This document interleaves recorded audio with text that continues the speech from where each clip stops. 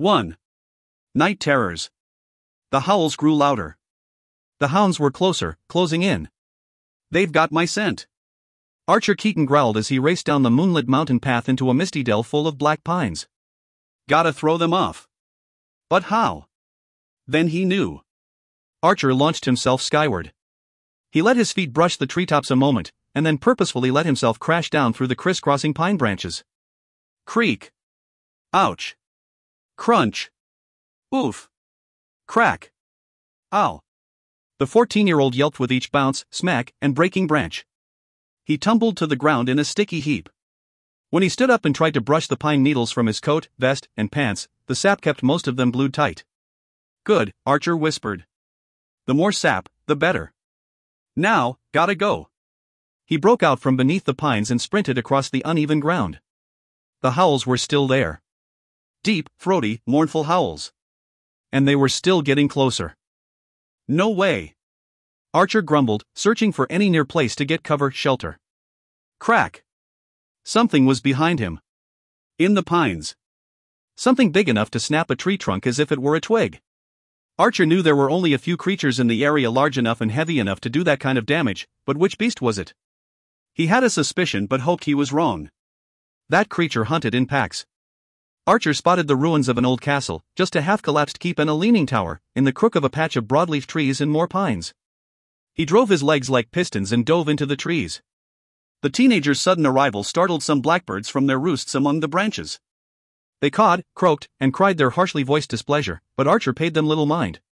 He careened around the trunks, stumbled to a knee, but drove on. Breathe, Keaton, he commanded himself. Archer ducked under an archway in the old ruin and flattened his back to the stone wall inside. Just breathe. What's the matter with you? A high, nasal voice asked. Archer jumped. Heart thrumming, he looked down and found his hands no longer empty. He'd summoned a pair of hand grenades. Oh, the voice said, right next to Archer's ear. You're a Dreamtreader, aren't you? Archer spun left and right but saw nothing. Where are you? He gasped. Right here. Archer craned his neck around. The voice really was close. It sounded a little like Raz. No, it was a little huskier and had an odd warble to it. Besides, Raz wanted nothing to do with Archer's mission on this night. I still can't see you, he said. Of course you can't, the voice said. I'm stuck here inside your coat. Archer willed the grenades to vanish and groped inside his long leather duster. There was nothing there. Wait. He felt something prickly, and his left hand came back with a sticky pine cone. See, here I am, the voice said, and Archer felt a faint vibration in his palm. You're a pine cone? He asked. No, you doofus, the voice said. I'm a pine coon. There's a big difference. Just then, 4 little clawed feet popped out. A fluffy, black and gray tail uncurled as well. And, as Archer stared, he discovered 2 brown eyes glistening and blinking from a dark mask of fuzz at the cone's point. A pine coon? Archer echoed. Then he shrugged. Why not? Anything was possible here. The little creature's dark nose twitched. It flicked its head side to side and squeaked, oh. Instantly, its eyes, nose, limbs, and tail disappeared into its pinecone torso. What? Archer blurted. What's wrong? The howl that came next was so loud that Archer felt the sound as much as he heard it. Chuck me into a tree. The pine coon whispered urgently. There were noises outside the ruin. First, a violent snuffling, then, the scrape of claw on stone, and finally, a very low growl. Please. Chuck me, chuck me, chuck me. Just 1 second, Archer whispered back. Where can I go? High place, the pine coon said. Tower? Archer had to cross the open courtyard to get to its stairwell, but the creature was right, the tower was the only real shelter. Another howl. Archer leaped away from the wall and bounded across the stone-strewn courtyard. Just before the Dreamtreader ducked into the stairwell, he tossed the pine coon over the wall and into the waiting branches of a tree bushy with needles. Up the curling stairs he went. After a long climb, Archer found himself in the highest chamber of the turret. He knelt by the window and dared to look out into the night. The trees surrounding the ruins were swaying, but there was no wind. Archer saw something dark moving among them. It was a ridge of black fur, the spiky spine of a creature, and it was at least 12 feet off the ground. Here and there, the moonlight caught a glisten of red or yellow eyes. Hounds. Archer had heard the hounds many times. He'd seen their silhouettes from a distance, but he'd never seen one up close. That's because I've never been stupid enough to get this close to Shadowkeep, he thought. Until now. Archer sensed something. He dropped down beneath the windowsill and held his breath. A growl rumbled just outside. Archer cringed. At the same time, he summoned up every bit of will and concentration he could muster. He wasn't certain what he would do, what he would summon to defend himself, but he had to be ready. The growl trailed off, and the snuffling began again. The turret chamber grew darker. Archer sank down even lower. When he looked up at the window, a leathery black snout hovered there. It twitched and throbbed as it sniffed, filling the air with humidity and a musky scent. A sword? Archer thought. Stab it right in the nose. Maybe a stick of dynamite? No, 2 sticks, 1 for each nostril. Or maybe a chainsaw. The snout rose high and angled at the window. There was a sharp sniff followed by an angry snarl. Then, the hound's snout withdrew. A howl rose in the distance, while an answering howl echoed just outside the window. With a growling bark and the snap of limbs, the creature thundered away from the tower. Archer sprang up just in time to watch a dark mass disappear into the trees and mist. The hounds had other business to attend to. Thank God, Archer whispered. But a deep, sonorous chime drowned out his words. Old Jack, the Dreamtreader hissed. Archer ran to the other side of the chamber and stepped out on its small balcony. There in the distance, hovering like a phantom, stood the ancient clock tower known as Old Jack. The strokes of hours rang out, one after the other, and Archer looked to the great clock's massive black hands. 11? Archer muttered. No.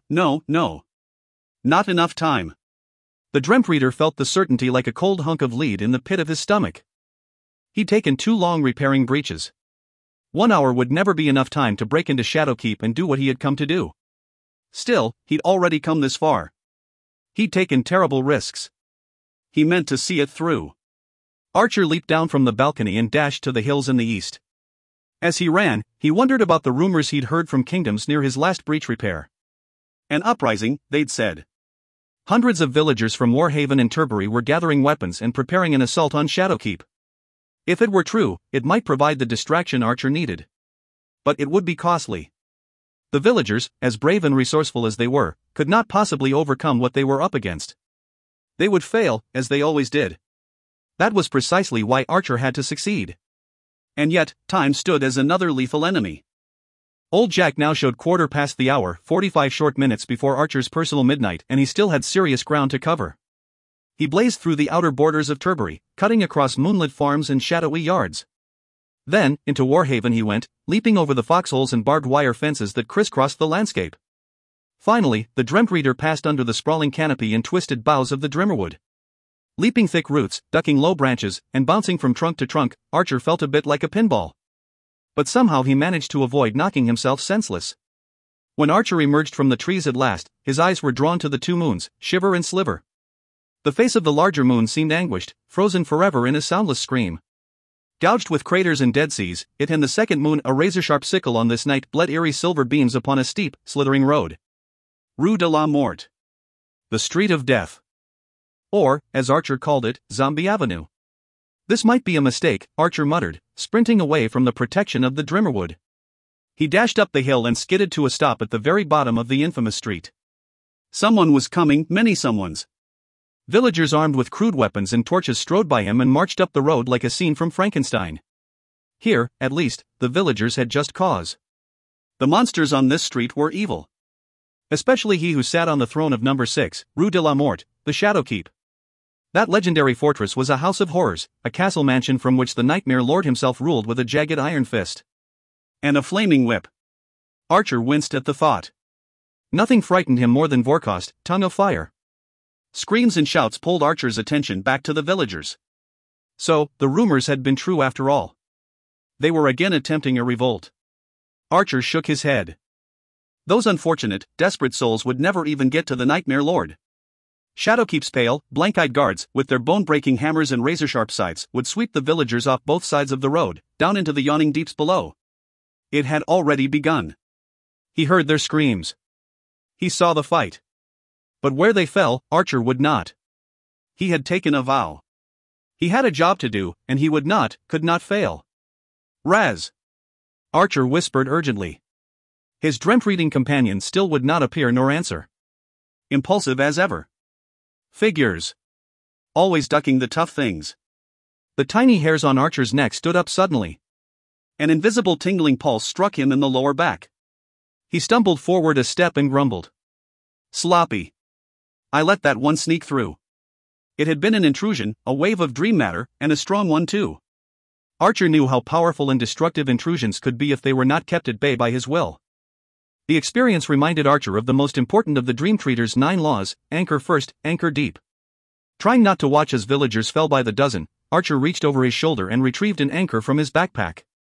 Moonlight glistened down the entire shaft, from the flat striking plate to the sharp stake at the end. The Dreamtreader yanked the rendering mallet from his belt and began to hammer the anchor into the ground. The burnt topsoil didn't provide much support, though. Archer slammed the mallet down harder and harder until the air rang with the sound. Finally, the anchor bit into the char, the bone-hard stone about a foot beneath the soil.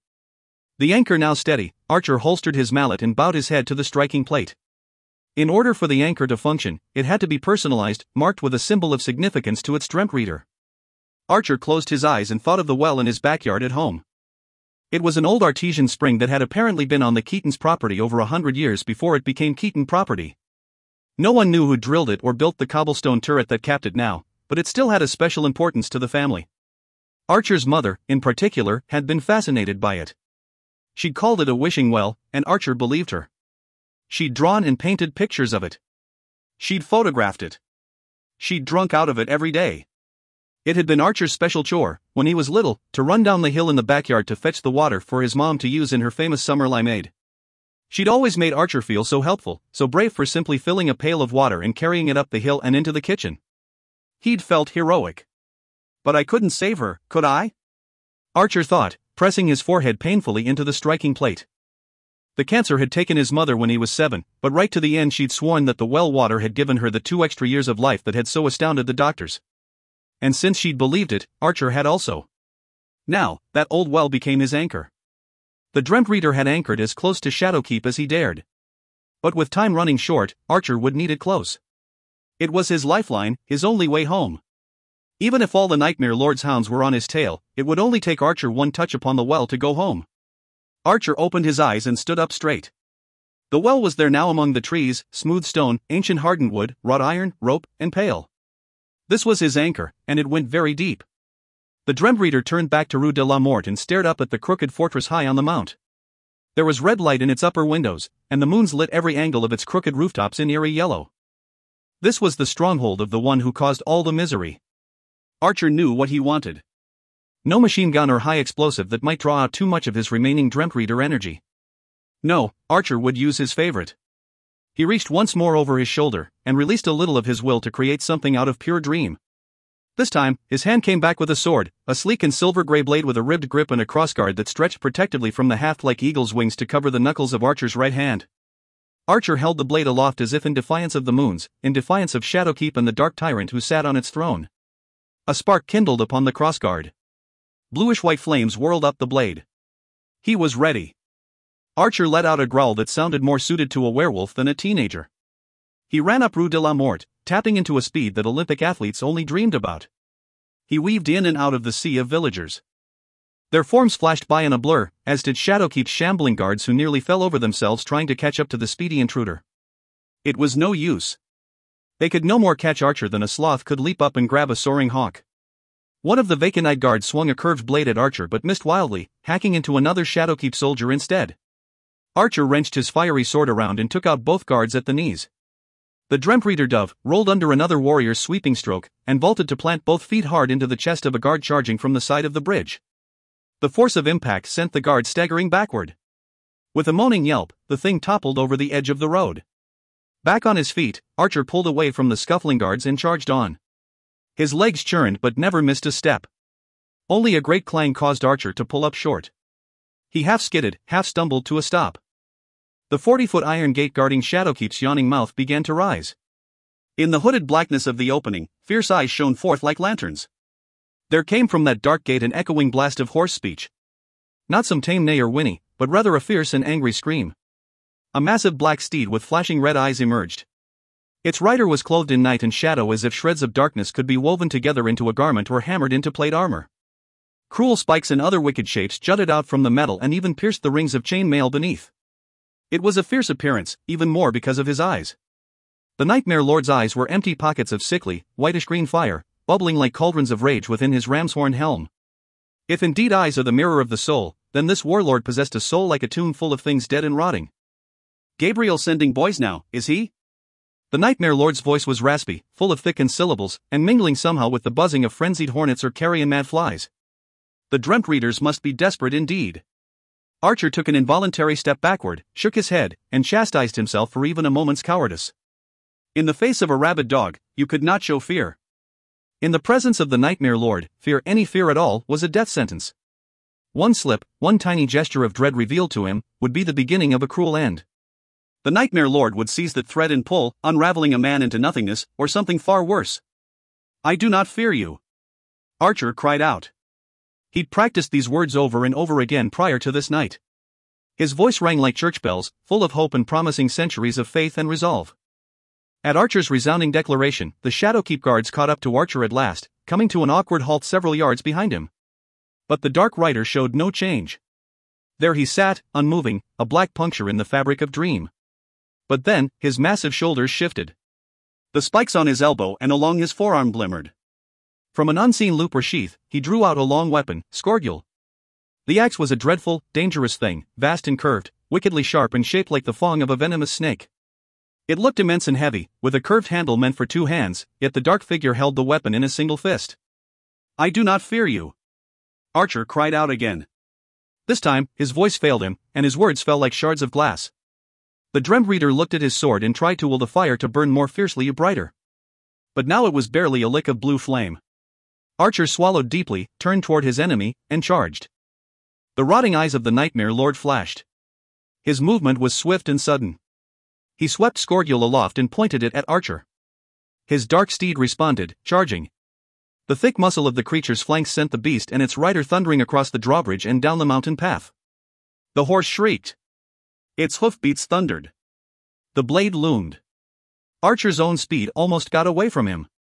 He stumbled, righted himself at the last second, and leaped. But to call it a simple leap was far short of the feat Archer performed. His deed was something just a bit below actual flight. He rose 14 feet into the air, somersaulted over the Nightmare Lord, and cranked his sword around for the Dark King's head. The blade flared up with white fire once more, but the Dark Rider lifted his weapon in defense. The collision was that of shadow and light, darkness and hope ablaze. Archer's sword glanced off the crown of the axe. He'd intended to take the Nightmare Lord's head. And failed. He had, however, done something that would be remembered in Dreamtreader legends for years to come. The ram's horn Archer had carved from the Nightmare Lord's helm clattered to the road. Never in all the timeless moments that passed in the realm of Dream had anyone had the audacity and skill to inflict damage upon him who rules the Nightmare realm. Archer finished his acrobatics with a sturdy landing and turned back to face his foe. The Nightmare Lord pulled hard on the reins. The tyrant's mount came to a scraping, gravel-blasting halt. The violence of the steed's turn seemed impossible, as if the creature had reversed, inside out, and now came marching back toward Archer. The Nightmare Lord slowed his mount. The incline became deathly quiet. Indeed, only the hollow clatter of the horse's massive hooves rang upon the stone. The beast came to a stop just a dozen paces from Archer and snorted. When it raised and shook its head, the chain links of its harness jangled dully. Archer shuddered and then cringed inwardly. He knew his mistake. Worse still, he knew the Nightmare Lord had seen it. Instantly, the meager flame upon Archer's sword vanished altogether. Archer tried to will it to rekindle, but it was no use. This close to Shadowkeep and in the presence of its master, Archer could not produce even a lick of fire. What's more, the grip of the blade grew painfully cold. He could feel the numbing chill spread from his fingers, down his wrist, and all the way to his elbow. He could barely hold on to the sword. A bit of motion caught Archer's eye. He looked up as the Nightmare Lord holstered his fearful axe. What is he doing? Archer wondered. You won't have me, he cried out. That's when old Jack began to toll. The strokes came, and Archer knew.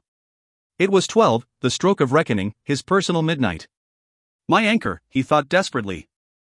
I have to get back to my anchor. But between him and his anchor stood the Nightmare Lord and more than 100 Shadowkeep guards. Your time has run out. the Nightmare Lord declared, the hornet buzzing sound louder and more agitated than before. Archer swallowed and made a show of slashing his sword. So has yours, he yelled. I won't miss this time. He made as if to charge but found his legs would not obey. He felt rooted to the road. The Nightmare Lord leaned forward in his saddle and began to laugh. It was an eerie sound, mirthless and harder than flint. It struck Archer like a physical blow. The Dreamtreader staggered back but kept his eyes trained on his foe. Something was happening to the Nightmare Lord. Archer shook his head and rubbed his eyes, but couldn't change what he was seeing. No, Archer whispered, but he knew his hope was in vain. Vorkost. The flaming whip flickered out like the lick of a dragon's tongue. The Nightmare Lord cracked it in the air, and thunder crashed in the roiling clouds. The tyrant began to whirl the lash around his head, then his body. The outline of the dark warrior upon his steed seemed to tremble. And yet the movement had purpose. Things began to rise up out from the ribbons of hungry fire and gloom that danced around the Nightmare King. Forms and shapes emerged, shadows of ravens, spiders, and serpents, gnarled, grasping trees and skeletal hands. Archer could barely force himself to watch as the enemy's storm of horrors continued to grow. Shapes emerged and foundered. There were faces too. Scowling, snarling, vacant-eyed faces. With sudden shouts of rage, a band of the villagers raced past the guards and dared to lift their pitchforks and crude blades before the Nightmare Lord's pale eyes. Wreathed in red flame, black smoke, and a myriad of misty horrors, the Nightmare Lord scarcely looked down at his subjects. Vorkost flickered out, and a man went down, writhing in a nest of serpents. The whip cracked again. Another villager screamed, suddenly enveloped in a giant shadow shaped like raven's wings. The other villagers turned to flee. The Nightmare Lord spurred his stallion, and Skordiul came free. The dark blade swept a downward arc, leaving the villagers maimed in its wake. Archer couldn't help himself. He turned and ran. He paid no heed to the fact that he was running toward the Shadow Keep, but churned his legs faster and faster. Hoofbeats thundered behind him, gaining. Archer heard the Nightmare Lord's laughter, stumbled, and fell. He tasted blood in his mouth, tried to get up, but failed. The last thing passing through Archer's muddled and failing mind was a young woman's voice. I warned you not to attempt this yet, she whispered. He is above your kind. Why? Archer demanded. How do you know this? And, who are you anyway? The Nightmare Lord's black mount shrieked. There was thin, cruel laughter. He was close. Very close. There is no time, the maiden's voice replied. I can deliver you to your anchor. Do you wish this? Archer swallowed, tasted blood, and whispered, yes. He blinked, or rather, the world around him blinked. There was a final lash of fire streaking out at him, a flash, and then. Archer was kneeling by the well. His anchor. His way home. Archer thrust his hand to its stone and gasped. 2.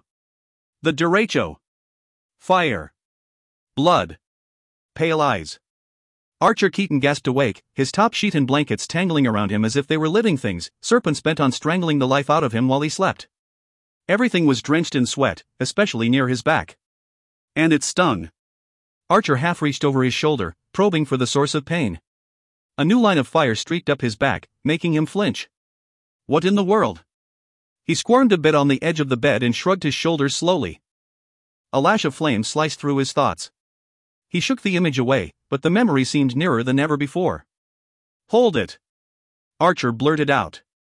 He snatched up at his windowsill and came back with the compact UV light he always kept close to his bed. His breath held captive, his heartbeat seeming to pause, he flicked on the light. Legs clear, he thought. Torso, arms too. He slid out of bed to stand before the mirror.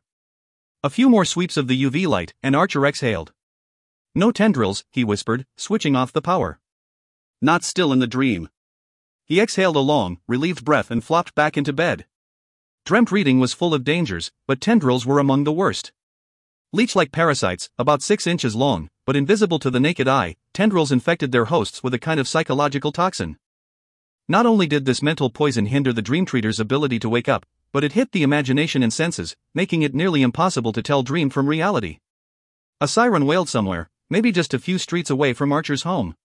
He shuddered involuntarily. As Archer would put it, sirens weirded him out. It wasn't just the sound unsettling, shrill, and mournful, but more the potential behind the sound. The potential for tragedy. Archer shivered again, and again felt the sting on his back. I really need to see what that is, he whispered. But just then, the wind kicked up. Not some little breeze to stir the wind chimes, this was a fist of buffeting, hammering air. It struck the side of Archer's house, causing the shutters and siding to rattle like a machine gun. And it kept coming. A derecho. Archer had never heard the term before science class the day before. Dr. Palazzo had described the rare atmospheric condition, a line of powerful thunderstorms stretching hundreds of miles up and down the east coast. The derecho was fueled by a volatile sudden mass of cold air surging down from Canada and sweeping into a cauldron of hot, moist air. This violent collision often caused thunderstorms and sometimes spawned tornadoes, but there were exceptional occasions when these conditions would unleash a derecho. Dr. Palazzo had said that all the weather models pointed to the likelihood that a derecho would form, probably deep into the night. Archer glanced at the red digital display of his bedside clock. 3 in the morning. The wind continued to howl. Man, Dr. P was right, Archer muttered. He listened to the pounding wind. I hope. Flash. Bang. The thunderclap slammed before the lightning flash faded. Snot buckets. Archer exclaimed, blinking and trying to catch his breath. As if I need anything else to accelerate my heartbeat.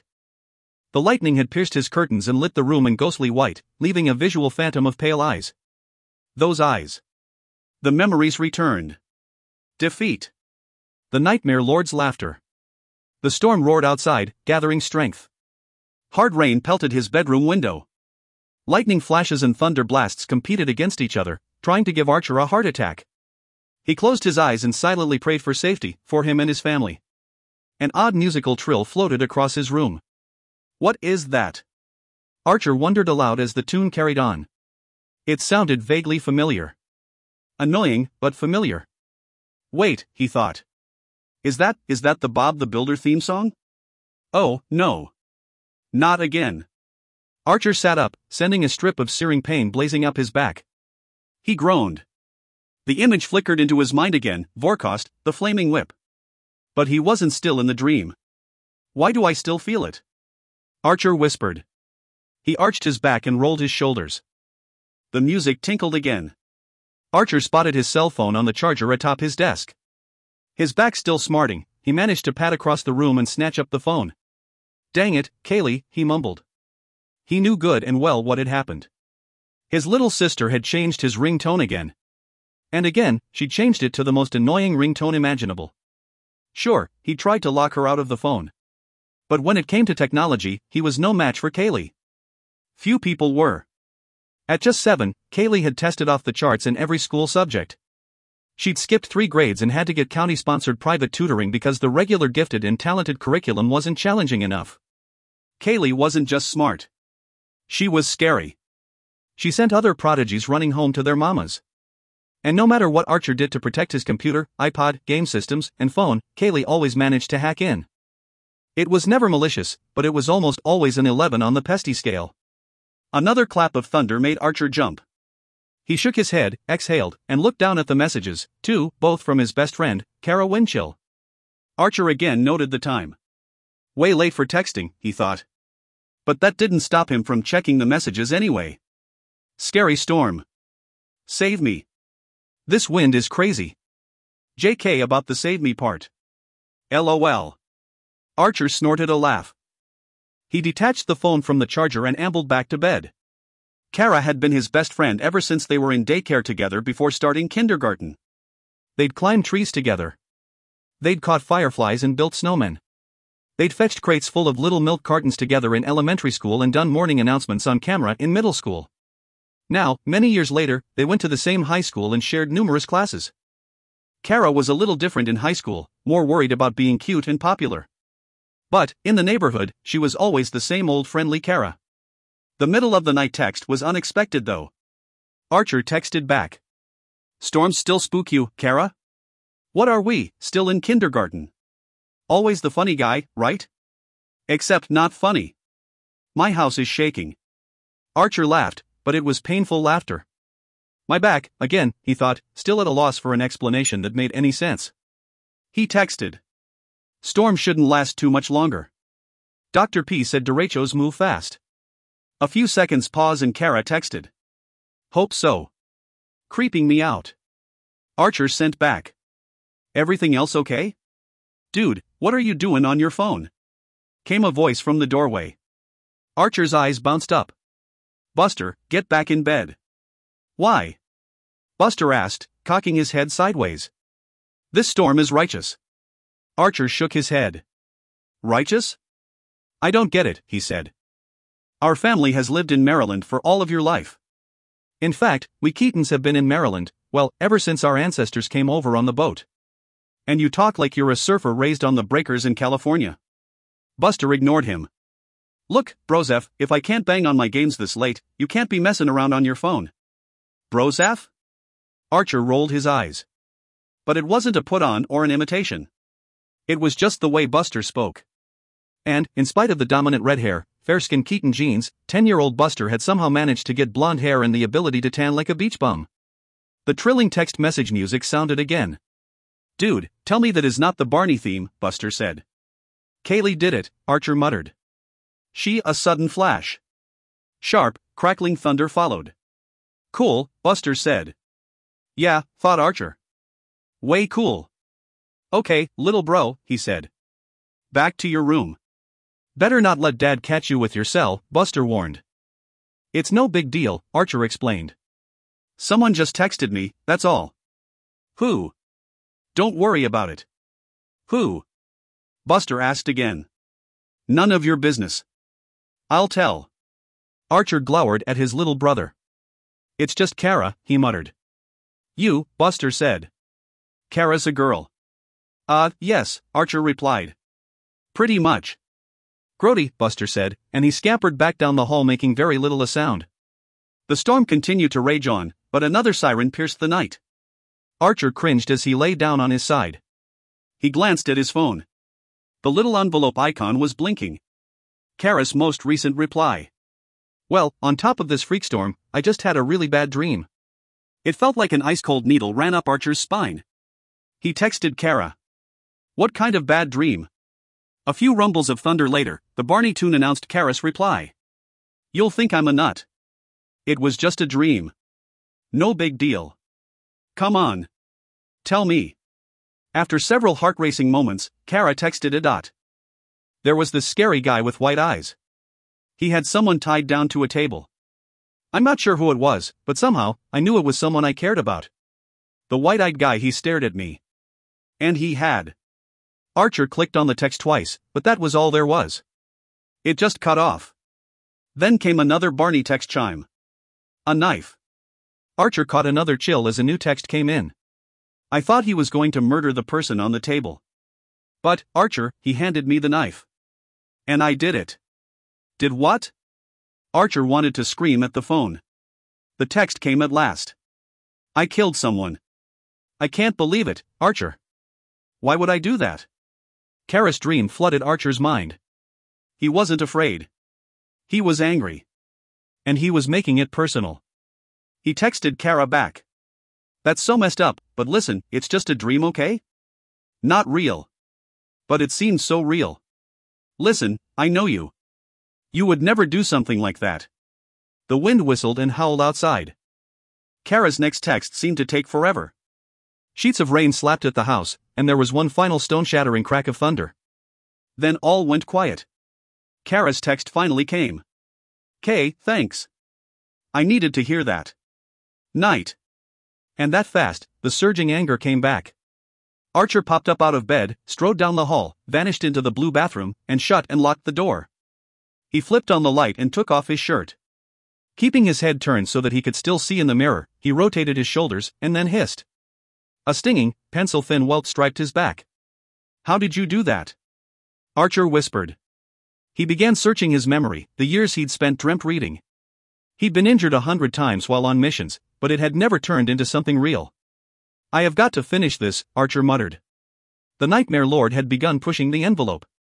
He'd gone too far. Kara's dream and the burning wound on his back had made that clear. Something had to be done. Something drastic and soon. Back in his room, Archer started for his closet but stopped at a bright flash of lightning. It had startled him again, but that wasn't why he stopped. In the flickering light, he'd seen something on his bed. Now, even in shadow, among the rumpled sheets and covers, alien shapes stood out. What? He whispered, flipping a corner of a sheet. He grabbed up his cell and aimed its waking light to see better. 2 dead leaves. A black feather. A segment of cold, iron chain. Archer blinked away a memory of ravens, swirling darkness, and fire. Then, he whispered, "I've never brought anything back before." His cell phone held high, spraying the bed with light. Archer reached for the chain. He jerked his hand away once, involuntarily reacting. But when his fingertips brushed up against the metal, there was no shock. It was just cold. So was the feather. The leaves too. It was as if these things had been outside in the night. He placed the items on his bedside table, carefully. With a shudder, Archer went to his closet, moved the boxes heavy with sports cards and trophies, and found a particular metal suitcase. Archer turned the 3 combination wheels in turn. The container opened like something inside was taking a deep breath. Pale blue light shone through the crack as the lid lifted. Archer reached inside and removed a book covered in worn, dark leather and bound with silvery thread. The lettering of the title, The Dreamtreader's Creed, still glowed faintly. "This is what I need," Archer whispered. "I can always get answers here." He removed the book. The cover was well worn from all the time he'd spent studying. Right from the beginning, the creeds had helped him understand things. Archer had known he was different all along. He dreamed differently than other people. He could do things in the dreams, control things, make things happen. The creeds had explained all that. He'd been born a Dreamtreader, one of 3 people on Earth given unique gifts to be used within the dream to protect, well, everyone. Turned out, dreams weren't the harmless things most people thought they were. They could be dangerous. And there was a lethal enemy in the dream. "And I am way behind in my reading," Archer whispered. He took the book in one hand and closed the case. He hadn't taken 3 steps back to his bed when he heard sniffling. And there was Kaylee standing in his bedroom doorway. Her strawberry blonde pigtails seemed to droop, and her puffy, cream-white face was as sad as melted ice cream. She clutched her quilted pink blanket in patches, her scarecrow dolly, as if someone might try to steal them away. Tears ran down her cheeks, her tiny button-sized bottom lip stuck out, and her chin trembled. Whatever anger Archer had felt toward her from the cell phone incident ebbed away at the sight of her. "Ah, Kaylee," he said, glancing from his little sister to his book and back. "What's wrong? Is it the storm?" Her head bobbed. The quasi-linear convective system produced a series of microbursts and straight-line winds near hurricane intensity, and it scared me. In spite of her genius-level mischief, Archer couldn't help himself. He put the creeds back in the closet, went to Kaylee, and scooped her up. "I think the storm's pretty much over," he said, hugging her close. "I know," she said, sniffling. "But I'm still scared. Can I sleep on the floor in here?" Archer sighed inwardly. He needed to get back to the Dreamtreader's creed. He desperately needed to train his mind, needed to get stronger, but... "Please," Kaylee mumbled, a sob threatening to break out. "Oh," Archer said, putting her down. "Okay, but you'll have to keep quiet. I have to read." "Tell me a story," Kaylee said, her blue eyes glistening, huge, and hopeful. Archer sighed. "Okay. One story coming up." Kaylee's tears seemed to vanish, replaced by a luminous smile. She ducked out of the room and returned in a flash with 2 blankets and several pillows. She snuggled into the whole pile right beside Archer's bed. "Okay," he said, staring thoughtfully at Kaylee upon the pillow bed. "Ah, yes. I have it now. I am going to tell you a story about a princess who lived in the clouds. But first, here." He handed Kaylee his cell phone. "I need you to fix this. No more Barney. Have any candy?" she asked. 3. Storm damage. Whoa! A collective gasp went up from the students on the bus. Even the driver, Miss Farber, seemed impacted by the sight. She slowed the bus to a crawl. Archer had never seen so many downed trees. The corner of Laurel Lane and Route 14 looked as though a giant had karate chopped through the forest. What had been tall white pines or scraggly pitch pines were now just trunks knocked down like dominoes, some uprooted entirely and others snapped at the trunk base. "See, I told ya," Jay Steffago said, poking Archer. "A tornado rolled through here. Look at those trees. See?" "It wasn't a tornado, Bunk," Archer replied using Jay's nickname. "It was a derecho. The wind didn't swirl, it came straight on. That's why the trees all fell the same direction." "How you know?" Bunk asked, his mop of brown hair swaying in front of his tiny, restless eyes. Archer was silent a few ticks. He sighed and then muttered, "Kaylee told me." "Oh," Bunk said. "Guess it's probably true then." Archer shook his head. Thanks, Bunk. I still think it was a tornado, Bunk said. I saw this show on cable where these tornado chaser guys. The bus started rolling again, the grinding of gears overpowering conversation. Archer stared past Bunk to the front of the bus where Kara Winchell sat with Emmy Crawford, Brie Lassiter, and a pack of other Dresden high glamour girls. She used to always sit with me, Archer reflected, the thought leaving a bitter aftertaste. Halfway through 9th grade, Kara had changed her hair, letting it grow out till it flowed like a cape of black silk around her head. Then, a whole new set of friends discovered her, and she just changed. He watched her for a few seconds more, wondering if maybe she'd turn and wave or wink or something. He turned back to the window and sighed. And waited. And hoped. A thump on the seat startled him. He jumped. Sheesh, who's the scaredy cat now? It was Kara. I guess I am, Archer said, laughing. He lowered his voice to a conspiratorial whisper. Get any sleep last night? Not much, she said. But it was better after we talked. Thanks for saying, what you said. Archer shrugged. Dreams can get pretty bad, but if you know yourself well enough, they won't hurt you. Yeah, Kara said. And I guess, coming from an expert like you, I should probably be able to trust that advice. She got up abruptly and went back to sit with Brie and the other girls. What had set her off this time? 1 minute, she seemed to show genuine gratitude. The next, she was really mad. Just like that, Archer thought. Man, I just can't figure her out. Not anymore. Archer's father had once told him never to try to understand women, but Kara? Kara had been different. He trusted her. She was the one person who knew him well enough to suspect he had something secret going on. In the end, she was the only one he ever told about dreamt reading. He couldn't help it. She'd cornered him one day, a little more than a year back. He'd been reading the Dreamtreader's creed in the family basement that summer afternoon. He was in so deep that he didn't pay any attention to the doorbell when it rang. Archer's father had let Kara in and sent her to the basement to find Archer. He hadn't even seen her standing there. He had no idea how long or what she'd heard. Archer remembered the awkward conversation word for word. Archer, what's the matter with you? Kara had asked. What? Archer, what book is that? Book, this? Archer had closed the creeds and thrown a blanket over it. It's nothing, just an old book of stories. You know, like fables and legends, that kind of thing. That's not like any book I've ever seen, Kara said, stepping closer and peeling back the blanket. She gasped. I was right. The title is glowing. Kara, he said. This is kind of private. What are you into, some kind of cult? What? No. Well, what is it then? You were chanting or something. That was forms. What? Kind of like karate, he said. You know how you run through a series of movements with your body, blocks and strikes? It's like that, only with your mind, Kara peeled back the blanket even more. That sounds strange, she said. But then again, you always were a little weird. Thanks. The Dreamtreader's creed? She mumbled. Okay, Archer, start from the beginning. I want to know everything. You won't believe me, Archer argued. It was the last card he could play. Kara said, try me. There had been no dissuading her. She'd interrogated him all summer long, and he'd told her everything.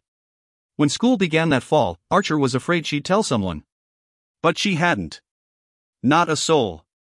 Even when conflicts strained their friendship, Kara had kept his secret.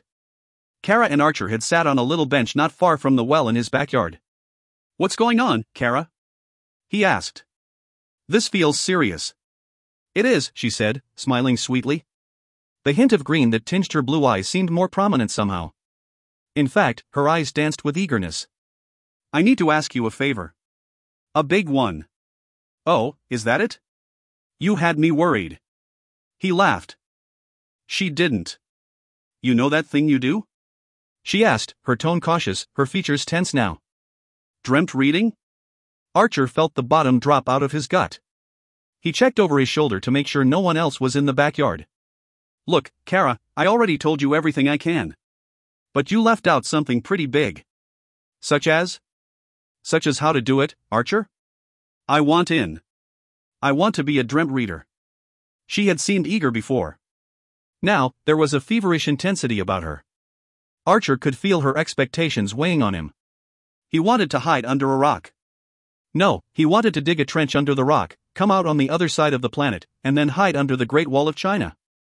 Ever since the summer, Archer had been afraid of this moment. At last, he said, "You can't be a Dreamtreader." Kara's expression hardened. She leaned back against the bench and swiped the hair out of her eyes. "Why not?" she demanded. "It's something you're born with," Archer said. "Like a talent. Like being able to draw. Some people can, and some can't. But everyone can learn to draw, a little," Kara said. She turned to him and took his hands in hers. "If you have a good enough teacher, right? You could teach me, Archer. Will you? Please." "It's not like that," Archer said. He wished more than anything that he could help her, that he could teach her. "I asked." "What do you mean?" Kara dropped Archer's hands and crossed her arms. "Remember, I told you there's a lead Dreamtreader, the highest ranking one? After we talked this summer, I asked him if you could be a Dreamtreader too. He said no. And he didn't leave any room for argument. There are always 3 and only 3 Dreamtreaders at a time. Something about mirroring the perfect 3, whatever that means. I'm sorry." Kara stood up. "Sorry?" She laughed, but it was more out of anger than mirth. "Sure you are. So what makes you so special anyway? My grades are just as good. I'm very creative. I could be a Dreamtreader." "I wish you could, Tara," Archer said. "I begged Master Gabriel, but he's set in his ways." "Fine, Archer," Kara said. "Keep your secrets. Keep my aren't you listening to me?" Archer watched her walk away. Is she still stuck on that? Archer wondered. It wasn't his fault. Archer saw a ripple of slender fingers appear 5 seats ahead. A pair of bespectacled, owlish green eyes glimmered amiably above both the seatback and an open book. The fingers rippled again. "Hi, Amy," Archer thought, giving her a half wave, half salute back. The salute wave 1 part friendly, 2 parts cool. Amy rolled her eyes and laughed. Archer laughed in spite of himself. He'd known Amy Pitsatakas for almost as long as he'd known Kara. Since grade school, it seemed like they'd always been on the same bus, but Amy's bus stop was several miles from his own. Flashing lights distracted Archer from his thoughts. The storm had knocked down some power lines just up ahead. Emergency vehicles and men dressed like bumblebees surrounded the area and slowed traffic even further. Archer stared intently at the downed trees and houses with torn-up siding. As the bus crept through the damaged neighborhood, Archer muttered, "Please, please, please." Dresden Senior High School was the oldest high school in the town of Gatlinburg. It was the oldest school in Washington County. In fact, it was the 3rd oldest school in the state of Maryland. So it was almost a given that Dresden High would have storm damage from the derecho, possibly extensive damage. Obviously not enough to hurt anybody or close school, Archer thought, but maybe enough to scramble regular classes. A couple of hours in study hall or in the gym would be just enough time for Archer to put in the Dreamtreader training session he so needed. He patted the bulky backpack in his lap and hoped for the best. Dresden High School had been miraculously spared by the storm. Except for the internet. A lightning strike had fried the school server, so it would be a week or 2 before the students could use online resources. Mrs. Sullivan, Archer's first-block American literature teacher, had reported the damage sum total with a gleam in her eye right before she assigned the essay topic. "That's it?" Archer silently grumbled. "The thunderstorm of the decade, and the only damage to the school is lost internet?" Feeling pangs of disappointment, Archer glanced down at his backpack. The Dreamtreader's creed would have to wait, as Mrs. Sullivan had made it abundantly clear that the essay would not wait for the internet. 15 minutes into the essay, a door closed sharply. Archer blinked to find he'd been doodling strange, twisting vines in the margin of his rough draft on Hawthorne's short story Rappaccini's Daughter. There was also a rather awkwardly placed spot of drool. Archer discreetly slid his elbow across the offensive dripping. Then he heard hushed voices and looked up. His eyes widened. Mrs. Mears, the principal, was there, dressed as always in an expertly tailored business suit. She looked like she should be CEO of a tech company rather than shepherd-in-chief for a bunch of teenagers. She and Mrs. Sullivan were deep in conversation, apparently over the tall young man who stood by the door. Archer leaned over to his nearest classmate, Jake Spindler, and whispered, "Who's this guy?" Jake shrugged. "I dunno," he said. "Guest speaker?" Archer shook his head. The kid had to be a student the way he was dressed, cargo shorts and a blazing green tank top that read, "I'm going crazy. Want to come along?" But he couldn't be a sophomore. Not that tall. Not with all that facial hair. The guy had sideburns like Wolverine. In fact, he looked like a teenage version of the superhero. Square, rugged face, driftwood brown hair that lay atop his head in a stylish flop, large, intense brown eyes, and a kind of sideways cool smirk that seemed to say to the world, "Why yes, actually, I am smarter and cooler than the rest of you." Archer glanced over at Kara and found her staring at the newcomer as well. Even Amy was staring. "Sheesh, Amy." Archer leaned across to her chair and whispered, "I think you fogged up your glasses with steam." "What?" she asked. Her cheeks went red. Class," Mrs. Sullivan said, using her formal announcement voice. "We have a new addition to our little society of brilliance." "This late in the year?" blurted Peyton Kirsch. "That's dumb." Mrs. Sullivan shot Peyton a withering glare. He pursed his lips and seemed to shrivel. "I'd like you to meet Rigby Thames," Mrs. Sullivan said, nodding to Mrs. Mears as the principal departed the classroom. "He comes to us from the Glenwood Institute. Please make him welcome. Glenwood Institute? Archer thought. The Glenwood Institute of Technology, or GIFT, as it was called, was a big deal. And it likely meant two things were true of Rigby: 1, he was rich, and 2, he really was smarter than most everyone else. Tuition at Glenwood was higher than some Ivy League colleges, and they were extremely selective about the kids they accepted into their challenging program. Archer's father had once looked into the school for Kaylee. She had all the intellect needed. But the Keatons didn't have the money. GIFT was simply out of reach for regular folk. For crying out loud, the president's daughter attended Glenwood. Archer shrugged and went back to his essay. He was still a little mad at himself for dozing. Thankfully, it hadn't been a deep enough sleep to trigger a dreamt reading session. That could have been awkward. Still, he'd cost himself time on his essay. He might have missed instructions too. As a dreamt reader, he knew the critical importance of intelligence. Every chance he got to build his personal knowledge, every opportunity to stretch his mind creatively, he seized it and never looked back. I may not have been born a genius like Kaylee, he thought. But I will outwork anyone. As he crafted his arguments and support from the text, Archer couldn't help but be aware of Mrs. Sullivan trying to get the new kid up to speed. She seated him in the empty desk by the window, one desk to Kara's left. Archer pressed the pencil a little harder to the paper. "We're drafting explanatory essays on a Nathaniel Hawthorne short story," Mrs. Sullivan explained. "Which one?" Rigby asked. The way he said one, Archer thought. Something odd. Was it an accent? "Rappaccini's daughter," Mrs. Sullivan replied. "But you don't have to worry about this essay, we're too far along." "I've read it," Rigby replied. "Right, brilliant piece. Poison garden and all. Essay, is it? I'll give it a go." An English accent, Archer thought miserably. Rich, smart, and an English accent. Archer scanned the room. Every single girl in the room was staring at Rigby. Archer rolled his eyes and whispered, "Oh, brother." Lunch at Dresden High School came in 3 shifts. Archer's shift, the one for freshmen and sophomores, was the first of the day. When he stepped into the cavernous cafeteria, Archer realized there was actually a little more storm damage after all.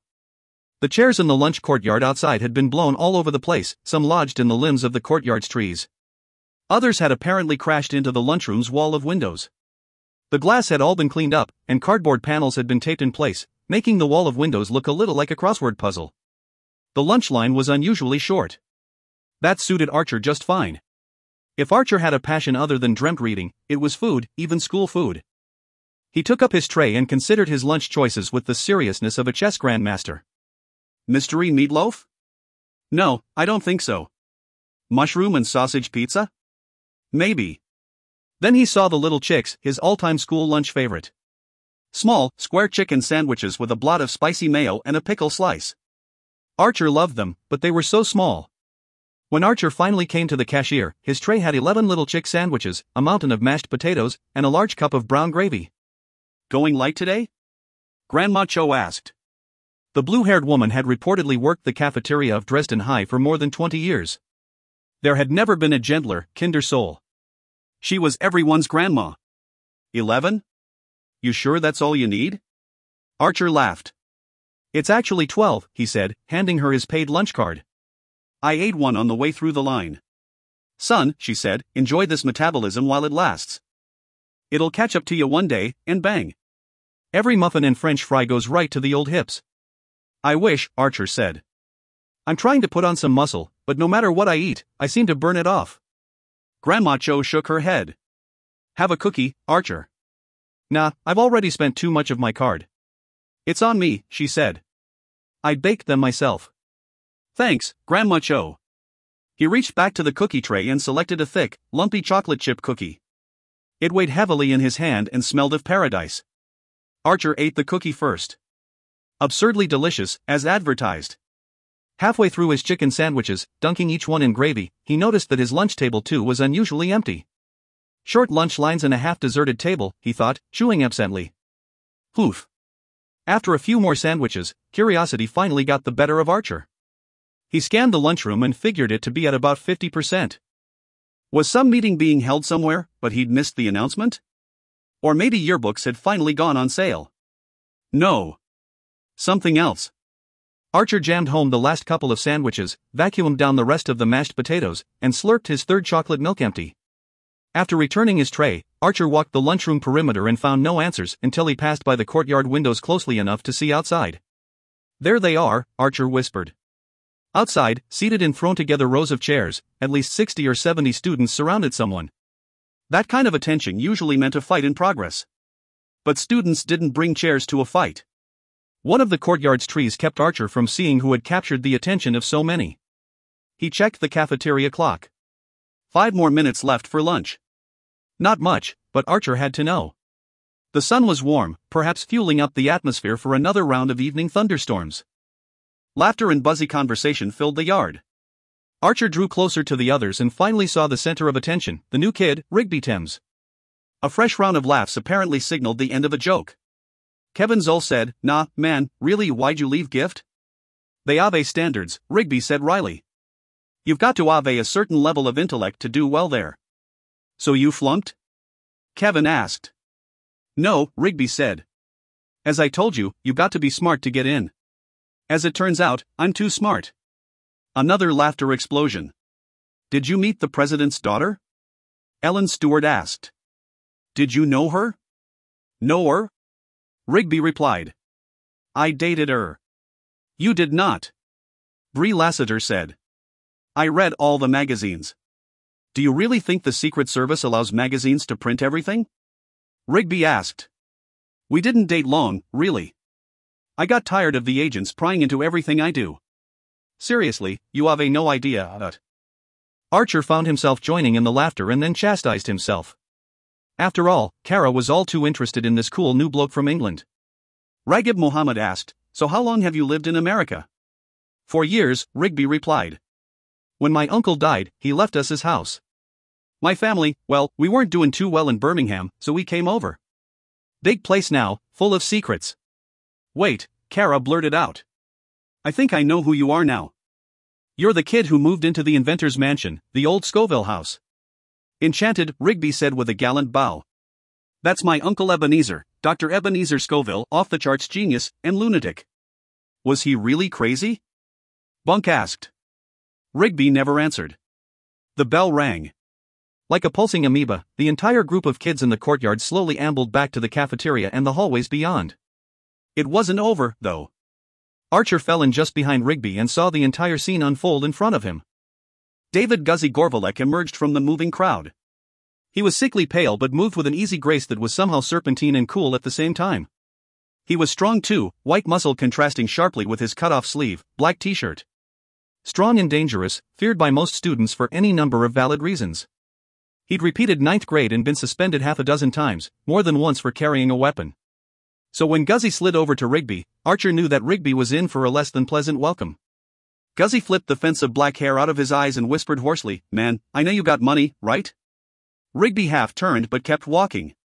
"Nah, man," Guzzy went on, grinning so that the silver cap gleamed out from the rest of his yellow teeth.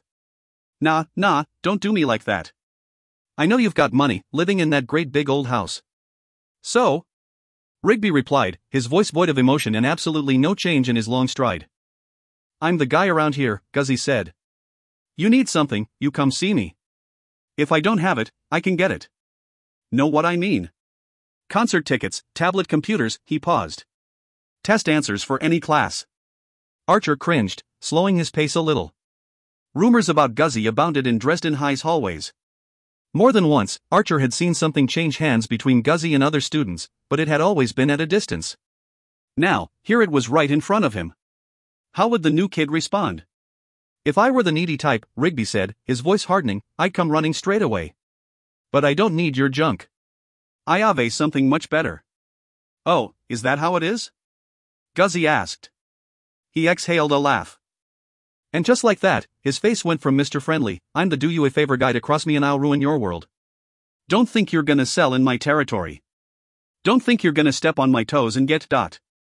Rigby kept walking, but he turned his head and cast such a hate-filled glare that Guzzy almost tripped over his own feet. Rigby's voice became a simmering snarl. Do not speak to me again. Guzzy laughed, but anger flashed in his eyes. Best take that attitude back to England. I'll. Rigby's hand moved in a blur. Had he made a fist or done some kind of thrust or karate chop? Archer couldn't tell, but he watched Guzzy stagger backward. His smooth, cool expression had turned to wide-eyed terror. He clutched his throat with both hands. Then he fell to his knees and gagged. The crowd kept moving. If any of the teachers on lunch duty had seen a thing, they didn't show it. They hadn't made a move to intervene. Clumps of students filed right on by the still coughing Guzzy. Archer didn't want anything to do with a kid like Guzzy, but he couldn't stand to see him suffering and no one helping. Archer took a few tentative steps back toward him. Hey, are you okay? Archer asked. You want me to get the nurse? Guzzy looked away, angrily swiping his forearm across his eyes. Be fine, Guzzy said, coughing out his breaths. But that new kid, he just messed up. I'm gonna hurt him. I'm gonna hurt him bad. Now, back up, Keaton. Archer hastened from the courtyard, feeling Guzzy stare hard on his back. Nothing good will come of this, Archer thought. Nothing good at all. Dreamtreader Creed, Conceptus 1.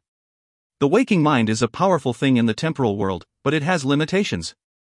While awake, the waking mind is active, of course, but the sleeping mind is dormant. When you fall asleep, the waking mind slumbers, and the sleeping mind comes alive, and with it come abilities, sensations, and thoughts unlike anything the waking mind could ever consider in its wildest dreams. The Dreamtreader is master of the sleeping mind. Unlike the usual dreamer, you will be lucid and much more. Manipulate the dream world around you, but build your strength slowly, a little at a time. Do not attempt a tree if you have not first created a single leaf. Dare not attempt a storm if you have not first created a single cloud. Create what you know and build from it. Err on the side of caution when you create. But create you shall, anything and everything your mission requires. To face the minions of the Nightmare Lord himself, summon fire and sword. Run like the wind itself. Call down lightning. In time, with practice, it will all be within your grasp. Remember this, a Dreamtreader must know his limits. Create too much, too soon, and you will falter. Flying is especially taxing. So many variables for your mind to manipulate. Even the seasoned Dreamtreader will use flight sparingly, for it is quite draining. To fall out of the sky due to exhaustion is not the chief danger as it might seem. Rather, it is the utter depletion of your mental resources, causing deep sleep. You will slumber within the dream and be vulnerable to all manner of dangers. Death might be the kindest of things that could happen to one asleep in the dream. And so, the Dreamtreader will live by this, the foremost of the 9 laws: anchor first. Anchor deep. When you enter the dream, resist any temptation that might distract you from anchoring. Your anchor is your tether to life. Lose it at your peril. Stray not far from it. For when you have the need, it is the only real safe place in the dream. By it, you may return to the temporal world. Anchor first. Anchor deep. Be wary of sixtoles. Your personal midnight is the limit of a Dreamtreader's stay within the dream. Spend 11 hours in brave completion of your dreamt reading goals, but note that there is no natural 6th stroke on your clock. The Nightmare Lord has stolen that. It has become his number now. Once every day and night, he overpowers even the ancient might of old Jack and strikes 6 tolls. His time waxes then. For that hour, chaos reigns. The hounds roam free. 4. Master Gabriel's visit.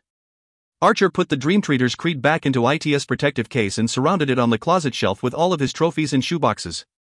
Armed with Dreamtreader lore and its powerful techniques, Archer flopped into bed and turned out the bedside light. Turkey sandwich, check. Glass of milk, check. 10 cheese sticks, check. Archer had eaten his lights-out meal an hour earlier. L-tryptophan should be powering up right about now, Archer thought, closing his eyes to the darkroom and reveling in a deep yawn. All the unexpected events at school surrounding the arrival of Rigby Thames, the after-school chores, and several hours of Dreamtreader reading all made for an exhausting day. Archer was ready for sleep and ready to report for duty. But Archer's thoughts came in a swarm, preventing him from drifting away. Kara certainly seemed interested in Rigby. She hasn't sent me a text all day, Archer thought, absently clutching the edge of his pillow. How is that fair? Rigby's from England, with the coolest accent known to mankind. He's rich and lives in a mansion. He's mysterious, the nephew of Mad Doc Scoville. He's ridiculously smart. Oh, and he looked the school's muscle-bound junior criminal in the eye and neutralized him with one punch, well, with one something. Archer let out a slow sigh, loosened his grip, and felt his muscles relax. He began to think about his essay topic, about Rappaccini's daughter, how sad it was. The young Giovanni's obsessive love for a poisonous Beatrice, tragic in so many ways. For her too. Beatrice was a victim of her father's horrible, heartless experiments. Thoughts of gardens led Archer's mind to wander into the tomato plants growing in his dad's garden in the backyard. Dad's summer salsa, he thought. Summer. The annual trip to North Carolina's Outer Banks. This year, I'll make it. I'll run to the boardwalk and all the way back to the beach house. That idea led to a flashlight tag manhunt with his cousins. And that thought led to... Oh, no you don't. The voice, like thunder, snapped Archer from his pre-sleep ramblings. But Archer didn't leap from his bed and sprint for his door. He didn't cry out for help or cower in fear. He recognized the voice. No sleep for you, the voice continued. Not yet. Not until I am through with you. Master Gabriel, Archer thought. A nice surprise. Archer rubbed the sleep out of his eyes and sat up in bed. His bedroom door was shut tight and bordered by ethereal wisps of bluish light, as usual when Gabriel came to visit. Those who came to Archer's door and knocked would immediately forget why they had come, turn, and leave Archer and Gabriel undisturbed. Archer looked away from the door and toward the brighter glow of his visitor. Archer's mouth fell open. What? Gabriel said. The word, spoken in his regal voice, sounded awkward. Archer muttered. He knew better than to speak off the cuff to Master Gabriel. In the three realms, Archer's master was the Nightmare Lord's opposite. He was the founder and leader of all Dreamtreaders. He was wise, powerful, and kind of sagely, but saying Gabriel was subtle and quick to anger was like referring to a bolt of lightning as a spark. Archer organized his thoughts and said, I apologize for my reaction to your presence. What happened to your incredible armor? I am permitted 2 garbs, Gabriel replied, a frown deepening the creases on his weathered face. The incandescent armor you have seen so often, and the style of the day. Style of the day? Archer winced as he took in his visitor's outfit. Gabriel wore khaki cargo shorts, a bright green, blue, orange, and yellow Hawaiian print shirt, a seashell necklace, dark sunglasses, and a floppy gray fisherman's hat. He looked like a tourist who'd just spent a fortune in a beach souvenir shop. Well, except that most tourists didn't have ghost-white skin that glowed with its own golden aura. Confound it, Archer! Gabriel thundered. You are always telling me to moderate my appearance. You said the armor made me frightening. Not as frightening as that outfit, Archer mumbled. Tell me, then, Gabriel said, what is the problem with this? Is it not the garb of your day? Archer held in the laughter that was begging to come out and said, Master Gabriel, you have always demanded honesty, so I will tell you now that what you are wearing is not the garb of my day. You look like you just walked in from a cruise ship. Honestly, I was getting used to the armor. Master Gabriel crossed his muscular arms and scowled. Then, without a word, he raised one of his gray and black striped eyebrows. Instantly, the tacky beachcomber outfit dissolved, revealing his mighty armor. Except for the shades. Those remained. I like the sunglasses, Gabriel said. I think I shall keep them. Okay, that's kind of cool, Archer said. In truth, the Dreamtreader thought the incandescent armor was absolutely 10 plus levels above cool. From chestplate to greaves, the armor was a pale, etched gray that looked as if it had been painstakingly hewn from rich stone rather than forged from metal. And each piece was built out of layers, cunningly articulated so that Gabriel could move his body as freely as he might without the encumbrance of heavy armor. Archer especially liked the shoulder plates, massive cannonball-shaped guards terraced with blade-like ridges and thorny prongs. They made Master Gabriel look like he could play linebacker for a football team full of medieval juggernauts. Designs and symbols, images and rune-like language had been carved into the armor. It was from these intricate markings that the radiant light came, as if each groove had its own private reservoir of liquid white fire. Light pulsed, faded, glistened, and ran over every inch of the armor, becoming more active and brighter whenever Master Gabriel moved. The armor kindled brightly when Gabriel said, "I have come to bear you grave tidings." Archer sat up a little straighter. "What's going on?" Master Gabriel shifted his stance, seemingly tensed for battle. The hilt of his sword, the legendary Merkbane, the Nightcleaver, came into view. "More breaches, I am afraid," Gabriel explained. "In greater numbers than ever before. The Nightmare Lord has been marking new territories and trespassing far beyond his borders." "So that's my mission tonight?" Archer asked. "Patch up the holes again?" Master Gabriel's frown was so deep that his mustache and beard sagged. The same scraggly striped eyebrow arched and bristled above the rim of his sunglasses. Gabriel exhaled a mingling of impatience and anger, slowly ran a hand from his widow's peak all the way back along the length of his long, steel-gray hair, and said, "You tread lightly enough on disaster. Your mastery of dreamt reading has made you bold and foolish." "Foolish? I may be a lot of things, but not foolish." Archer blinked. "What did I say?" "Forgive me, Master Gabriel," he said. "I meant no Disra. Need I explain what will occur if the breaches begin to fray and connect? Need I paint the picture of what will become of this world, should a mighty rift be opened at last?" Archer swallowed. "No, Master Gabriel," he said. "I didn't guard my thoughts before I spoke them. I think I've fallen behind in my training. I've been trying to squeeze in extra study time, but it's never enough." Master Gabriel crossed his arms. One corner of his mustache twitched upward. "Humility," he harumphed. "There may be a grain of hope in that vast sea of shifting sand after all. There is so much more for you to learn beyond the 9 laws. For now, know this, if enough breaches fray and a rift tears through, your world will devolve." "Devolve?" Archer squinted. "I don't know what that." "It means the breakdown of reality, Archer," Gabriel explained. "Imagine a world where no one can tell the difference between dream and awake. Do you see?" So many terrible images flooded Archer's mind that he thought he might pop. People would lose their minds, they'd kill each other. "It would be the end of humanity," Gabriel said. "And my superior will not have that." Archer took a deep breath. "Okay, got it. I won't underestimate the breaches. I'll get to work right away." Gabriel's arms fell. One hand went to the hilt of his sword, the other rested at his hip, thumb tucked into his belt. "Your mission is threefold," he said. "Dreamweave the breaches. Bind them up tight, mind.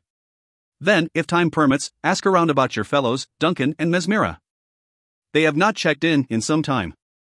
Go to the usual sources, but be discreet. Take Raz with you. She will help." "That's if she shows up," Archer muttered. "What do you mean by that?" "She's cool and all," Archer said, tiptoeing through the realm of criticism. After all, Raz had been a gift from Gabriel. "But she doesn't always show up when I need her. The last time, well, never mind." "Never mind, eh?" Gabriel's armor flared once. His eyebrow seemed to corkscrew above the frame of the sunglasses this time. "Sir?" Archer asked, changing the subject quickly. "You want me to ask about the other 2 dream readers?" "Sometimes, missions run long. We don't always have time to check in. What's the big deal?" Gabriel's eyes darted to the side as if he'd heard something worrisome outside Archer's window. "Just mention their names casually as if seeking an entertainment or rumor. Oh, and be extraordinarily shrewd and cautious if you should speak with Bazil. That rhyming weasel can be an excellent source of information, but he often manages to pry more news from the questioner than he reveals himself. I am not entirely sure where his loyalties lie." "I've dealt with Bazil before," Archer said. "He has a weakness. I'll use it against him." Good, Gabriel said. "But be mindful of your own weaknesses. You can be certain that Bazil will." "Right," Archer said. "Got it." He waited a few thick seconds and then asked, "Has something changed?" "What do you mean?" Gabriel asked, pushing the sunglasses up the bridge of his nose so that his eyes were completely hidden. "Well," Archer began, his thoughts racing. "Yes, what do I mean? I guess it's several things, really. For one thing, it's May 3rd. You don't usually show up unless it's the 7th day of the month or unless it's something urgent. You've got Merkbane with you is another thing. And last, well, you seem, nervous, Nervous? Gabriel said the word as if he had tasted something spoiled. Nerves, lad, are for mortals. But I am concerned about a great many things. The Lord of Nightmares has ever been ambitious and cunning. His plans blunt and destructive. But he and his kind have failed through the centuries due to the valor of the Dreamtreaders and one other thing. The world, you see, has always had a critical measure of discernment, knowing wrong from right, dream from reality. When the Nightmare Lord came calling, trying desperately to tear the dream fabric asunder, people knew better. They rejected his sorcery for what it was, an illusion of fear echoing from a dream. He was never able to gain the traction needed to open a rift. But now? Archer asked. But now, who in your world can be certain of anything? Gabriel's lips curled in a snarl. The people of your world are forgetting their foundations. Discernment erodes and muddies all waters, no matter how pure. Your world is losing its anchors, Archer. Anchors? He echoed. But anchors are for Dreamtreaders. Master Gabriel's armor flared like a flash of lightning. You really are far behind in your studies, he muttered. Anchors are of critical use for Dreamtreaders, yes. But we all need anchors, Archer, in every area of our lives. If not, we drift far from the truths that matter, and the meaning of it all. Archer could think of 100 questions. But he dared not ask one for fear of looking even dumber than he felt. Still, it was as if Master Gabriel had just laid a map at his feet, a map to an ultimate treasure. Archer had a feeling Master Gabriel's words would echo in his mind for some time to come, but for now, it would have to wait. Archer went back to the business at hand. Are you saying the Nightmare Lord is winning? The Nightmare Lord's advances now are very methodical, precise, even, he said. But no, he is not winning. I am beginning to suspect that he knows how close he is to a rift. My chief concern for now is that he will soon open enough breaches to allow things to pass through the dream fabric into the temporal. Archer felt as if frost had flash frozen on his spine. He shrugged his shoulders against the discomfort and felt the sting of his wound. Master Gabriel, what do you mean by allowing things to pass through? Gabriel took off his sunglasses, which promptly disintegrated in his hand. His large, deep-set eyes looked weary, each dark pupil nearly vanishing in its iris, a kaleidoscopic ocean of blue and silver. He exhaled. It would be the beginning of the end, Archer. When inhabitants of the dream enter your world and those of your world become lost in dream, when dreamers bring back tokens from the dream, and nightmares take from your world, when your people will awaken only to find that they can no longer tell whether they are awake or dreaming, that is what I mean. Archer threw off his blanket and slid from the bed. Something like that happened to me, he said. Last night. Master Gabriel gripped his sword pommel so tightly that his knuckles crackled. Do not tell me you forgot to check for tendrils? No, not that. I'm pretty careful about that. Well, just look. He lifted the back of his nightshirt and turned. Gabriel looked at the long, angry red welt. You mean to say that you tossed and turned in your dream so much so that you wounded yourself? No, Archer whispered. It will heal soon enough, Gabriel said. I fail to see what, his words failed. The Master Dreamtreader's pupils grew so huge that his eyes appeared black and haunted. You suffered this wound in your dream? Archer let his shirt fall back and nodded. This is dire news, Master Gabriel said. He turned hurriedly to Archer's closet as if he might burst through it to depart. There's more. Master Gabriel spun on his heel. What do you mean, more, Archer led the way to his bedside table and gestured. After the dream, he said, the same dream where I was wounded, I found these. The expression on Gabriel's face was so sudden and so severe that Archer's mouth shut with a snap. Dead leaves twain, the old master muttered, ravens fletching, and wrought iron chain. Archer swallowed. You know these? They are the tokens of doom, Gabriel said, his expression far away. Tokens of doom? Archer echoed. I've never heard of those before. Of course you have not, Gabriel shot back. You are, as you say, behind in your studies. They are legendary omens of disaster for a Dreamtreader. How did you come by these? Archer hesitated. I'd finished repairing the breaches, so I. Archer Percival Keaton. Master Gabriel ground out each word through his teeth. Do you mean to say that you approached Shadowkeep alone after all of my warnings? That you dared face the Nightmare Lord this early in your studies? For it is only he who can bestow the tokens of doom. Archer stared at the floor. I still had time. Archer said. Old Jack was. Your available time is not the issue. We are talking about the Nightmare Lord. There will come a day when his reign will end at the collective hands of the Dreamtreaders, but now? Now, Archer, you are overmatched. Overmatched. That word stung. Archer knew Master Gabriel was right. Of course he was. He knew everything there was to know. But still. If I'm so overmatched, he found himself saying, how'd I shear off one of the horns of his war helm? Master Gabriel's head cocked backward. He started to speak 3 times before words actually came. Are you completely mad, Archer? The Nightmare Lord could pick his teeth with you cut a horn from his helm? Archer nodded. I somersaulted over him, went to take off his head, but he deflected the blow with his axe. That brought Master Gabriel up short. Well, that is something of a feat, he said. Few have been brazen or stupid enough to attempt such a thing. Congratulations. Thank you, Archer said, feeling the red surge into his cheeks. It was. Congratulations for making yourself and everyone you love targets of the Nightmare Lord's most focused vengeance. You realize that he can trace your entrance vortex. He probably already has. Archer thought about Kara, the night of the derecho, the terrifying dream. She'd said there was a hideous pale-eyed man. My fault. He didn't want those words in his mind, but there they were. You have no idea how relieved I am that you survived relatively unharmed, Master Gabriel said, his voice mercifully gentle. But it was not worth the risk. Not yet. But the villagers, they were storming Shadowkeep. They couldn't get through the guards. They were being slaughtered. Dispatched, you mean, Master Gabriel muttered. They should not be in any mortal danger, not really. When will you understand that? Archer continued to stare down. At worst, one of your kind might awaken with a bloody nose, Master Gabriel went on. He might be haunted by irrational fears or even develop a severe sleep disorder. No, those people who became villagers in the dream would not likely die. The fabric keeps them safe enough physically. But this layer of protection does not exist for you. Oh, no. Not for the Dreamtreader. You might have been killed, or worse. Noble intent, Archer, but foolish actions. I'm sorry, Archer muttered. Sorry does not remove the scar on your back, Gabriel replied. How on earth did you survive? Archer thought about the mysterious maiden's voice, but something warned him not to mention it to Gabriel. I got to my anchor before he could do any real damage, but... That scar is real damage, Gabriel said, his words hissing like steam. The tokens of doom are worse still. What are they? Archer asked. What do they mean? Too much to tell, he said. Go to the creeds, for what I know is contained within them. Well, are they dangerous? Archer asked, pacing in front of the small table. I touched them.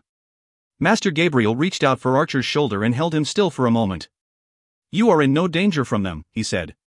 In and of themselves, they can do no harm. But, they bear an ancient and ominous significance, warning of deadly peril, especially for the Dreamtreaders. Now, Archer, I must go and go quickly. There are many decisions to be weighed and preparations to be made. Master Gabriel, Archer said. You told me there were 3 parts to my mission. You only explained 2 of them. The last part of the mission, Archer, he said, the most important part now, is to stay alive. Anchor first. Anchor deep, Archer said. He watched Master Gabriel dissipate into a twinkling of stars, and then nothing. Archer's bedroom was dark. It seemed darker than it ever had before. 5. The stalking. What brings you to Main Street in Gatlinburg? Kara wondered. She'd followed him, expecting him to swing a right onto Hemlock Avenue, his street. But Rigby hadn't. He'd kept walking straight on Sweetbriar Lane, and now they were just a stone's throw from the quaint shops on Main Street. Going shopping, are you? Kara muttered. She watched him slow at the intersection and then, as expected, he disappeared around the corner to the right. She felt certain Rigby hadn't seen her and didn't want to blunder into him, so she bided her time before turning the corner herself. A breathless 20 count later, she slipped onto Main Street. Kara hung back and pretended to look at the colorful jewelry on a sidewalk display in front of Diamond in the Rough. Truth be told, she couldn't care less about the cheap trinkets sold in that little boutique. She had her sights set on bigger treasures. Much bigger. She glanced sideways. He still seemed consumed by his cell phone. Even while walking, he waved his arm around, apparently making an animated point to someone about something. She let him get a little more ahead of her. Then, she stealthily followed. Rigby passed by Replay Sporting Goods, paused at Garner's Electronics, and seemed interested in something in the storefront window. No, Kara realized. Rigby was just checking his hair in the reflection. After musing his flop of wavy brown hair, he continued on. And on. Kara thought he was going to bypass all the stores until finally, he disappeared into the creamery. Why not? Kara thought. It's plenty hot enough for ice cream. She approached cautiously, and that saved her from immediate detection when Rigby emerged from the shop a lot quicker than she'd anticipated he would. She stumbled through the picket fence gate of Lacey's Smoothies and found a seat at a little table behind a potted juniper tree. She watched Rigby carry a colossal hot fudge sundae to his table. He was still on that phone call, but managed to take heaping spoonfuls of his ice cream. "Look," Rigby said, jamming his spoon into the sundae, "I didn't invent the cerebral countdown, but I did perfect it." "No, not like that at all." He paused, ate some ice cream, and said, "That was a part of the original theory.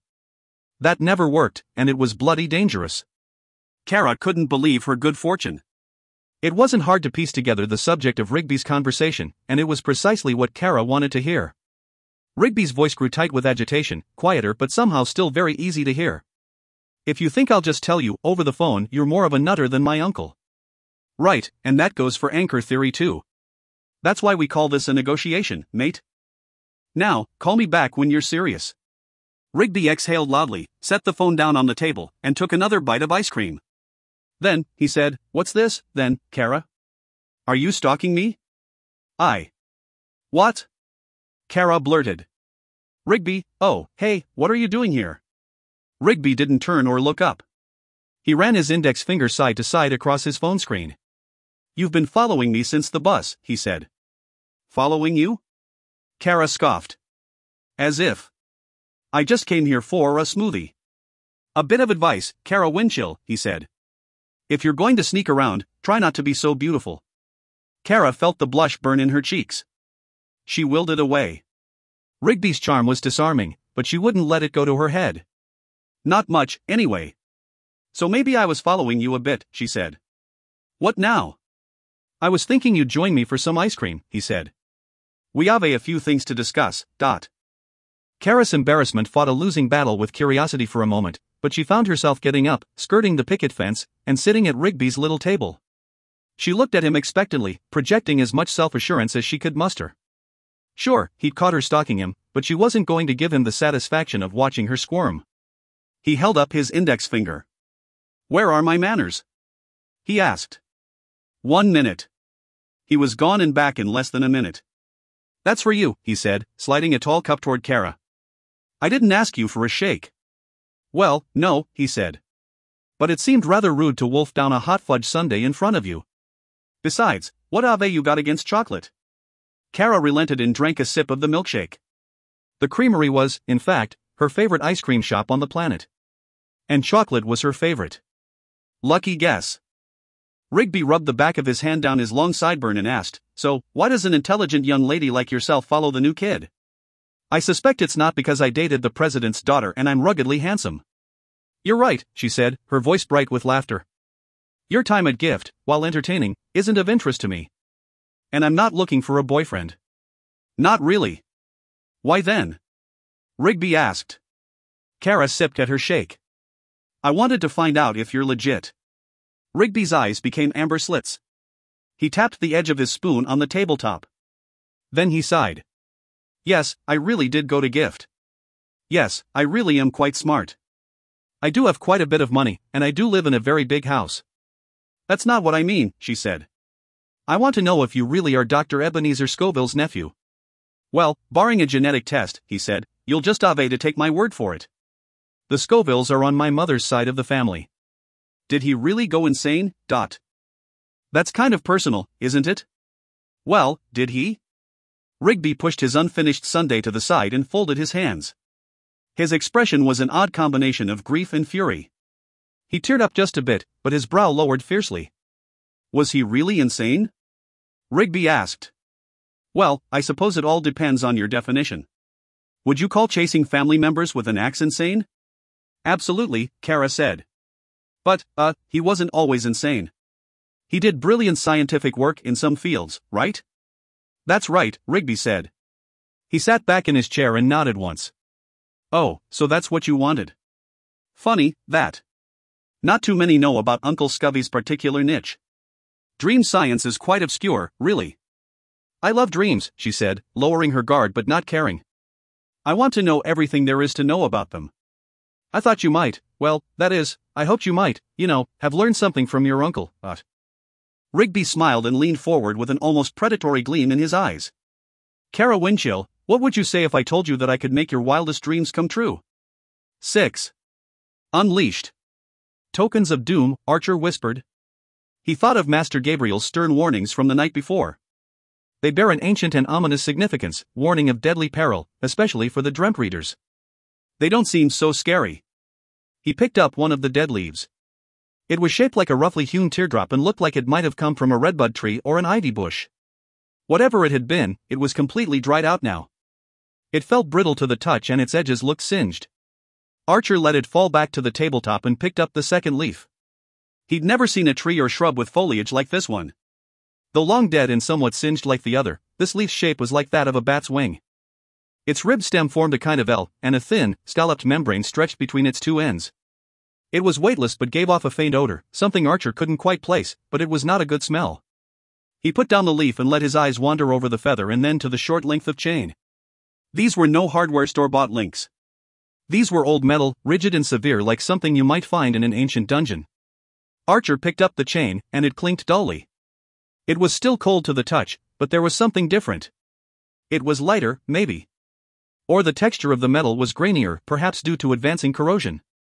He dropped the chain links and looked again at the clock. It showed 11:55, and still, sleep would not come. He turned on his side again. But before his next breath, there came an anguished, wailing scream. It was his father. Archer bounded out of bed. He'd only heard his father scream like that once before, the night Archer's mom at last succumbed to her cancer. Archer charged around the doorjamb, took 3 pounding steps, and pushed through his father's bedroom door. He flicked on the light, raced to his father's bedside, and froze. Archer's father lay there on the bed. His eyes were wide open. His mouth was open too, locked now in a desperate scream, but there was no voice. His arms were raised, bent as if trying to fend off some unseen thing.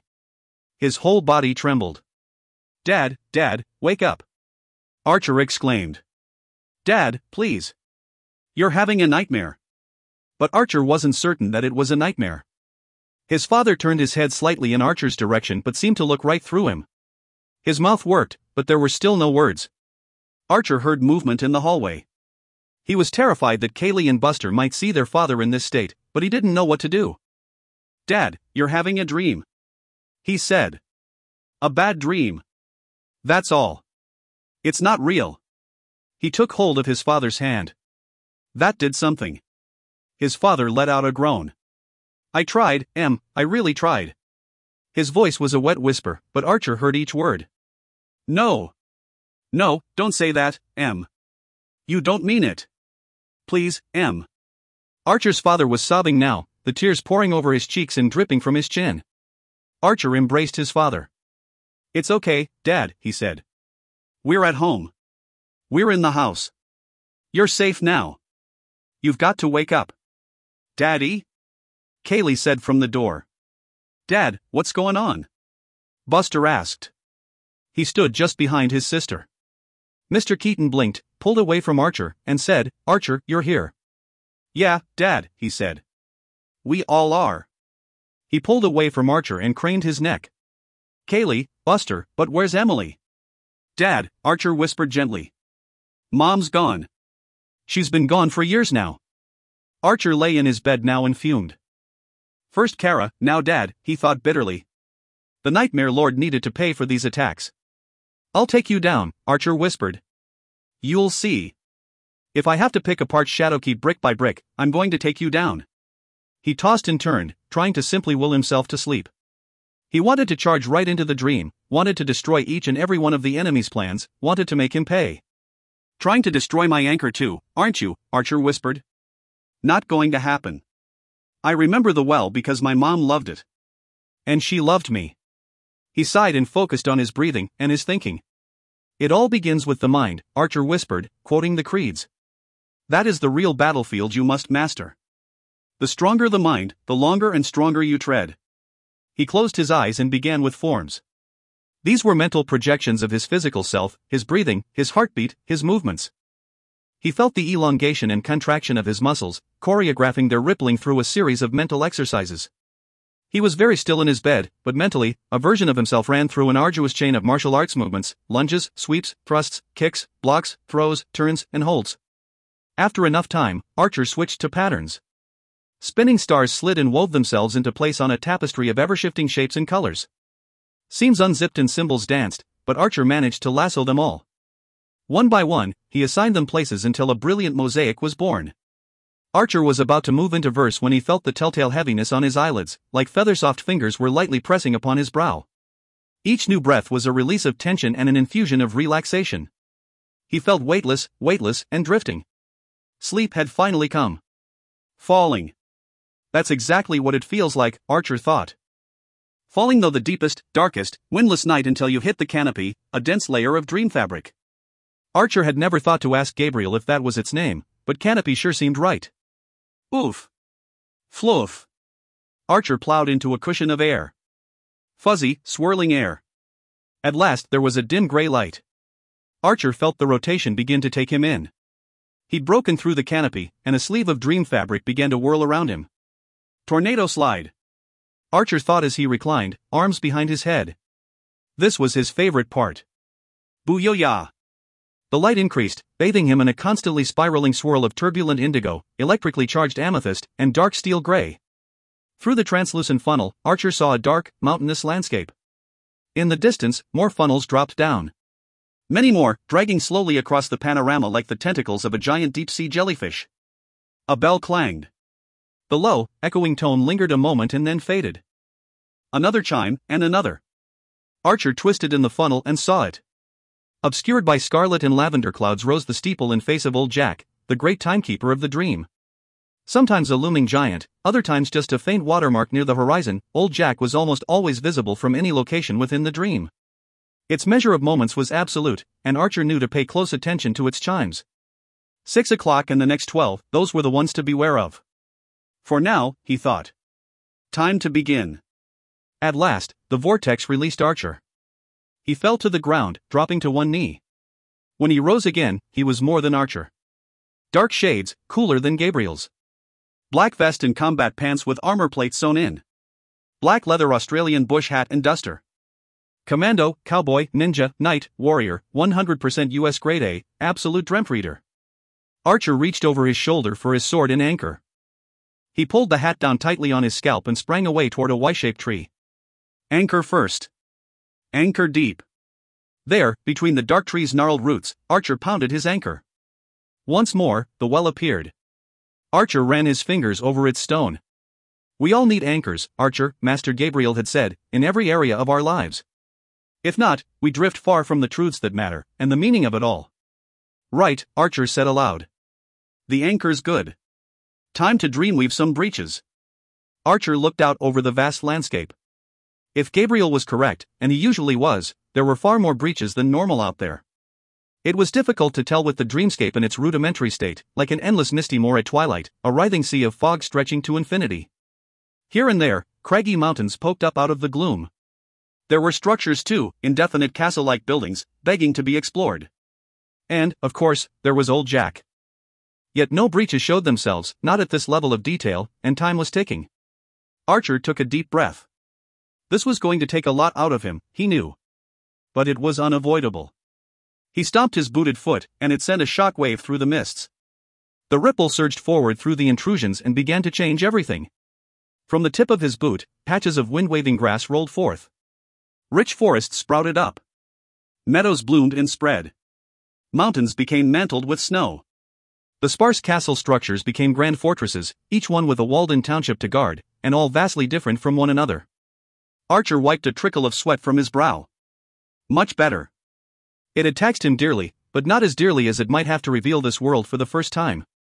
This was the world of the dream, uncloaked. Archer's dream-reading experience and a fair supply of sheer might had washed away the interfering intrusions to reveal, once again, the realm he'd been chosen to protect. He'd been dream-reading for years, and had completed the revealing process many times. Still, any exertion of will this large left Archer winded. Winded. Archer barked out a laugh. It was all mental, really. Dream-reading was an ability locked away in the areas of the brain that most people never got to use, except for tiny spurts while asleep.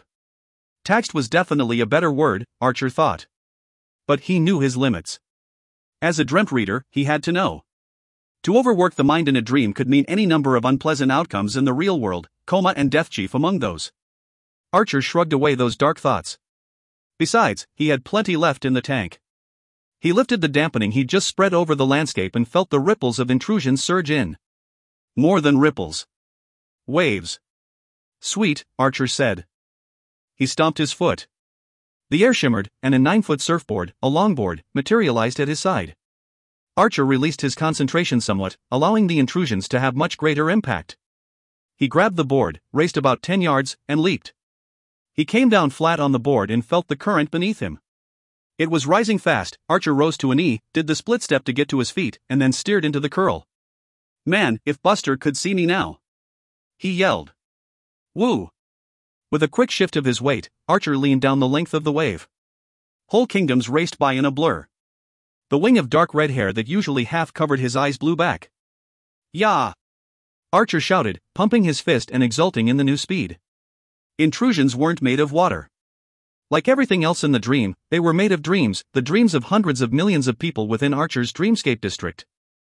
In contrast to the coherent features of the dream like Old Jack, castles, and mountains, the intrusions were built of chaos. Every dreamer knew them, if not by name, by experience. Sudden, relentlessly changing random ideas and images blend seamlessly into one another. 1 minute, you're in a classroom but your teacher has a watermelon in place of his head. The next minute, a Ferrari crashes through the chalkboard bringing a forest in its wake, and then you're somehow camping with your cousin from Nebraska. Waking up from a flood of intrusions was enough to make anyone give up eating spicy food before bed. Not for Archer. For him, intrusions were things of beauty, rising up in magnificent swells that propelled him anywhere he wished to go. Bavanda first, he muttered, leaning back and to his right. His board dropped off the dying ebb of one wave and onto the curl of a monster jammer, as he called them, shifting his heading 45 degrees. The wave was a violent thing, surging beneath the board as if it had a mind to throw Archer up into the sky. The Dreamtreader let the wave roll itself out right at the boundary of the kingdom of Bavanda. Archer hopped off his board and let it vanish behind him. Raz? He called out. You coming on this one? Right away, boss. A high-pitched voice answered from, well, nowhere. There was a purple puff of smoke, and suddenly, a flying squirrel hovered just in front of Archer's nose. Raz. Razlestia Celeste Munsonet was her full name, but Archer had given that one up long ago. Good to see you, Raz, Archer said. Ready for some breeches? Am I ever, she said, pulling out a barbed needle and a tiny spool of ether silk. She spun 3 revolutions so that her 2 fuzzy tails flapped together. It was Raz's way of clapping. But where are we? Bavanda, for starters, Archer said. Now perch, would ya? You're making me dizzy with all the spins, but... Oof. Sorry. She squeaked. She curled once more and then lighted on Archer's shoulder. He shook his head. Raz couldn't be any cuter. A swirl of brown, gray, and white fur covered every inch of her. She had huge dark eyes, tiny angled ears, and a tapered face. Her nose, feet, and hands were all the same pink flesh tone, and the little black line of her mouth always seemed curled in a smile. She had a dark, amber-colored stripe that flowed from her wrists down the length of the skin folds that served as her gliding wings. Racing stripes, Raz called them, and she meant it. For Raz, speed was the meaning of life. Unlike flying squirrels in the temporal, Raz propelled herself. Archer wasn't sure how. She flapped her arms a little, but seemed to get most of her speed in the air. Maybe she used intrusions too, Archer thought. Aside from 2 tails and powered flight, there was one other feature that made Raz different from her earthly counterparts: she loved high fashion. Raz bounced on Archer's shoulder. Well, she said, batting her eyelashes. What do you think? She wore a black acorn hat like a French beret, a bright red rose scarf, and a stylish pocketed vest that seemed cut from some dark blue glossy leaf. In the sun's orange light, the vest looked very much like leather. She wore dark blue pantaloons that caught the air like sails as she posed on Archer's shoulder. Archer wasn't sure what to say. I'll take your speechlessness as a compliment, she said, flicking the scarf over her shoulder. Archer shrugged. He strode up to the vine-strewn gate of the walled city. Hail, Bavandan gatekeepers. He called out to the pair of dream soldiers patrolling the perimeter. Hail, young Archer, the portly guard called back. Hail and welcome. His thinner companion added. I'm looking for breeches, as usual, Archer explained. And news. We have both, the first guard replied, his tunic straining stomach jiggling. Isn't that right, Harp? That's full right, Jovi. 3 breaches in Trellis Square. And you'll get more news than a man can bear from Lady Cassia. More than you can bear, Harp, Jovi said. You've got the patience of an itchy toddler. That's enough to beat you in chess any day, Harp replied. The bell chimed, old Jack announcing 2 o'clock. The guards hadn't changed expression, not the tiniest bit. They hadn't heard it. Only Archer had. Thank you, gentlemen, Archer said, leaving the guards to bicker in peace at the gate. Breaches in Trellis Square, Archer thought, turning behind the main wall. Gabriel knew what he was talking about. The kingdom teemed with villagers, light, and greenery. A gentleman and his ladylove rode by on their giant oblong bicycle. It looked like it had been built from junkyard materials. But what they lacked in material riches, they made up for with a wealth of kindness and courtesy. The man saluted Archer, and the lady blew him a neighborly kiss. Candles burned in every window, on every rail and balcony. It was like touring an open cathedral the size of a football stadium. Archer loved the warm glow of so many flickering lights. He loved everything about the city. The folk of Bavanda took great pride in growing things: trees, shrubs, flowers, vegetables, and vines. Especially vines. Trellis Square was a grand courtyard, 100 yards across, and fully scaffolded in every direction by white trellises. There were vines with crimson thorns and blooms of purple and white that exploded to the hand-width overhead. There were dark green cables with elephant ear leaves and plum-colored, low-hanging fruit. And there were web-like threads of white lace weaving among the other vines. The air was filled with their wishes, small, feathery floating seeds that glowed a faintly luminous blue. "I'll be right back," Raz said. Before Archer could object, she catapulted herself into the air. The squirrel disappeared for a moment in the foliage, only to burst out in another place. She resumed her station on Archer's shoulder and wore one of the giant dark purple petals as a kind of cape. "Accessorizing," she said. "It's what separates us from the beasts." Archer couldn't help the laugh that crashed through his nose in a monstrous snort. Bavandan villagers stopped and stared, giggled, and continued on their way. "See what you made me do," Archer grumbled, but he wasn't angry. The whole incident had lifted his spirits. Yet as Archer delved deeper into the square, any levity vanished. The vast beauty of Bavanda gave way to heartache as only the corruption of beauty can. Cobbled stone, intricate wooden lattice, and lush trailing vines fell away to a shredding kind of rot. This corner of Trellis Square looked as if it had been punctured. Dream matter surged in and out of gaps torn right into the air. There were indeed 3 breaches and what looked like the start of a 4th. Villagers formed small circles at safe distances and spoke in hushed voices. Many stared. A few pointed. Some wept. "He's here!" A woman gasped. A multitude of faces turned to Archer. "She must mean, they're here," Raz whispered. "We are a team." "Hush," he said. "Not now." "Please, sir," a wide-eyed boy said. "Please close them up." The Dreamtreader came within 10 feet of the breaches. He smelled the rot. He felt the heated air, the eerie tingling gravity. "I will," Archer said, projecting as much confidence as he could. "I'll stitch them up tight." The crowd cheered. But Archer felt uneasy. These breaches were larger than usual, larger and far too close together for comfort. Neglect them for too long, and Archer knew what could happen. Puncturing breaches in the midst of a kingdom? It was the Nightmare Lord's most brazen act to date. Brazen and deeply troubling. Glowing with dark blue and bloody red vapors, the particle dream matter streamed in and out of each hole. Archer knelt within reach of the first blazing wound. He patted his side, and when his hand came away, he had a coil of glistening ether silk and a barbed needle. He went to work at once, plunging the 7-inch needle into the fraying borders of one breach, looping the silk through the chaotic particle matter, and then driving it down into the other border. Again and again, he stitched until he had an intricate set of laces. Finally, he pulled them tight, shutting off the pulsing flow of matter. Rez leaped down from his shoulder and went to work to patch up the tiny places where even a hint of matter flow still existed. Archer heard cheers as he jumped to the next breach. And the next. His needle and thread moved with practiced perfection, and the Dreamtreader's pace increased. He pulled hard on the thread, closing up breach number 3. The 4th site, not yet a full breach, was more of a challenge because the breach-eating culprits were still there.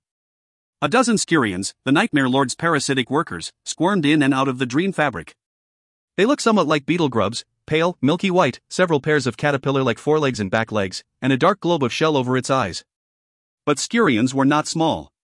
These were 8 to 10 inches long, and each one had 3 sets of jaws capable of tearing out scraps of reality or, if any dream being were stupid enough to get close to them, tearing flesh from bone.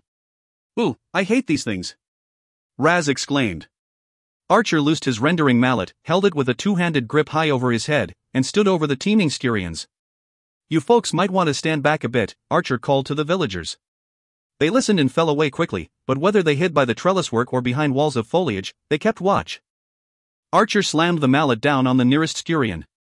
One blow cracked its segmented shell and certainly got the creature's attention, but wasn't enough to kill it. The thing screeched and lunged for Archer's lower leg, but he'd been expecting it. The Dreamtreader slammed the mallet down once more. This time, the creature exploded, sending steaming spurts of yellowish-white gore spattering in all directions. "I really dislike this part," Archer muttered. But he continued slamming down the hammer until the scurions were duly splattered. Raz surprised Archer by grabbing up a 5-inch scurion he'd missed.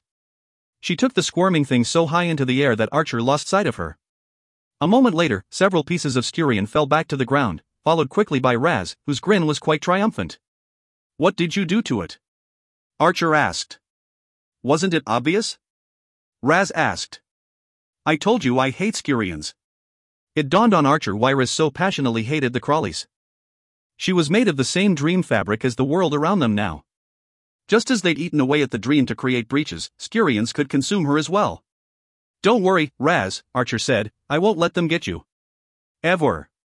Raz chirruped, landed on Archer's shoulder, and nuzzled under his chin. "Hey, that tickles," Archer said, laughing and snorting. "Cut it out." Archer reddened at the laughter from the villagers. He knew they meant no harm, but still. "It's just the way I laugh," he grumbled mentally. "They can't help but laugh at all my snorting." "Where to now?" Raz asked, tapping a foot on Archer's shoulder. "The castle," he said. "Lady Cassia might have information we need." The words had scarcely left his mouth when the bell of old Jack rang out 5 echoing chimes. "5?" Archer mumbled. Raz shrugged. "I lost track of time," Archer thought. He wasn't sure how. It might have been while weaving up the breaches, or maybe finishing off the scurions. It didn't matter how or when. Losing track of time in the dream was dangerous. For a Dreamtreader, it could be deadly. 7. Bazil. After several gravity-defying leaps, Archer landed at the castle gate. The Bavandan guards admitted him right away. "Her ladyship is in the dome," one said. After walking up a 10-story stone spiral staircase, Archer and Raz found themselves in a spectacular enclosed botanical garden. It was hot and humid, the glass dome above making it feel like a tropical jungle. "Up here," came a voice like wind chimes brushed by a breeze. Archer saw a flash of bright red dancing among the shrubs and bushes high on a hill. He and Raz followed a winding path through the greenery with bees, dragonflies, and all manner of flying insects buzzing about. Archer turned the corner and almost ran directly into Lady Cassia. "My," she exhaled deeply. "But you do know how to make an entrance." Archer bowed. "I am so sorry, your ladyship," he said. "I should have been more observant." Lady Cassia held out her slender right arm and shook the Dreamtreader's hand exactly once.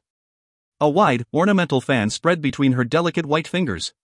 Raz landed on Archer's shoulder and tugged at his earlobe. Archer cleared his throat.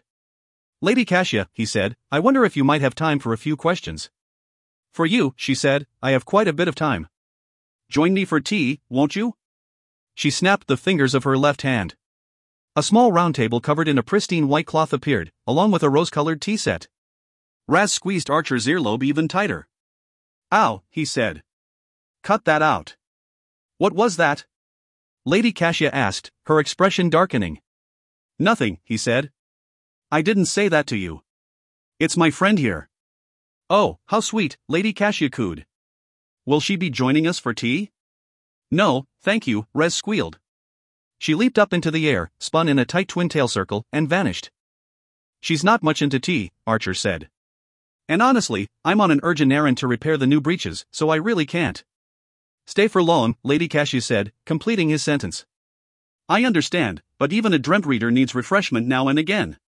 She held out a chair for Archer and, with a twirl of her red sundress, sat on her own.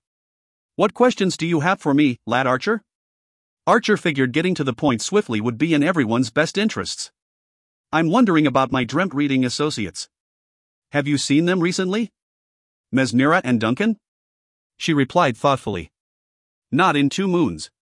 Why? Archer hadn't planned out an answer.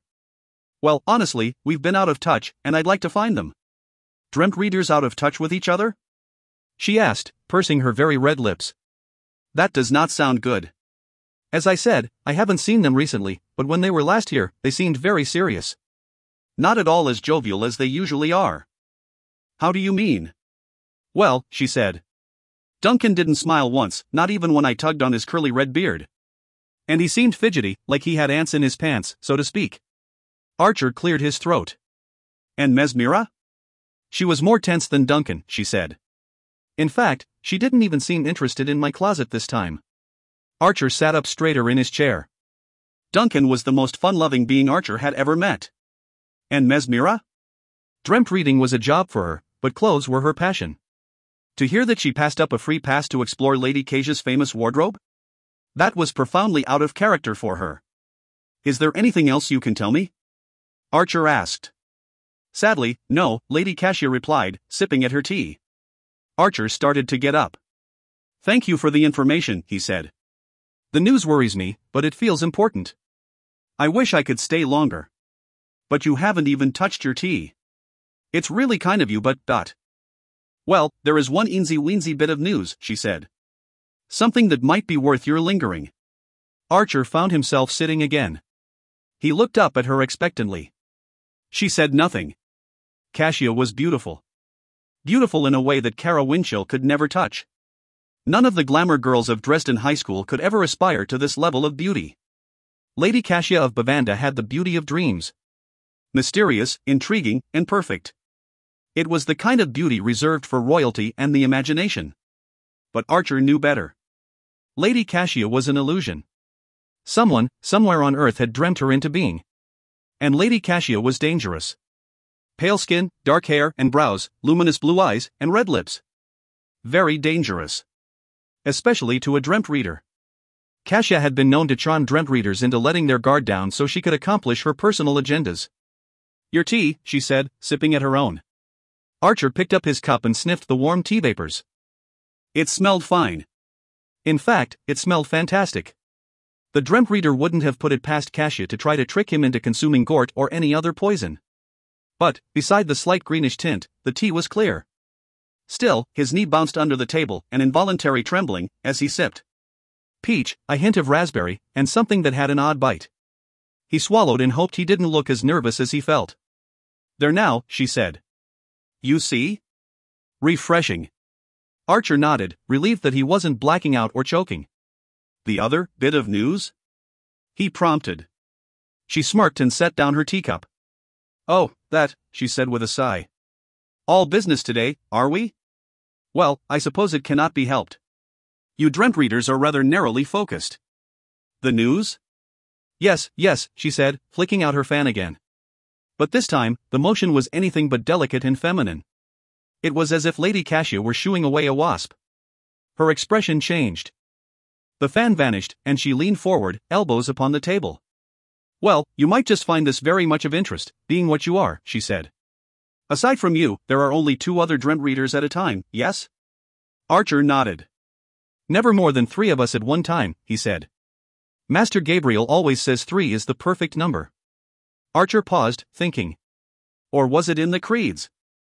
That is what I thought, Lady Keisha said, glancing left and right conspiratorially before continuing. But there are rumors of others who can do what you can do. The hair on the back of Archer's neck prickled.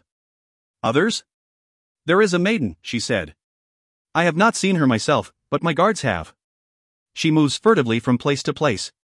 She travels alone in a cloak of grey most times, but always hooded and veiled. Others say she wears all white and dances among the clouds. A certain tradesman told me she dwelt in Garnet Province for a time, studying and asking questions. Garnet? Archer echoed. The libraries? Keisha nodded.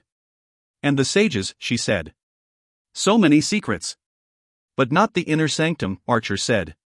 They wouldn't admit a stranger. I should hope not. But one wonders about Bazil. Bazil? What does he have to do with it? Who can say? But he was rumored to be in Garnet at the same time as the Veiled Maiden.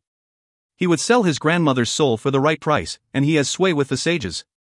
Archer mentally filed these things away, especially concerning Bazil. Archer would need to see about that soon. You mentioned others? Only rumors, she said. But since you ask, there has been word of an old magician and his apprentice, but they are not of the dream. They have been seen doing wonders in the mountains of Curdun. The strangest tales always come from Curdun. That is, alas, all I know. If you hear anything else, Archer said as he stood, you'll send word? I may, she said. Or I may summon you to my garden once more. I often find it so very lonesome. Have you considered a pine coon? Archer asked. They're cute and very resourceful. I have to go now. Many kingdoms to visit, breaches to weave up, dreamt reading duties, you understand. I understand very well, lad Archer, she said. Pine coon, indeed. By the time old Jack sounded its 9th bell, Archer had closed up 42 breaches, a new personal record for one night, though Raz had helped. Together, they had also visited 19 of the 21 kingdoms in Archer's district. Aside from Lady Kasia's news, Archer had learned precious little about Duncan and Mesmira. The sum total of information was this: the last time anyone had seen them was 2 moons ago, 2 weeks in Dreamtime. When they had last been seen, they had seemed humorless and pensive, and no one knew where they had gone. As Archer surfed across the dreamscape, he wondered aloud, what could possibly be keeping those two out of the dream? I'm frightened for them, Rez buzzed from her perch on his shoulder. They are so kind and friendly. And powerful. What about their breeches? Archer continued. Who's weaving them if they haven't been? I need to tell Gabriel. Are you going to return soon, then? It's getting late. Archer gazed up at the distant facade of old Jack. For him, it read just after 10th toll. He'd heard it only moments before. No, he said. I have a little cushion of time left. A very little cushion. Yes, he said. I remember the last time. But there's one more stop on our journey tonight. Where? Curdun, he said. I need to talk to Bazil. Bazil? Raz chirruped, huge eyes blinking. That low-down, no good, swindling, sheet-faced. Temper, Raz. You're just angry because he got the better of you dealing for that crate of walnut shells. She got the better of me? She spluttered. He practically ripped my heart out. 6 golds for walnut shells? I never should have agreed to that. Then why did you? Raz avoided his glance. They were pretty. See there? You may have paid a little extra, but you got quality goods. I know, she said. I keep telling myself that, but, Archer, you can't trust Bazil. Even when he speaks smoothly and kindly, he's up to no good. Especially when he speaks smoothly and kindly. The dream region known as Curdun was a peculiar and forbidding land. The mountains were unlike any other ranges Archer had seen. They were like a tempestuous sea that had been turned to stone. Each peak and valley wore its trees and vegetation like a disguise, covering up more numerous nooks and crannies than one could explore in a lifetime. More characteristic of Curdun than any other detail was its peculiar soil. It was a fine soil, not sand, but soft like peat moss, and it was dark red, the color of a sunset the night before a hurricane, the color of an overripe strawberry. The color of clotting blood. The soil began and ended at Curdun's boundaries with a distinct line between it and its neighboring realms, Varta, Whitestown, and Selosia. It could not have been a cleaner line if it had been drawn on a map. Things are weird like that in the dream, Archer reminded himself as he surfed over the border. The Dreamtreader dismissed the longboard and took to the foothills with great leaping strides. If he was to find Bazil before old Jack struck his personal midnight, Archer would have to go to the famous marketplace of Curdun City. The market was more empty than usual, after peak hours in the dream. Most of the shops, stands, and stalls were closed up for the night. That didn't mean Bazil wouldn't still be there. The real wheelers and dealers would all still be very busy. Archer steered toward into the avenue of precious metals, rounded past the vault of gemstones, and entered the reliquary, home of very rare inventions and keepsakes. He found 2 tall men talking in whispers near a broken-out window. Men? Archer thought. They might be men. In the dream, one never knew. Archer strode up to them and deepened his voice to address them. I seek Bazil. Do you? One of the tall beings said. He turned, revealing a feline face with reptilian eyes. He bumped the brim of his wide hat with the iron hook that replaced his hand. Then you are in a hurry to lose your shirt. He's fresh meat, ain't he? The other man replied. His face was just a bag of mottled flesh pocked with little black vacuums where his eyes, nose, and mouth should have been. There was something familiar about this being.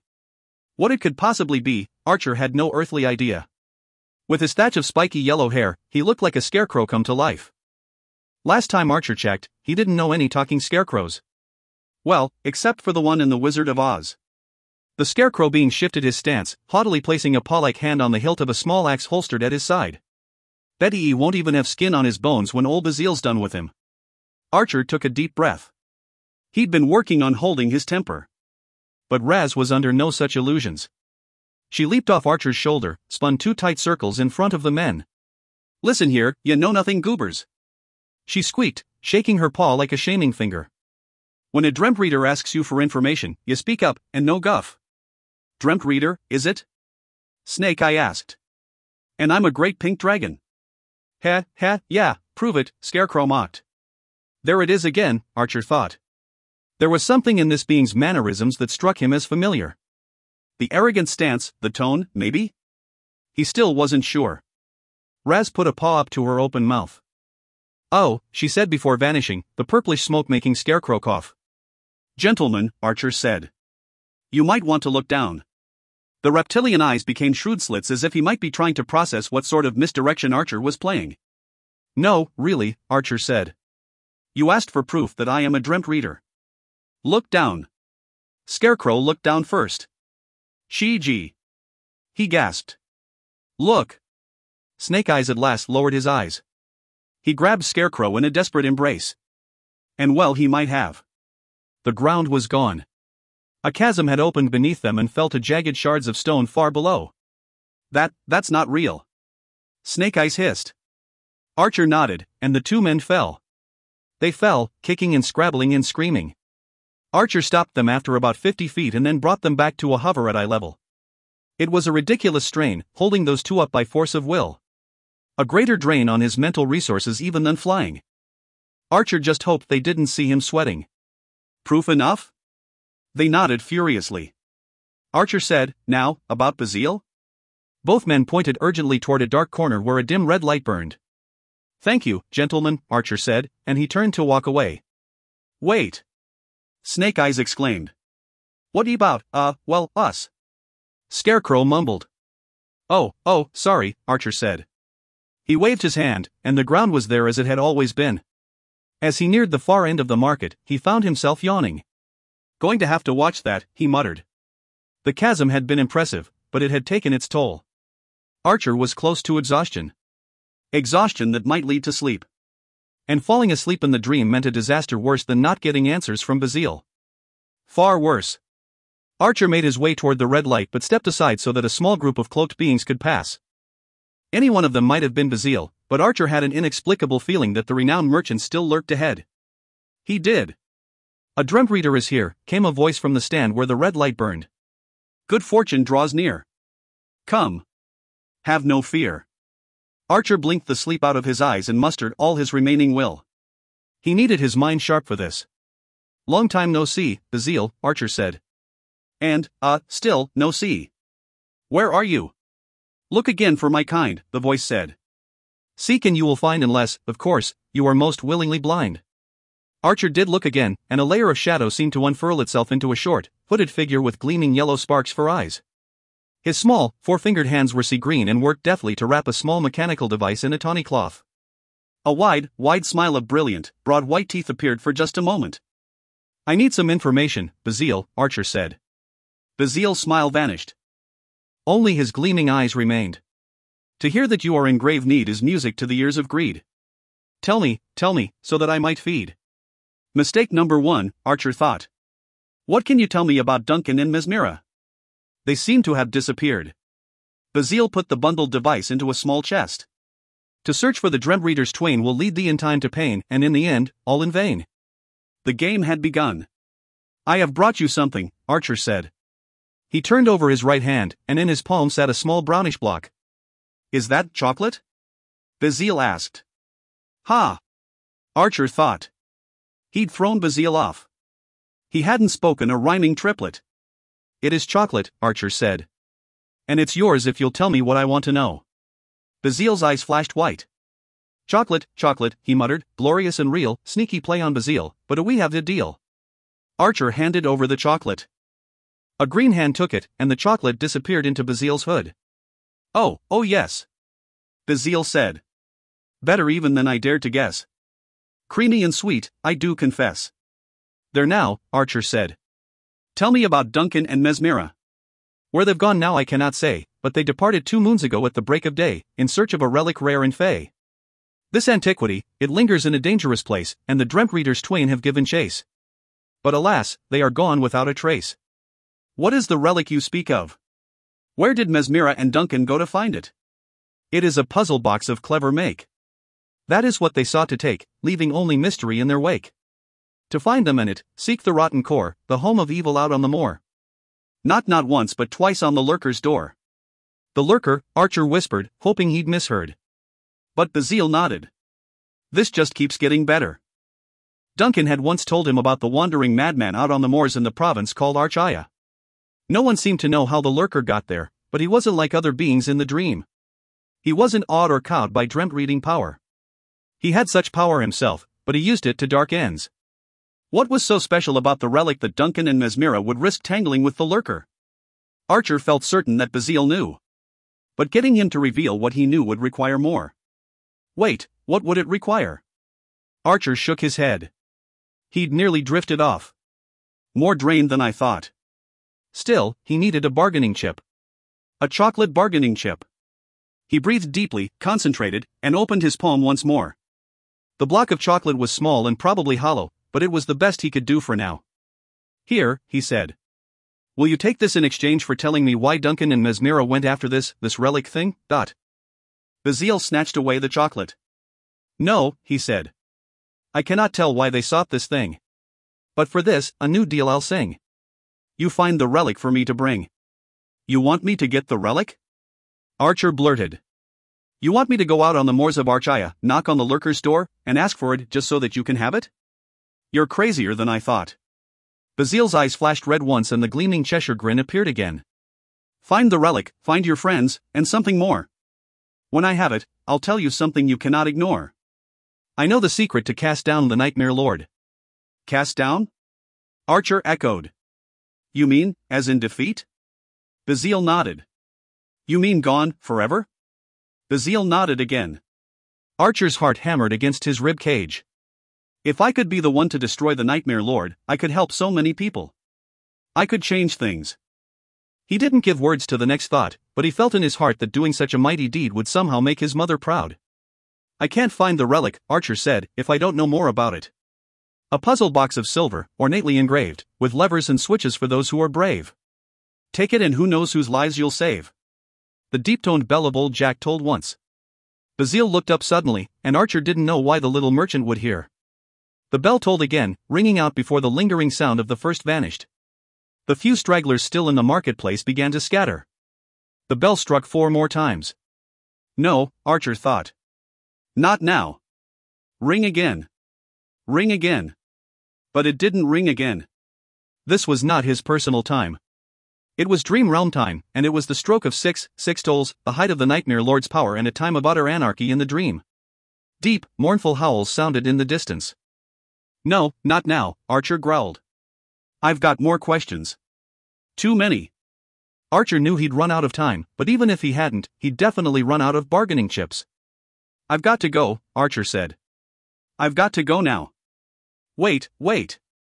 First, you must seal the deal with Bazile. He reached out his strange, pale green hand. You'd better not be messing with me on this, Archer said. Or so help me, Bazile, I'll use every bit of my Dreamtreader power to make sure you never make another deal. The teeth appeared. Archer shook hands and felt a sharp prick on his palm. When he yanked his hand away, there was a smear of blood. No, there were 2 smears. One bright red. The other, putrid yellow. Bazile's blood. A bargain in blood must never fail. Even when the lurker begins to wail, I hope for your sake your will won't quail. Archer furiously wiped his hand on his pants leg and sprinted from the market. With the howls growing louder and more furious, Archer called up his longboard and let the waves of intrusion propel him swiftly back to his anchor. Dreamtreader Creed, Conceptus 2. There exist 3 worlds, temporal, ethereal, and dream. The temporal is the dim plane, the waking realm where all of humanity now dwells.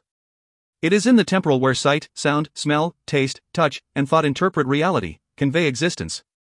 Man says, I think, therefore I am. How quaint. But the ethereal is the true reality, the home from which mankind originated and to which mankind may yet return. The ethereal is the forever realm, the final destination. There, and only there, will mankind discover all the senses that are. In ethereal, living is alive. And the dream, well, that is why you have come to the creeds, is it not? The dream, the realm between. Dream is the twilight world intended to remind those dwelling in the temporal that there is a far better land, a spectacular far-off country, that waits for them in the someday, in the plane of the ethereal. Dream is the nightly nourishing of the part of each human being that longs for a new world, their true home. When you awaken to the temporal, you feel it, do you not? Hauntingly familiar but achingly out of reach? It is the vague memory of life meant to be but yet to be. A Dreamtreader is a caretaker of the dream realm. There are always 3 Dreamtreaders, and together, you will oversee the vast dream horizon, the Dreamscape. It is no small task, because there is an enemy. He whose will began the tragedy of ages is not content to torment mankind in the temporal, but has built a stronghold in the dream. His captain is the Nightmare Lord. This being is the one who poisons the resting mind, inflicting all mankind with images and haunts, wicked memories, and crippling fear. You, Dreamtreader, must keep this Lord of Fear in check. But beware the stroke of reckoning. It is your personal midnight. When old Jack, the watcher clock, strikes 12, you must return to the temporal. You must return, or be lost.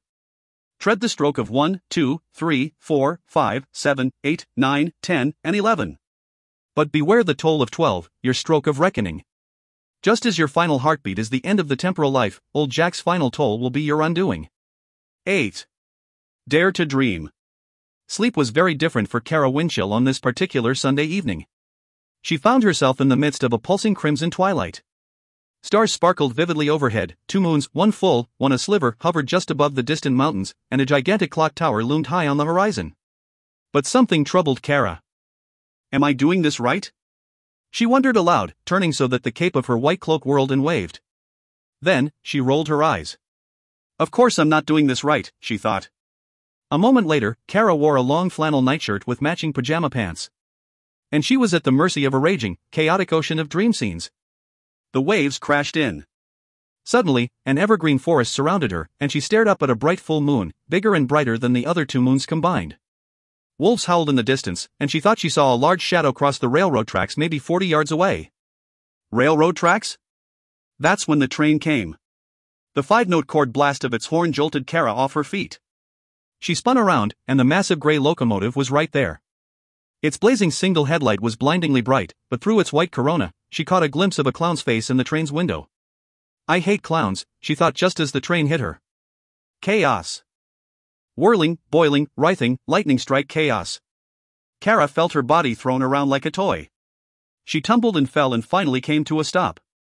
Wobbly and disoriented, she rose to her feet just when the dragon arrived. Kara turned around to the gleam of spade-sized, ivory-white teeth inches from her face. Gusts of sewage-smelling wind washed over her. The beast opened its jaws, showing Kara more jagged teeth and a blood-red tunnel beyond. Oh, this is just not cool, she said. The dragon roared. Globs of hot spittle pelted Kara. Not cool at all. She yelled as the dragon swallowed her. The jaws closed, the teeth pierced, the blood flowed, only it was no longer blood. It was river water. Kara stood on a raft made of lashed palm tree trunks. Her cousin Lindy sat on the other half of the raft. Gosh, Kara thought, I haven't seen Lindy in years. They were floating down a river the size of the Mississippi or the Nile. Lindy looked up, flashing those huge blue eyes of hers. Wait, Kara thought. Her cousin's eyes were way too big. And they were growing. The eyes continued to swell until they crowded Kara right off of the raft. She plunged into the water, only it wasn't water any longer. It was air. Kara plummeted through clouds, into a cold blue sky. Patchwork land far below rushed up at her. Come on, Rigby, she muttered. I'm getting tired of this. Kara glared at the surface as it grew larger and closer with each passing second. She could now make out a few structures, houses, roads, a stadium, and lots of trees. A buffalo flew by right beneath her. It wasn't falling. It had wings. Great big Pegasus wings. And it maneuvered the sky with the skill of an eagle. Hey, Kara said, that's the critter from that restaurant. The winged buffalo was hardly the last oddity to pass her by on the way down. A pizza with antennae whirled overhead and disappeared. There was Can of Coke blimp, a cherry-red BMW convertible with pumpkin tires, an octopus wearing a polka-dotted party hat, and a yodeling dwarf. Kara wasn't positive, but she thought she saw the Wicked Witch of the West fly by on her broom. The strangest thing, however, was the guy surfing on a touchscreen smartphone. He wasn't surfing as in bouncing from site to site on the web. He was standing on top of the supersized phone as if it were a surfboard. And it wasn't just any guy. It was Rigby Thames. He swooped beneath Kara and caught her just a few seconds from impact. "Whoa," she said, "that was quite a rescue." "Yeah, sorry about the delay," he said, shifting his hips to steer the phone surfboard thing back the way he had come. "You weren't where I told you to wait for me." I wasn't?" she asked. "But I thought, well, there were all these crazy dream things happening, and I wasn't sure if I was lucid dreaming or just regular dreaming." "Oh, you're lucid dreaming, all right," he said. "You just got caught up in the dream currents." "Dream currents?" she echoed. Yeah, the random bits of other people's dreams," he explained. "Remember? We talked about this." I know, but there's so much to learn. It's kind of overwhelming." "I understand," he said. "I can explain again. Just let us get you to a spot I know." Rigby steered the smartphone surfboard thing toward a thick forest at the base of a lumpy, dark mountain. In the center of the woods, there was a clearing. A lone castle tower stood in the midst of the trees. Rigby leaped from the board onto the tower balcony and set Kara back on her feet. "Much better," she said. "Not that I minded you carrying me so much, I mean. You're very strong." "Yeah, I guess I am," he said. "In the dream, that is. Come on, let's have us a conversation." He led Kara to a pair of ornately carved wooden chairs, and they sat. Kara ran her hands over the detailed artistry of the armrests. They'd been crafted to resemble the outstretched legs of a bird of prey and ended with sharp talons curling toward the floor. These weren't just big chairs. They were thrones. She liked that. She liked that a lot. "So, about the dream currents?" she prompted. "Right," Rigby said. He snapped his fingers and the phone surfboard floated in through the balcony window and propped itself up on the curving tower wall between the two chairs. "Take a look at this." The phone's screen came to life, showing a familiar surreal landscape. "That's here," Kara said. "Right you are," he said. "But that's here now without the full effect of the dream currents." "Why'd they stop?"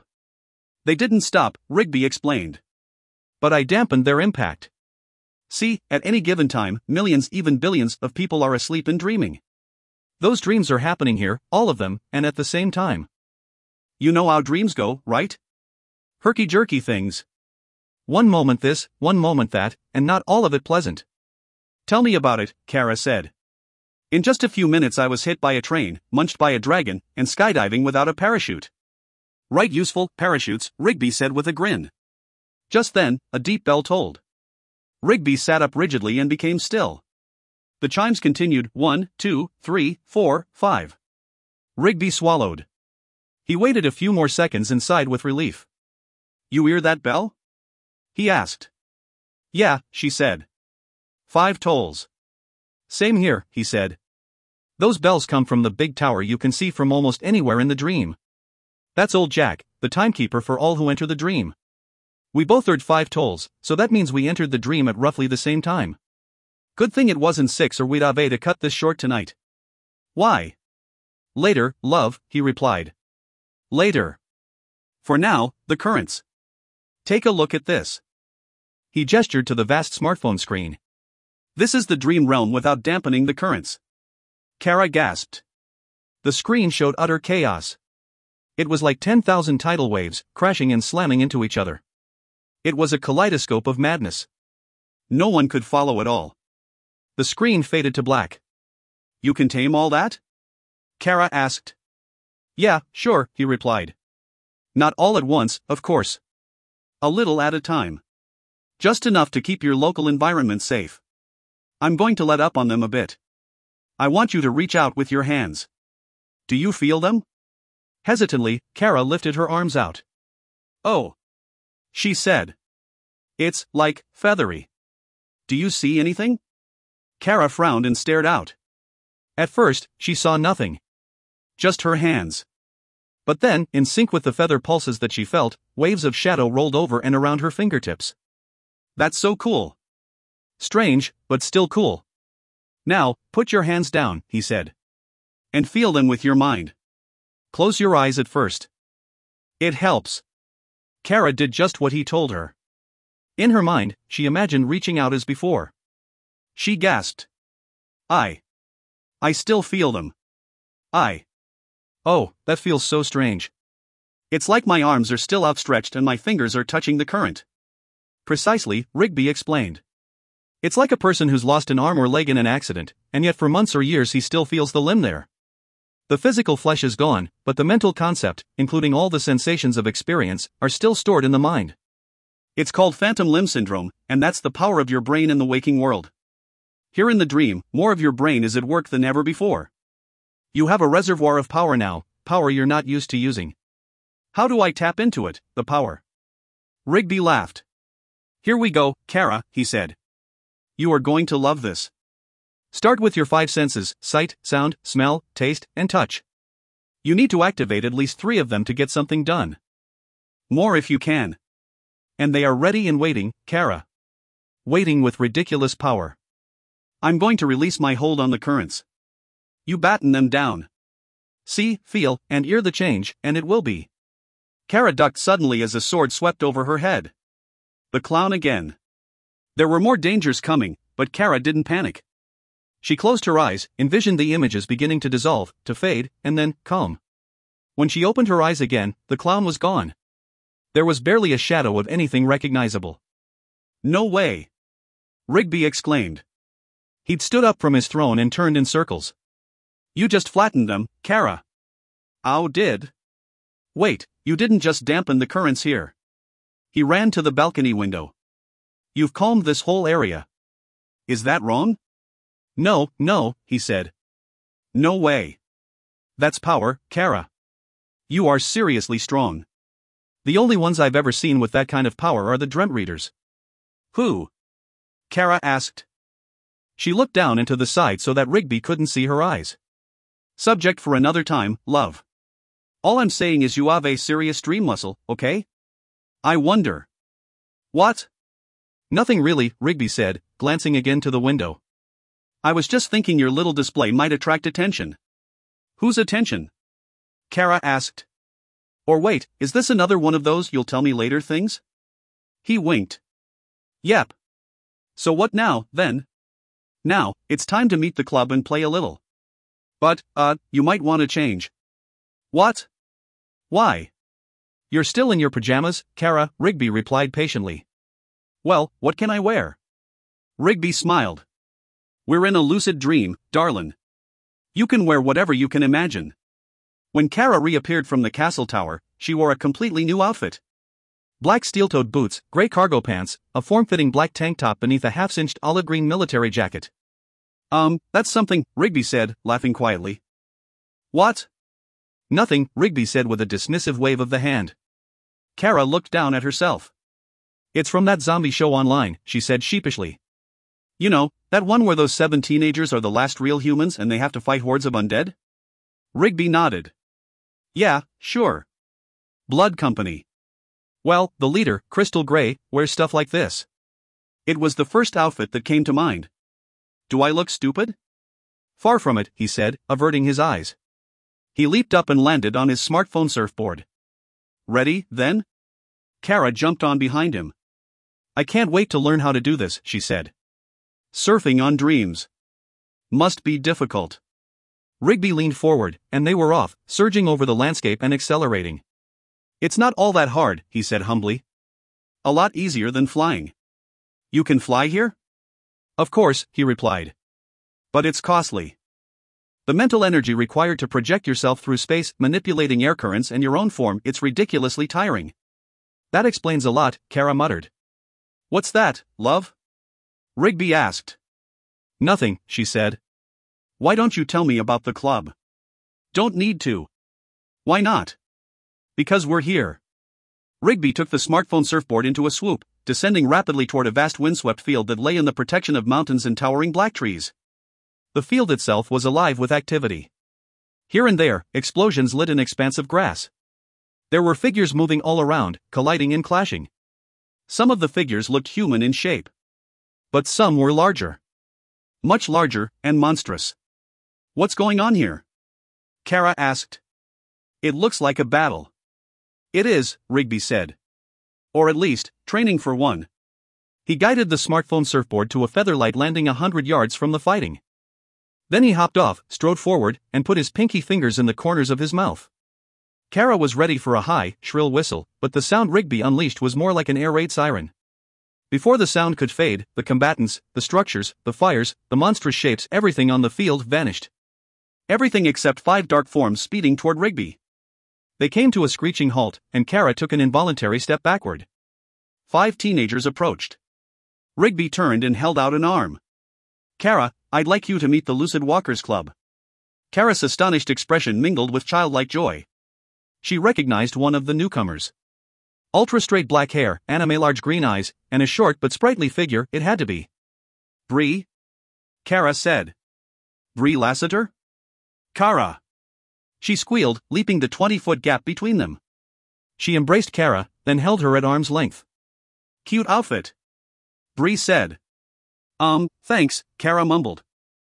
Oh, you're, like, always so stylish, Bree went on. You look, like, familiar. Wait, I know, Crystal from Blood Company. Kara laughed and shook her head. When did you join this club? Last week after I came to Dresden High, Rigby answered for her. You and she are the only 2 from your school. The rest were with me at Gift when I was there. Glances were exchanged between the 4 remaining members, a young woman and 3 young men, sly glances and quiet laughter. Rigby cleared his throat, and the teens shuffled into a makeshift line. Let me introduce everyone, Rigby said. This fine fellow, Rigby said, referring to a wiry young man with very wide-set, beady eyes and seemingly no neck, is Bentley Aristotle Cumberland III. Bentley's hand shot out. He and Kara shook. Call me Roach, he said. Must I? Kara asked. I don't care much for bugs, especially roaches. He scratched at a scraggly patch of dark hair that stuck out like a wing above his ear. It's an unfortunate nickname, I know, he said. I got it in 2nd grade because I always finished off everyone's lunches, you know, if they were just going to throw them away. The name kind of grew on me. Get the charter, would you, Roach? Rigby asked. You got it. Roach scurried off in a blur. He was gone from view in an instant. The next kid had plenty of neck and a very round head covered in red buzzcut hair. He had sleepy eyes and a lazy smile. His arms and legs were thick and muscular but very short. Kara thought he looked like a turtle. With the plate armor vest and the heavy-duty combat backpack, he really did look like he could disappear inside it. He held out a stubby hand and said, Reginald Emerson Hyde. But call me Hyde. Hyde with a Y. As in Jekyll and Hyde? Kara asked. He frowned, and his eyelids lowered drolly. No, far from it, he said, a hint of irritation in his voice. Hyde as in Nobel laureate Stanton Romano Hyde's grandson. I take it that you are unaware of my family's contribution to science. I'm sorry, Kara said. But you're right. I'm sure your family is quite exceptional. Quite, he said. The girl standing next to Hyde was a human javelin. She was thin and pointy with the longest ponytail Kara had ever seen. The tremendous blonde lock fell almost to her knees. And you must be Rapunzel, Kara said, feeling quite clever. Like I haven't heard that before, she said, half rolling her eyes. The name's Bianca Giovanni Piper. I have an IQ above 130, I'm a world-class chess player, and an alternate on the track and field team for the Junior Olympic Games. What VE you got? Kara crossed her arms and started to speak, but Rigby cut her off. What she has is enough mental muscle to flatten the rest of us, he said. If given the right training, that is. She smacked down the dream current on her first try at it. Kara felt a little satisfaction seeing the group's raised eyebrows, and especially noting the bob in Bianca's throat. Last but not least, Rigby said, meet the Coopman, the Copester, the Coop. The name's Cooper Bertram Rutherford, said the plump African-American kid with clever eyes and fine, spiky curls that looked like short, tight ringlets flying above his head. But it's just co-op. He laughed. Rigby laughed. They all laughed. When they shook hands, Kara found herself feeling instantly more at ease. Coop was just so friendly and happy that she couldn't help but relax. 9. Test flight. Rigby Thames's eyes were glued to the screen of his phone as he got off the bus. That's why he didn't see his new friend Kara Winchell until she practically tackled him. "Oh my gosh, I thought you were totally pulling my leg," she said, following him like a giddy puppy. "All those stories about your crazy uncle and his crazy research into dreams, well, they were just crazy. But you were right. You were so right." Rigby picked up his phone and carefully wiped it off. Other students filed around them on either side. He glared at Kara and shook his head. "You could a broken my phone. Do you have any idea the trouble?" "Bah, never mind." Kara didn't stop smiling. She spun in little circles as if she were in a private waltz as she spoke. Then she drew near to Rigby and whispered, "I'd always hoped lucid dreaming could be real." Rigby slipped his phone into the special holster on his belt. "I told you my uncle wasn't a nutter, well, not completely anyway." "Oh, and the night," she said. "Better than Prince Charming," and he bowed to me and took my hand. "We danced in the clouds." "In the clouds." Rigby stopped walking a moment and drew Kara off to the side of the school steps. "Listen, Kara, who was this fellow? Not one of the club members, eh?" "No," she replied slowly. "No, it was just someone I met when you told me to go explore, but..." "I wonder how this man found you," Rigby said. "I purposefully set up our training arena far from populated areas in the dream." "Did this person ask for anything?" "Only the dance." "Did he try to give you anything?" "No," she said. "Why?" "It bothers me that some dream being found you, that's all," Rigby said. Kara put her hands on her hips. "It was just harmless dancing. That's all. I was in full control the whole time." "And you're certain your dancing partner wasn't someone you imagined into being?" "I'm positive," she said. "You're scaring me, Rigby." "A little fear's not such a bad thing, love," he said. "The dream can be a perilous place." Kara rolled her eyes and grabbed his arm. "Can we go again, tonight?" Rigby eyed her warily a moment and said, "Of course we can." Kara actually leaped for joy. "I'm not going to be able to think straight today at school. Or tonight? I hope I can cross the REM sleep threshold quickly. But what to do? Another planet? Fly on a dragon? Be a queen? Move on." A teacher called out from the top of the school steps. "Get to homeroom, people." "Tough to decide when anything's possible," Rigby said, taking her arm. After a few steps, he stopped. "Wait, did you just say REM sleep threshold? Where did you? How do you know that term?" Kara blinked a moment but then brightened. "You told me," she said. "You were talking about your uncle's field of research, the REM sleep threshold and all that complicated stuff. Don't you remember?" "I don't, actually," he said. "Funny, that." Kara sighed and lightly touched his shoulder. "Rigby, what time can we go? If I finish my homework by 9, I'll hit the sheets around 10. Rigby scratched his head. "It usually takes me about a half hour to get to sleep. I'm sure I'll be out cold by 10:45 or 11 o'clock. I'll come get you after that." "What are you two talking about?" Bree Lassiter asked, bounding behind them. Rigby took Kara's arm on one side, Bree's on the other. "The club, of course," he said. "Whatever else is there to discuss?" It was a rough Monday morning for Archer. The dreamt reading missions over the weekend had been exhausting. That plus chores and homework were more than enough to drain his batteries. He was late to the bus stop and had to sprint to get the driver's attention. He nodded off in the back of the bus and banged his head on the emergency exit latch. He got off the bus dead last, just in time to see Kara Winchell slam the new kid Rigby Thames with a crushing embrace. "Figures," Archer thought, shaking his head. "Did you finish the lab write-up for Chem?" Amy asked. Archer blinked. That little corner vault where half-remembered truths are kept swung wide open. "Aw, man, I took it home but never finished it." "Archer, it's 40% of our grade." "Tell me about it," he said. "Dead man walking here." "Sit with me at lunch," she said. "I'll help you finish, Dot." "I don't want a copy." Amy slapped his shoulder. "I wouldn't let you copy," she said. "But, I'm better at chem than you are. I can be your resource, yep." Archer stopped walking and looked at his friend. She wore her wintry blonde hair back, always. No makeup, ever. Sweats, t-shirts, or jeans, and an occasional spring dress, but nothing trendy. Still, she was pretty in a mousy sort of way. He stopped his line of thought right there. This was, after all, Amy Pitsotakis he was thinking about. Longtime friend, reliable, steady as the sun, and twice as cheery. Not quite on Kara's level, but still, a friend. Thanks, Amy, he said. I can definitely use the help. Either that or face Dr. Palazzo's wrath. Wouldn't want that. Amy giggled over her shoulder as she walked away.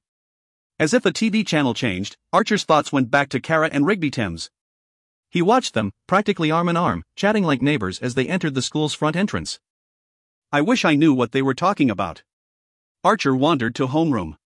He had a lot on his mind and one more day to wait until Gabriel's next expected visit.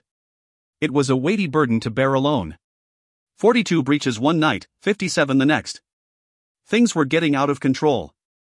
And on top of that, he'd been tricked into a blood pact with Bazile. Gabriel was certain to flip out. He flopped down into his seat, opened his binder, and skimmed his schedule of classes. American Lit and Math before lunch, psychology, gym, and chemistry after. Snot buckets, he muttered. He'd brought the chem book instead of math by accident. He strode up to the teacher's desk. Mrs. Snodgrass, I need to go back to my locker for a different book. Best hurry, she replied. Announcements are about to start, and you know Mrs. Mears will be doing hall sweeps. Can't you write me a pass? It's your responsibility, Archer, she said. Hurry up, Dot. Archer took off at a trot, ducked through the seniors' meandering through hallway, and charged to his locker bank. He hit his combination without a hitch, reached for his math text, and froze. Out of his peripheral vision, he caught sight of Guzzy Gorvalek and his entourage of bullies. Archer didn't think they were looking his way, but they were definitely moving in his direction up the hall. Archer knelt to keep as low a profile as possible and feigned searching for a book. But his eyes kept darting toward the approaching threat.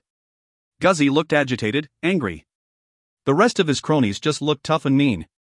They were deep in some conversation as they passed behind Archer. He heard snippets of what they said until they'd moved out of range. Better think twice, Guzzy had said. Done it before, said another voice, maybe Devery Gates. Do it again. You think in Gallows Hall? A third voice, high and whiny. Definitely Randall Pell. Friday, Guzzy said. Right after gym. When Archer sat down again in his homeroom, he didn't focus much on the morning announcements. He stood up absently and robotically recited the Pledge of Allegiance. Gallows Hall was the not-so-pleasant nickname students had given to the infamous dark hallway near the gymnasium. If there was going to be a fight or any kind of illicit deal, Gallows Hall would be the place. And if Guzzy and his crew were involved, things could get very bad in a hurry. It was 10 o'clock at night, and Archer couldn't find his father. Dad? Archer called down the basement. Dad, you on the computer? There was no answer. He checked the den. Not there. He leaned over the couch and looked out the picture window. His father's car was there. Where is he? Archer strode out into the kitchen. It was dark. So was the dining room beyond. But light gleamed from the glass doors leading to the screened-in porch. He remembered how his mom, when she was alive, always forced his dad to go out on the porch to smoke his weekly cigarette. It's only one cigarette a week, honey, he'd told her so many times. It's one cigarette too many, she'd always told him. Out you go. Archer moved slowly toward the glass doors. His dad was in his usual chair in the corner. He could stare out over the backyard hill, down to the well. Archer cringed. His father's hand held a still-burning cigarette and trembled. He'd been smoking more than once a week lately, Archer knew, but the tremors were a more troubling development. Ever since the nightmares started, Archer thought. He opened the sliding glass door slowly so as not to startle his father. Dad, it's getting kind of late, he said. Why don't you come on in? His father took a long drag on the cigarette and didn't turn. Just enjoying the cool breeze, he said. Archer didn't think his father was enjoying anything at the moment. It's not a cool breeze, Dad, he said, rubbing his upper arms. It's cold. His father shrugged and flicked cigarette ash. Anchors. The thought drifted unsolicited into Archer's mind. Dad's lost his anchors. He's drifting now. Archer walked around the little glass table so he could face his father. Dad, look at me, he said. Archer's father turned his head so slowly it gave Archer the creeps. There seemed to be way too much white in his eyes. He looked terrified. Dad, I want you to listen to me, Archer said. That dream you had the other night. That's a bunch of bunk. You know that, right? You did everything for Mom. You took her to talk to the pastor twice a week. You worked 2 jobs. You flew her all over to all the specialists. And when she was going, you stayed at her bedside and held her hand. He blinked exactly one time. Should have done more. Remember what Mom said to you at the end? Archer asked. She said you were the best man she ever knew, that she'd wait for you in heaven. She never blamed you. Not one bit. There came such a scream from somewhere in the house that every hair on Archer's neck, arms, and legs stood straight up. It had been a terrible shriek, high and wailing. Kaylee, Archer thought at first, but there was something in the pitch or tone. Not Kaylee. Buster. Dad, that's Buster. Archer rounded the table and raced for the stairs. His father's slower footsteps followed. Leaping into Buster's bedroom and hitting the lights, Archer stopped cold. He couldn't make sense of what he saw. There were Buster's feet, flailing frantically by the headboard. There was a sheet waving around, and there was the sound of Buster screaming and crying, but Buster's head was not visible. Archer didn't waste another second. He ran to the bed and discovered his little brother had somehow pushed the mattress askew on the box spring and managed to fall through the gap in the headboard. And he was thrashing violently. Buster! Buster, stop! Archer cried out. Don't! You're going to cut yourself. Archer's father appeared. I've got his feet, he said. Gentle now. Let's get him out of there. Archer grabbed one of Buster's shoulders and used his other hand to try to hold his head steady. But it was tough, a lot tougher than Archer thought it could be. Buster was strong, and he was out of his mind with terror. Finally, he slid free. But his forehead was bruised, and his nose bled. No, no, no! Buster cried. I don't want to die. No! Please. The way Buster said please ripped Archer's heart. Buster, it's a dream. He said. Look at me. Buster, look at me. Buster finally blinked. His eyes narrowed and he flung himself at Archer. He grabbed Archer so hard that he couldn't breathe. But then Buster slid off of him and flew at their father. Archer watched them embrace and was glad for it. Maybe a hug was just the thing his father needed. But one thing was certain, Buster hadn't needed that nightmare. I was at the beach, Dad, you know? Buster explained. I got caught in a reef and couldn't paddle out. That's when the shark got me.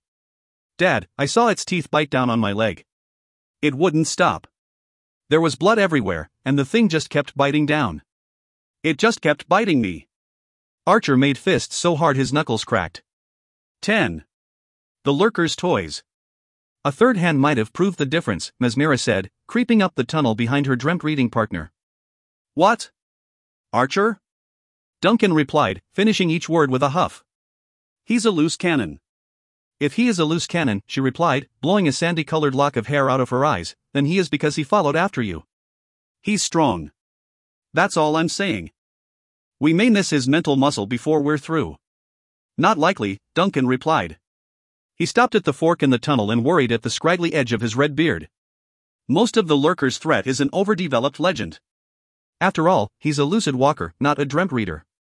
Still, Mesmera countered as she crouched beside him. You know what Master Gabriel would say. He'd. Master Gabriel's incandescent armor would go supernova if he knew what we were doing right now. Even in the shadowy passage, Duncan's eyes blazed. To put it mildly, Master Gabriel would not have approved. Perhaps we should have appealed to his greater wisdom. Look, we made our choice when we crossed the Archine border.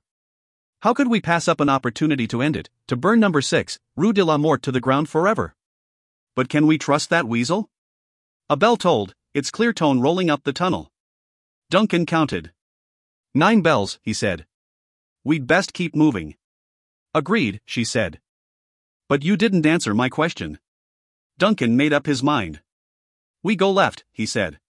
And to answer your question, I don't know. Heaven help me, mess. I just don't know. The left-hand tunnel wound deeper through the hard stone of the cliffside, rising and falling, opening enough so they could stand or tightening to the point where Duncan and Mesmera could barely crawl. On and on they traveled until, on a slight incline, Duncan abruptly stopped. Not a dead end? Mesmera said. No, no dead end. Don't you smell it? He asked. Smell what? Other than the musty stone, her mouth snapped shut. Her eyebrows, cheeks, and upper lip converged, scrunching in the center of her face. Oh, that's horrid. No, beyond horrid. Abominable. Few scents are as distinctive as rot, Duncan replied. There are dead things ahead, but something else too. Something sharp, she agreed. Almost chemical. I think chemical is precisely what it is, Duncan said. The lurker is known for such things. Do we go on? She asked. We are Dreamtreaders, he said. We rule the dream. Shepherd, you mean, not rule? She said quietly. Right? Duncan didn't answer. He turned and continued the gradual climb. One toll of old Jack later, he signaled a halt. 10 bells, he whispered. And we've come to the end of the tunnel. There's a chamber here. Ah, the smell is so strong here. Barely breathable. He knelt at the edge and motioned for Mesmira to join him there. Careful. Don't overextend, but look. What do you think? Odd for a delved tunnel to empty out so high on a wall, she said, squinting. I thought so as well. He peered out of the round, 3-foot wide opening. Outside of the tunnel, the chamber floor was a drop of at least 15 feet. Likely more. That rotten smell is aggressive here, Mesmira muttered, gazing down into the dark room. Biting and pungent. I can only imagine what's down. Oh. I definitely don't care for these accommodations. What do you see? He asked. Your eyesight is better in the shadows. You really don't want to know. Nonsense, mess. What's down there? Devices, she said. Wheels, chains, racks, manacles, and all manner of pointy things. This is a torture chamber. Duncan swallowed. Perhaps you're right. I didn't really want to know. Mesmira focused her will. A narrow flight of stairs materialized. She clambered out of the tunnel and stood, sweeping her heavy cape behind her. Then, fierce green eyes shining in the twilight, she drew her twin daggers and began her descent. Duncan lingered a moment. He eased back against the tunnel wall and looked behind him. He'd heard something back up the passage. No, not a sound. It was more of a shift in air pressure, like a pulse. Mesmira called in a breathy whisper, "You coming?" Duncan took one last look down the tunnel, shrugged, and followed his partner into the chamber below. Each new breath brought a gust of decay. Breathing became a chore. Then, he stopped on the stairs. I am an incredible idiot, he thought. He looked down at his hand and willed a little green bottle into being. It was McPherson's, the strongest cologne he could think of. He splashed it all over his cheeks, under his nose, and even soaked his beard. He was suddenly overwhelmed with ginger and lime. That's obnoxious, he muttered. But better. On the ground, the Dreamtreaders paused. Mesmira stared at the floor and strode a few paces. There are dark stains, she said. Blood, Duncan said, catching a chill. It trails away. In all directions. Mesmira made a deep rumbling sound in the back of her throat. Still think the lurker's abilities are just legend? The lurker chooses to dwell not far from the Lord of Nightmares, Duncan said. What did you expect? Still, she said. Something lingers here, besides the stains and the stench. It is as if misery is in the air. I feel it too, he said. This may be the best place to anchor. Here? Mesmira asked. Frowning, Duncan said, it is most likely that danger will find us here. Anchor first. Anchor deep, she replied. Only they were not anchoring first at all. The two Dreamtreaders had been in the dream for 10 strokes of old Jack, but they had waited to anchor. A get-out-of-jail-free card, Duncan had called it. His plan, if things got ugly, the anchors would be close by, allowing quick escape. When Duncan pounded home his anchor, the tall shaft became a miniature lighthouse. It was the southernest lighthouse in the village of the same name in southwest Scotland. Duncan had such fond memories of the place. His granddad had taken young Duncan there, taught him to fish, and told such incredible stories. Mesmira's anchor shaft became the tall rose trellis her late husband had built for her just before his accident. She leaned close and inhaled. I miss you, she whispered. Then, intuitively, without another word, the Dreamtreaders split and began to search the room. Duncan tried to ignore some of what he saw there. He failed. There was a table so full of shackles, blades, straps, and chains that he had to turn away lest he imagine their implied use. But there were also chests and shelves to explore, and Duncan set to it. One glance over his shoulder at Mesmira showed him that she was doing the same. Stay away from the corners of the room, Mesmira called. Duncan looked up. What? Why? The smell, she said.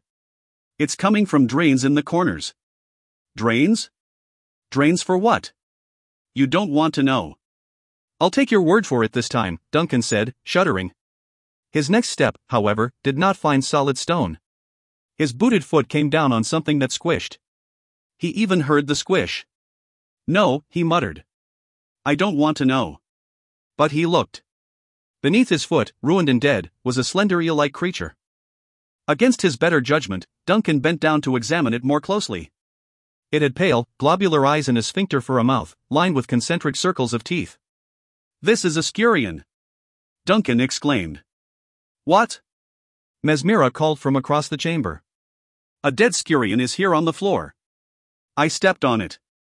There are more in the drains, she said. Big ones. Disgusting. Why would the lurker have scurrions here? Duncan asked, mostly to himself. The Nightmare Lord doesn't seem to care where the breaches are so long as there are enough of them to keep us busy. Perhaps that is it, Duncan said, his mind much like a parked car idling. The engine was running, but the vehicle wasn't going anywhere. Remind me, Mesmera, to mention this to Master Gabriel. You mean, after he's finished yelling at us? Duncan shut his eyes tightly. Yes, he whispered. I mean then. He quickly distracted his thoughts with the contents of another cabinet. The variety of oddities in the lurkers' chests was certainly distracting. There was something that looked like an egg beater made in the Middle Ages, but its blade seemed far too large and jagged for simply making breakfast. There was also a tool with a gripping vise at one end and saw teeth at the other. Duncan found the grip fit his hand readily, but when he made a fist, the saw teeth snapped shut like the jaws of a shark. He quickly put that aside and hesitated to pick up any of the other sinister-looking implements. But a long, segmented tube captured his curiosity. This looks harmless enough, he muttered. There was some give to it, and he discovered that it telescoped out, stretching to nearly 3 feet in length. He pulled on it a little more, heard a faint click, and a stark blue flame flared at one end. Oh, he whispered. Oh, dear. The flame disappeared as he collapsed the tube. Then he saw something and gasped. He snatched up a pewter gray box. Mess, come here, Dot. She appeared in a breath. What smells like stir-fry with lime in it? That would be me, Duncan said. But look here. He held up the box. Is that it? She asked. It doesn't look silver. Tarnished is all, he said. There's a small hand crank here. He took hold of it and began to turn. Maybe you shouldn't do that, Mesmera warned. A faint tinkling tune played as Duncan continued to turn the crank. Nonsense, Mess, it's too small to be any real danger. An impossibly large wolf exploded out of the top of the box. Its eyes blazed red. Its sword-sized teeth snapped and gnashed, and hot spittle flew. Duncan dropped the box and crashed backward. His hammer was pinned, caught between his back and the floor. He reached for his short sword instead, but it was too late. The mountain of muscle, fur, claws, and teeth was upon him. Gaping wolf jaws filled Duncan's vision. He hopelessly turned his head. He heard a strangling gurgle and thought, at first, that it was his own. He imagined drowning in his own blood as the beast tore into him. But suddenly the wolf was yanked away. Mesmera had some kind of spiked chain around the creature's neck. She pulled back fiercely, drawing the beast backward with every strained tug. Now would be nice. Mesmera yelled. Duncan leaped to his feet, started to reach for his hammer, but then thought better of it. Be ready to stand free, he warned. He held his hands high and summoned up whirling fistfuls of molten rock. Mesmera released the wolf and dove behind a massive steel chest. Duncan thrust his hands forward, unleashing gouts of lava at the creature. The monstrosity didn't just catch fire. It became engulfed. Crying out, writhing and shrieking, the wolf seemed to implode on itself. In a fiery blink, the wolf vanished back into the gray box. And you called Archer a loose cannon, Mesmera said, dusting off her leather vest. Enough, woman, Duncan muttered. And thank you. Mesmera did not respond but said, oh. Duncan followed her line of sight to the opening of the tunnel from which they'd come. It was gone. No tunnel now at all. Just solid stone. That can't be good, he said. The chamber exploded with sound, clangs, growls, crashes, screams, plunks, smacks, and shrill cries. It was coming from all 4 corners of the room. Treader's oath.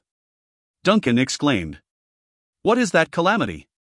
As if in answer, a hollow, high voice rose above the tumult. You've discovered my toy chamber. It cried. So it must be playtime. I'm going to need this, Duncan muttered, drawing out his great sledgehammer from his back. Figures poured into the room from all four corners. Fearsome, terrifying shapes, but no one like the other. There was a giant spider with human hands and a lion's head. Bats swooped down, but one had a snake's body. The other, a scorpion's venomous tail. A crab-clawed rhinoceros charged toward the chamber center, and a great eagle with jellyfish tentacles dragging beneath it wafted down from the ceiling. I knew this was a bad idea, Mesmira said. Gloat later, he shot back. Fight now. Mesmira leaped, her daggers flashed, and she shredded one of the bat's wings. The giant spider thing grabbed the Dreamtreader's ankles and tried to draw her down toward its jaws. 2 dagger swipes later, the creature found itself missing 2 of its hands. Mesmira tumbled beneath the spider and thrust her daggers into its bulbous abdomen. She was sorely tempted to yell, "For Frodo!" But in the end, smeared with ichor and gore, she grumbled, "The lurker has a sick idea of toys." "Tell me about it." Duncan yelled, grappling to keep the rhino crab's claw away from his neck. Duncan thrust the creature away, providing just enough clearance for the hammer. The Dreamtreader turned like a baseball slugger, generating as much force as he could, and slammed the hammerhead against the rhino's shell-covered neck. There was a horrendous crack. And the beast went down. One after the other, they came, creatures, mutated forms, nightmarish monsters. A gigantic centipede with feline limbs and an eagle's head, an ogre with a shark's jaws, an entire herd of charging bulls, each with a razorback spine.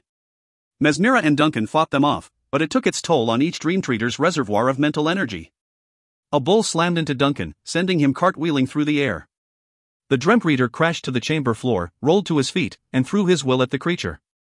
A 14-foot-tall Spanish matador appeared, but it skipped the flourishing red cape and took the beast out with a series of thin swords.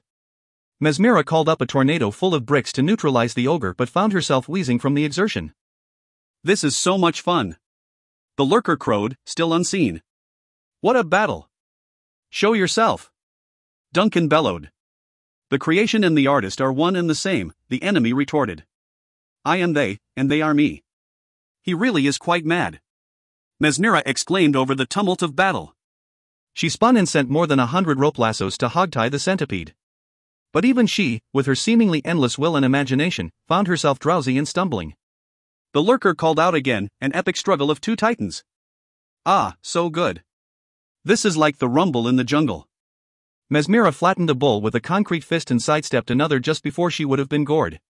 The creature disappeared off the edge of a cliff Mesmira had created. "Ollie, Foreman, going toe-to-toe." The lurker exulted. "Punching, counterpunching, this is grand. What is that lunatic babbling about?" Mesmira yelled, a pronounced wheeze in each word. Duncan used a bazooka to take out a pair of dragon-headed gorillas. There was a flash, a hair-sizzling explosion, and then a horrible smell. But it had been a clumsy attack. Duncan had let himself be too close to the explosion. The concussion wave knocked the Dreamtreader off his feet. He shook off the cobwebs, clambered to his feet, and shouted, "Boxing! He's talking about boxing. Big fight back in the 1970s. Heavyweight bout.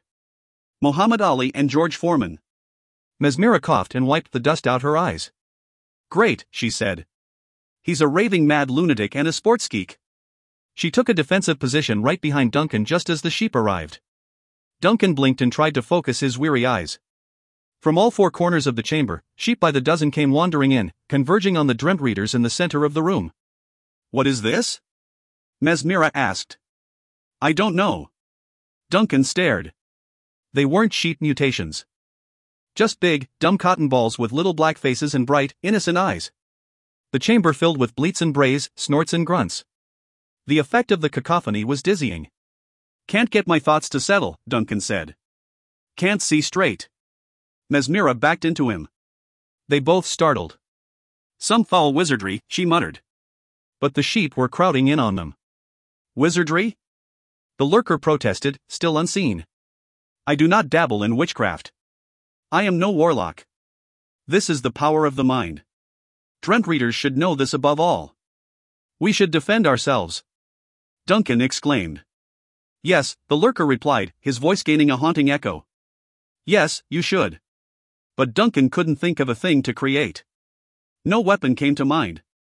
Nothing came to mind at all. There were only those confounded sheep. And, as the Dreamtreader watched them, they stopped their wobbly advance. They stopped bleeding as well. The chamber fell silent. "I don't like this," Mesmira whispered. "Wait," Duncan hissed. Something's happening. In the shadowy half-light, the fluffy pelts of the sheep seemed to pulse, to blend. It was as if their wool became animated, turning to boiling fog. The dark sheep faces and limbs seemed to melt away. The Dreamtreader felt as if he was standing in a sea of churning white. What had been the clumpy mounds of sheep began to shred and move independently. Things began to appear in the mist. Skullish, leering faces, vacant socket eyes, and sharkish grins. All at once, the rippling white surged up in 100 places at once. Ghostly, wraith-like forms shrieked through the air toward the Dreamtreaders. At the same moment, blackened figures came shambling across the chamber floor. They were as dark as charred meat, bent and knobby, rigid with muscle and horn. They reminded Duncan of the hunched gargoyles that crouched atop the Gothic buildings in Glasgow. A jolt of fear stabbed through Duncan's dazed mind, and just then, he realized that Mesmira was screaming at him. "Fight, you ginger lummox!" she shouted. "Wake up and fight!" Several of the dark shamblers slammed into Duncan, but now the Dreamtreader knew his mind. He willed a pair of sawed-off shotguns into his hands and fired, launching the creatures clear across the room. But the tide of shrieking vapor ghosts came rushing in. He reached up and found the cable he'd just imagined. He triggered the pulley system near the ceiling and let it haul him up, off of the ground. That was impressive. The lurker crowed. "I thought I had you, but such quick thinking. You live to fight another round." "Bravo, Dreamtreaders!" Mesmira was flying now. Not hovering or floating. She flew for her life, racing away from the ghostly shriekers. She needed to pull away, give herself enough room to wheel around and fire something. Bounding from corner to corner, she finally got the clearance she needed. She spun, braced herself against the chamber wall, and unleashed a torrent of piranhas. Big piranhas with exaggerated jaws full of exaggerated teeth. It was an entire school of the creatures, jaws snapping and teeth gnashing as they flew toward the shriekers. But before the first piranha could chomp on an enemy, the whole school began to pulse. One by one, they morphed into something more like giant goldfish. "No!" Mesmira cried out. She extended her will, trying to regain control, but found her reservoir of mental energy all but exhausted. The ghostly shriekers batted the fish aside and streaked toward Mesmira. She raised a hand to ward them off, and, for a flickering moment, a barbed wire fence kept the creatures at bay. But the Dreamtreaders' will drained away. The fence vanished. Mesmira slid slowly down the wall. And there, on the chamber floor, the ghostly creatures surrounded the Dreamtreader. They whirled around her torso and became massive, ponderous chains. They constricted, and Mesmira groaned. But there was nothing she could do. She could barely breathe, much less do anything to break the chains. She was stuck tight. Captive. From across the chamber, Duncan saw Mesmira fall. "No!" he roared. He gathered the precious little mental energy he had left and vaulted over a throng of dark shamblers. He almost made it to her side, but a skeletal claw took hold of his shoulder and yanked him off of his feet. He felt himself weightless for a moment and then sprawled hard on the floor. When he looked up, he saw the Southernest lighthouse, his anchor. For a bewildering moment, he was there again, with his granddad. They sat with their fishing poles, lines dangling in the lake. The sun was going down, and mayflies skittered across the surface of the dark water. "Precious little time left, Duncan?" his granddad asked. But the voice instantly warbled into something unfamiliar. With a jostling start, Duncan woke to the reality. His dear granddad was long dead. This wasn't the real lighthouse. But it was his anchor. Duncan watched its small lantern rotate once and then looked away. It was no decision, really. He couldn't leave Mesmira. With some effort, he clambered back to his feet. Old Jack told out 11 strokes. Only 1 hour left, Duncan thought through a haze. He wobbled drunkenly for a moment and managed to clear his mind just as 2 dark shamblers reared up in front of him. He had little left, summoning a set of brass knuckles. The metal shape to fit around his knuckles wasn't actually brass, but something closer to wrought iron. They felt heavy in his hands. "I'm gonna go old school on you, lads," he cried. "This is for Granddad." The first shambler clawed for Duncan's face, but the Dreamtreader ducked and fired a bone-crushing blow beneath the creature's swiping arm. Duncan had no idea if the things had ribs, but whatever was there crunched, and the thing went down in a heap. Down he goes. The lurker exulted. What a left uppercut by the challenger. The next shambler came with both clawed hands for Duncan's throat. The Dreamtreader covered up, defending with his arms and the back of his fists. He felt the shambler's cold talons rake his arms. The sting was fierce and precisely what Duncan needed to wake up a little. He sidestepped, planted his feet to generate leverage, and then launched a succession of jackhammering jabs. The shambler fell backward but couldn't escape Duncan's thunderous right hand. His iron-covered knuckles connected with the creature's face, and the thing went rigid, toppling like a felled tree. Astounding right hook by the challenger. The lurker shouted. But, can he keep it up? The shamblers and shriekers kept coming. Duncan fought on. More jabs, more hooks, more uppercuts, and even a few crosses. Creatures went down left and right. But only for a few moments more. Duncan's heart felt ready to burst. He breathed in wet gasps. His arms felt leaden. That's when he understood at last what the lurker was doing to him. It was called rope-a-dope. Muhammad Ali used it in the rumble in the jungle bout, covering up and leaning against the ropes while the hard-punching George Foreman exhausted himself. As soon as Ali saw that Foreman was spent, he bounced off the ropes and tore into his opponent, knocking him out in the 8th round. That doesn't bode well for me, Duncan muttered just as a fist the size of a cement mixer knocked him across the chamber. He landed hard, slamming into the wall and collapsing into a jumbled pile of arms and legs. Before he could take another breath, the shriekers surrounded him and formed massive, restraining chains. Down goes Duncan. The lurker yelled. Down goes Duncan. Down goes Duncan. Duncan could barely keep his eyes open. In his blurry vision, all he saw was a hulking slate-gray mass approaching. The room shook with each heavy footfall. Suddenly a hand thrust outward, and Duncan's lighthouse anchor instantly flattened. Mesmera's trellis was crushed a split second later. Do you have any idea what happens to the human mind when you are trapped in the dream? The lurker asked. It becomes fused, sealed off from the temporal forever. It means, it becomes stronger. I don't have enough left in the tank, Mesmera whispered, her eyes just quivering slits now. I cannot free myself. Nor I, Duncan hissed back as he slumped. I can barely keep my eyes open. I have lost all functioning there, the lurker went on. But the brain does not die. It rewires itself for its new environment. And unlike you Dreamtreaders, whose minds are split between worlds, I am completely immersed in the dream. Every cell of my brain has become supercharged for power here. But you are trapped, Mesmera said. You cannot go home. This is my home now. I am sorry for your fate, Duncan said. If there were anything I could do to change it, I would. I would spend my life's strength to set you free from this. But you're making a mistake if you keep us here. This will only lead to more innocents caught in his net, like you, Mesmera said. For the sake of the man you once were, do not do this. You are right, the lurker said, covering his eyes with his bony, gnarled hand. We are? Duncan whispered. He paused. That went better than I thought. Shoo! Mesmera cautioned. She lifted her voice for the lurker to hear. You'll release us? She asked. You'll let us go, then, dot. When the lurker lowered his hand, his bulging eyes were bloodshot with tears. But his expression showed no remorse. No sorrow. His grin was maniacal, but it was a grin nonetheless. No, the lurker said, I will not be letting you go, not until my better comes to claim you. But you are right about one thing, my capturing you will lead to many more reckless souls being snared in the dream. But they will not be innocent victims, no. They will be guilty, just as I was guilty. They will drink from the same cup of madness, and they will share eternal anguish with me. Misery loves company. Duncan summoned all of his remaining will, but he could do nothing to impact the chains and manacles that bound him and Mesmera. And that, Duncan thought, was a terrible shame. Without their hands free, they could not cover their ears. No, they were captives, at the mercy of the lurker and his insufferable laughter. It was a pulsing, shrieking laughter, and it pierced the Dreamtreaders to the very soul. 11. Master Gabriel's second visit. Headed to bed so early? Archer's dad asked.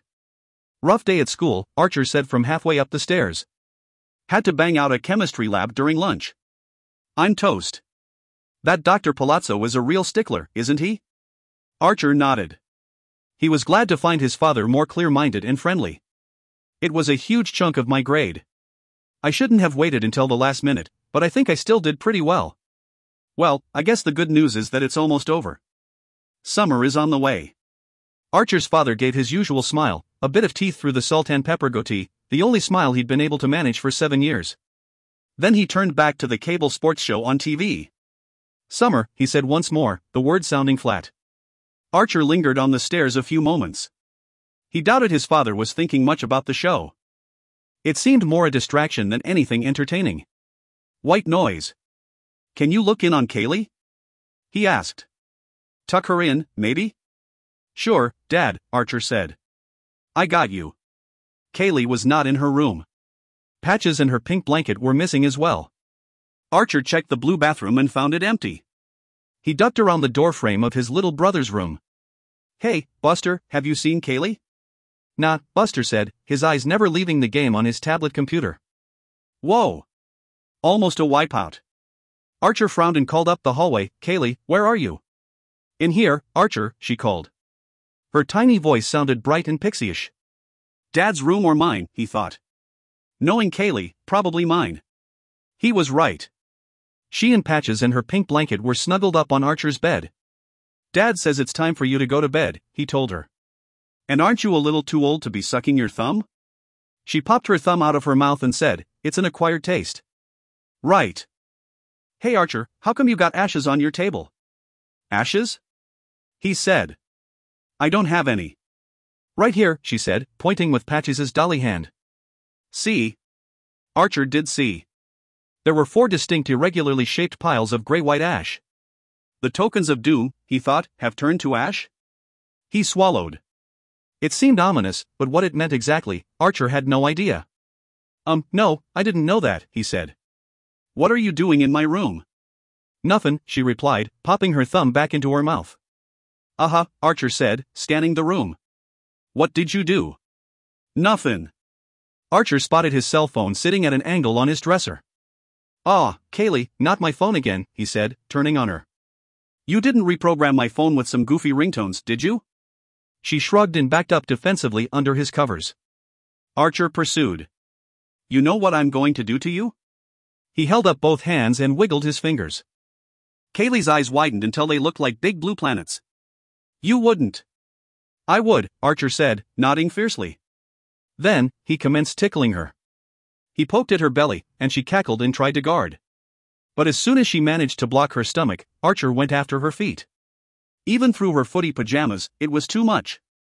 Kaylee laughed and squealed and eventually could scarcely catch her breath. Archer withdrew his dangerous fingers and said, See what happens when you awaken my wrath? She looked up at him, a broad grin and a little rose in her cheeks. You really ought to have better encryption on your phone, she said. What is it going to cost me? Candy? She shook her head. What? No candy? A story. Okay, he said. Dad wanted me to tuck you in anyway. Come on back to your room. One story coming up. Mission accomplished, Archer whispered as he shut his bedroom door. Kaylee had fallen sound asleep before he'd even gotten a third of the way through the story. Now, to wait for Gabriel. He double-checked the calendar to make sure. Yup, May 7th. In 5 years, ever since his very first appearance, Gabriel had not missed the 7th day of any month. And, given all the crazy developments in the dream, Archer didn't think Master Gabriel would go AWOL on this night. He went to his closet, unlocked the case, and took out the Dreamtreader's creed. A few minutes later, the blue glow around his bedroom door alerted Archer that his guest had indeed arrived. You are studying the creeds, Master Gabriel said, his voice arriving a moment before he materialized in front of the closet. Yup. Tell me, Archer, have you mastered the 42nd Conceptus? Archer looked down at the creeds. I've read it but not mastered it. Gabriel harumphed. Tell me, then, of the 3 districts within the dream. Forms, pattern, and verse, Archer blurted out. Yes, Master Gabriel grumbled. You would have known that by the 5th Conceptus. That is not what I was asking. What I wish to know from you, based on your familiarity with the creeds, is this: why were you chosen for the Forms district? Archer combed his memory. He'd read about the 3 districts, of course. He knew where they were in the dream. He knew the climate of each, most of the towns and kingdoms as well. Forms was the most physically demanding district, the dreamscape there difficult, even arduous. But why me? He didn't know. But he wasn't about to admit it. I wasn't chosen for Forms, he said, giving his best guess. When Atticus died, Forms was left open, so I got it. It was simply coincidence, then, was it? Gabriel asked rhetorically. Clearly you have not read carefully enough. And more troubling still, you do not seem to be aware of your own strengths and limitations. A better answer would have been simply, I do not know. Archer closed the creeds and laid it on the bed next to him. I am trying, he said. Very well, Master Gabriel said with a dismissive wave of the hand. Tell me about your findings. The breaches? More than I've ever seen before, Archer said. More than 40 most nights, and not just on the outskirts either. They've appeared in the middle of cities. The Nightmare Lord is drunk on his recent success, growing more brazen. The news concerning Duncan and Mesmera isn't good, Archer said. He explained everything he'd learned from Lady Cassia and almost everything he'd learned from Bazile. 2 moons? Gabriel echoed reflectively. It's worse than I feared. Master Gabriel, if Duncan and Mesmera have gone missing, who's repairing the breaches in their districts? The Dream Master did not reply. Master Gabriel? Gabriel's dark eyes sparked to life. There have not been any breaches in the districts of Pattern or Verse for 2 moons. Since they disappeared. The timing seems significant to me as well. But it's a perfect time for the Nightmare Lord, Archer said. Why wouldn't he take advantage? Why wouldn't he open up a ton of breaches in Patterns and Verse? I wonder, he said. What about Bazile? I want to know more about your interactions with him. Somehow, Archer knew the conversation would circle back around to the crafty merchant. Bazile told me something else about Duncan and Mesmera. Something else? Heavens, lad, tell me. Bazile claimed that Duncan and Mesmera sought out the lurker. Nonsense, Master Gabriel said. Bazile is lying. Why would seasoned Dreamtreaders do something so foolish? They were after a relic, some kind of silvery puzzle box. Gabriel's armor flared. What on earth would they want with a puzzle box? I don't think Duncan and Mesmera wanted it for themselves, but... What do you mean? I think they went after it for Bazile. What would possess them to? Wait. They made a deal with Bazile, didn't they? I wonder what he offered them. Archer thought he knew but said nothing about it. Bazile told me I'd find Duncan and Mesmera if I find the relic. I'm going to try. You will do no such thing, Master Gabriel said. But... End of discussion, Master Gabriel thundered. Duncan and Mesmera went after it and have not yet returned.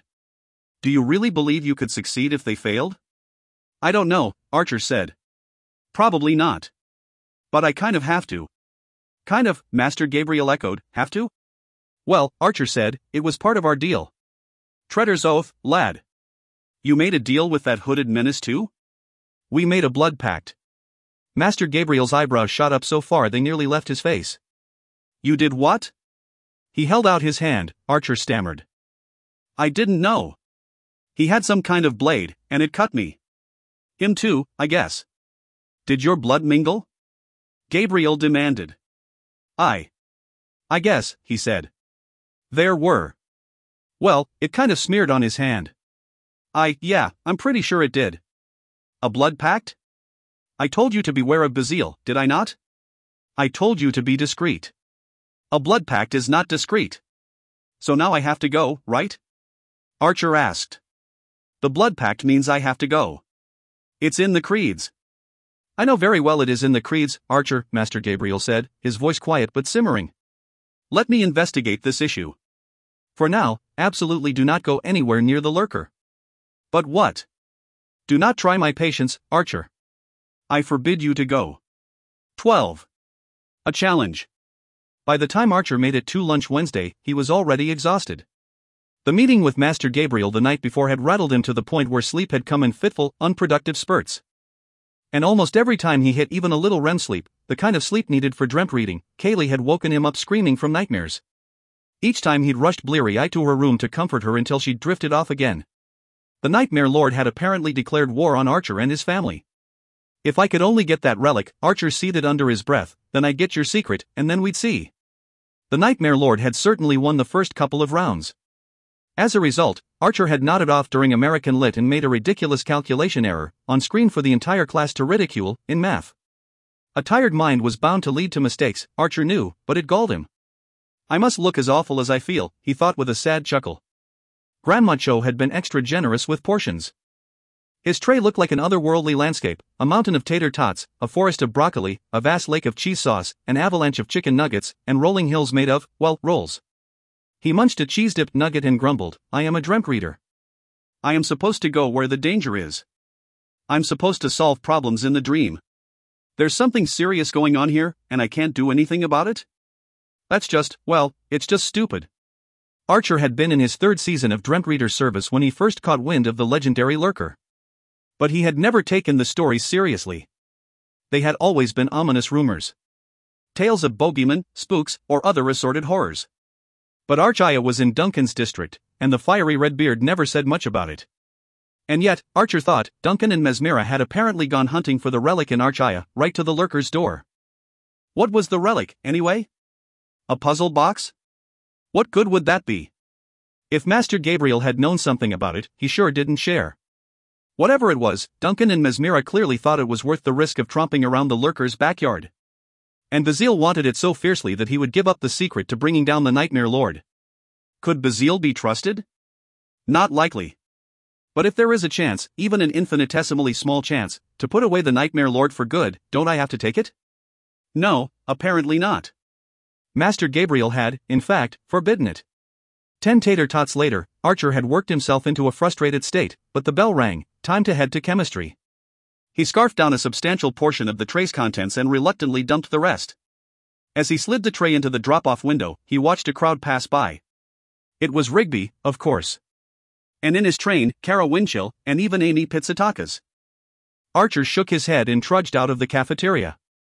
But once in the hall, he noticed that someone else was watching Rigby Thames's procession. Guzzy Gorvalek stood in the shadows next to a bank of lockers. It was hard to see the features of his face, except for his eyes. Guzzy's eyes glistened with venom. It was then that Archer felt a pang of responsibility. Being new at Dresden High, Rigby had no clue what might be coming his way. I'd better tell him, Archer thought. Maybe during lab in chemistry. Maybe. Dr. Palazzo held a book-sized, orange-brown rock up over his glistening bald head and snapped it in half. Is this unnamed compound most likely ionic or covalent? Archer swallowed. He vaguely remembered reading something about one of the compounds being pretty brittle. Co. Do not guess, Mr. Keaton, the teacher said. At this point you should know. Mr. Thames, can you tell me? Rigby didn't sit up straight. In fact, he seemed distracted by something outside the classroom window. Without looking directly at the teacher, he said, it's ionic. Correct, Dr. Palazzo said. And how do you know this? Rigby didn't hesitate, nor did he look particularly interested. Most crystals are ionic compounds, he said. It's because the ions stack into crystal lattices, right? In addition, you snap the thing in ELF with your hands. Ionic compounds tend to be rigid and brittle, so there it is. Besides, I recognized the compound as zinc sulfide, which is, of course, ionic. Now that, Mr. Thames, the teacher said with a sideways glance at Archer, is what I call a confident answer.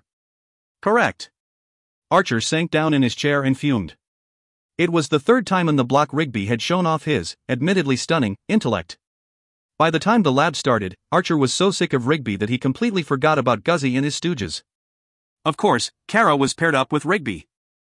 Everyone seemed to find partners right away, leaving Archer gazing around the classroom like some abandoned puppy in a pet shop window. Ready to get started? Amy said, tugging on Archer's black lab apron. Come on, this is an easy one, yep. Archer sighed in relief. Amy to the rescue. Nothing's easy in here, Amy, he said. But thanks all the same. Sure it is, she said, gesturing for him to join her at the microscope. See, look at the crystalline structures, the little boxy shapes. That means it's ionic. She went on to explain more key differences between ionic and covalent compounds. Archer listened intently to Amy at first, but soon Rigby's smooth English wafted over. Archer glanced across the room and saw that, as usual, Rigby had a small crowd gathered around him. Dr. Palazzo didn't even say anything about the distraction. He just walked around nodding as if he were responsible for Rigby's superior intellect. Archer went back to the microscope. So how come you're not still following Rigby around? I was never following him around, Amy contested. Not really. I mean, sure, he's interesting, yep. And smart. And funny. Forget I asked, Archer said. When the lab was over, Dr. Palazzo ushered the students back to their desks and put a new slide up on the digital overhead projector, Battle of the Brains. What's Battle of the Brains? Garrett McCormick asked. Nothing you need to worry about, Gil Meschek said. Quiet, Dr. Palazzo commanded. As you know, your final exam will be on June 2nd. It is a significant part of your grade. So to help you study, we will engage in mortal combat. Intellectually, that is. He paused and gave a stack of papers to Kara to pass out. This is your list of topics. You will challenge one another on any 3. Great, Archer muttered to himself. He knew chemistry, but to be tested against another student. In front of everyone in the class? That sounded like a recipe for humiliation. But as the opponents chose each other, things went horribly wrong. Kara chose Brie Lassiter. Emmy Crawford stole Amy right before Archer was about to claim her. 2 by 2, the students all paired off. No one seemed to want to challenge Rigby Thames. Archer looked around for anyone else to oppose. There was Gil Meschek, but that would be a mistake, he was one of Guzzy's crew. Who else? A little more desperate now, Archer bounced from person to person. The only other one left was that girl who always smelled like cigarette smoke and had a screechy voice. What was her name? Felicia?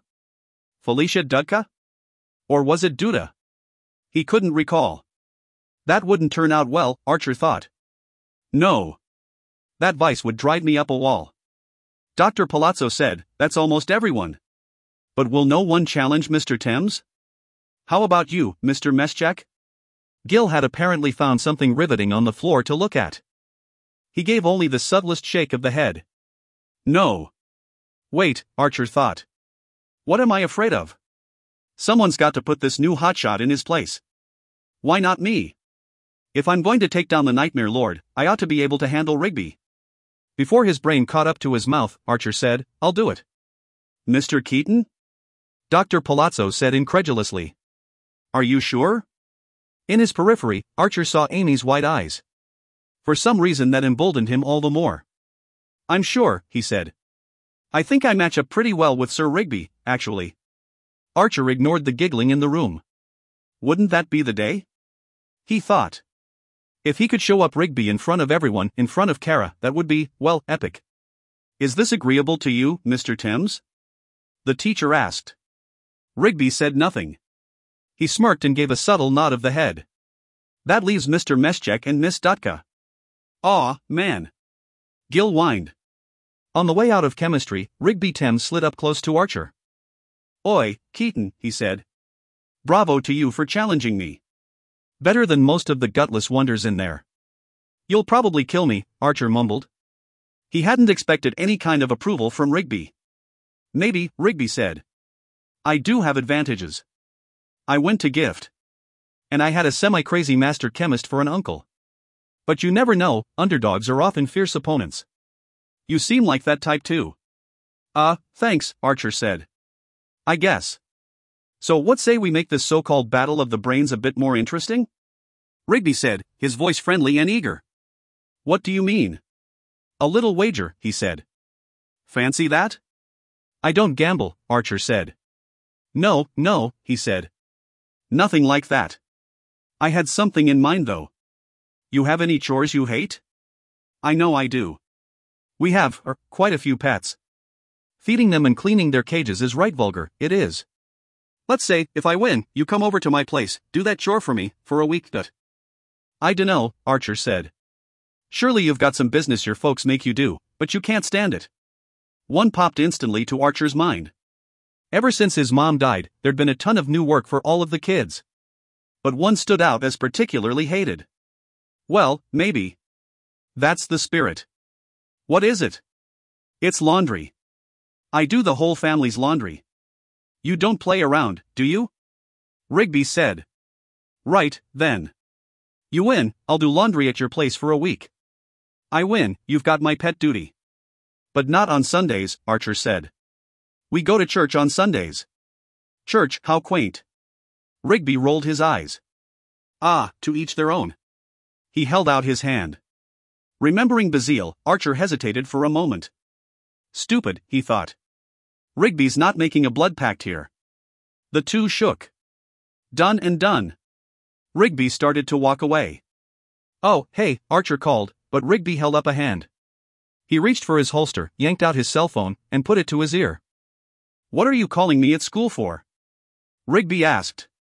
Archer had no earthly guess as to who might be on the other side of that call, but the way Rigby said the word "you" was nothing short of venomous. Rigby turned sideways to Archer and walked away. Not meaning to eavesdrop, Archer couldn't help but hear a little more of Rigby's end of the conversation. Told you it's going to cost a lot of money up front. Right, right. No, you don't seem to understand. There's nothing else. That was it. Archer heard nothing more. A few moments later, just before Archer disappeared into the gym, Kara caught up to him. Are you crazy, Archer? She said. Rigby will have you for lunch. Thanks, Archer said. That's nice. You know what I mean. Yeah, he said. I think I do. Look, Kara said, I know you're probably tired of Rigby's new kid cool routine. I am too. Kinda. Are you? Archer asked. Could have fooled me. Word is, you've been spending a lot of time with him, but... Have you been asking around? Kara shot back. I've seen you too, Kara, he said. Just the other day, you were walking away from the bus arm in arm. What's that about? Kara put her hands on her hips. Archer Keaton, you sound jealous. Jealous? He echoed as if the word had just beamed down from another planet. Why should I be jealous? We've hardly talked since the storm. Don't worry, Archer, she said. I've still got your back. But listen, Rigby is really, really smart. What are you going to do? Archer stopped at the locker room door. Actually, I know what I'm going to do, he said. I have an ace in the hole. Kara looked at him strangely. Your ace better have a degree in chemistry. Close enough, Archer said. But it's going to cost me a lot of candy. 13. A near thing. Booyah! Archer cried out as he slid down the wispy, whirling vortex, entering the dream once more. From this height, the view was breathtaking, all the colors in the sky, the two half-moons, the other vapor tornadoes, and the rich and varied land beneath. It was extraordinary. Archer came to the bottom of the funnel and hit the ground running. Raz! He called. A puff of fur and purple smoke, and there she was. Ready, boss. She said, saluting and almost knocking her acorn hat off. I'm not your boss, he said. Hop on. We've got a lot more to do tonight than usual. More breaches? She asked. Raz hopped up onto Archer's shoulder and got herself steadied. Let's rock. Archer called up his longboard, released his deflective hold on the intrusion waves, and raced off. Their first stop wasn't far. A line of breaches flared on the outskirts of Varta. Pieces of the dream fabric began to unravel at the breach's edges. It had taken Archer and Raz until the stroke of 4 to finish closing that one up. After that, Archer and Raz surfed south through the rocky crags of Farnham Tor, repairing breaches as they went. At Riverford, in the deep south, they found a massive cluster of 18 breaches. That took towards 7 tolls. When they'd finished their assessment and repair of the 21 fiefdoms in Archer's districts, it was already 10. He'd purposefully planned their route to hit Cold Plateau last, as it was just across the border from the moors of Archaya. Even so, there just didn't seem to be enough time. Archer lay his longboard aside and sat on the edge of a vast ring tree stump. What's wrong? Raz asked. Everything. Raz leaped into the air and glided back and forth in front of Archer's nose. Seems to me we did a bang-up job tonight. What's the worry? If you'd come with me to see Bazile, you'd know. Oh, I should have guessed it had something to do with Bazile. How did he trick you? You assume he tricked me. Didn't he? Well, yes. Archer explained the blood pact, what Bazile was after, and what it could mean for every being in the dream. Really? Raz said. Do you think it's possible? Can the Nightmare Lord himself be defeated?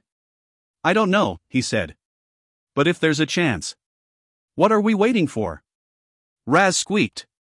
Let's go get that puzzle relic thing. What about the lurker? We'll deal with him if we have to. You have plenty left in the tank, don't you? Yeah, sure, he said. But there is one more thing. Oh. Gabriel told me not to go, not to get the relic. What? Why? Raz drifted to the stump and curled up. He wouldn't tell me, Archer said. But I think he's worried about me getting hurt. I guess that settles it then, Raz said. You don't want to go now? Are you crazy? Raz yelled. No one, and I mean no one, defies Master Gabriel. Apparently Duncan and Mesmira did, Archer argued. You don't know that, Raz said. Well, I know they went looking for the relic and haven't been seen since. Raz squeaked and said, maybe they were on a secret mission for Master Gabriel. That makes no sense at all. Why would Master Gabriel send Duncan and Mesmira and then forbid me to go? Raz looked sideways. Her nose twitched. Do you really need me to explain it to you? She asked.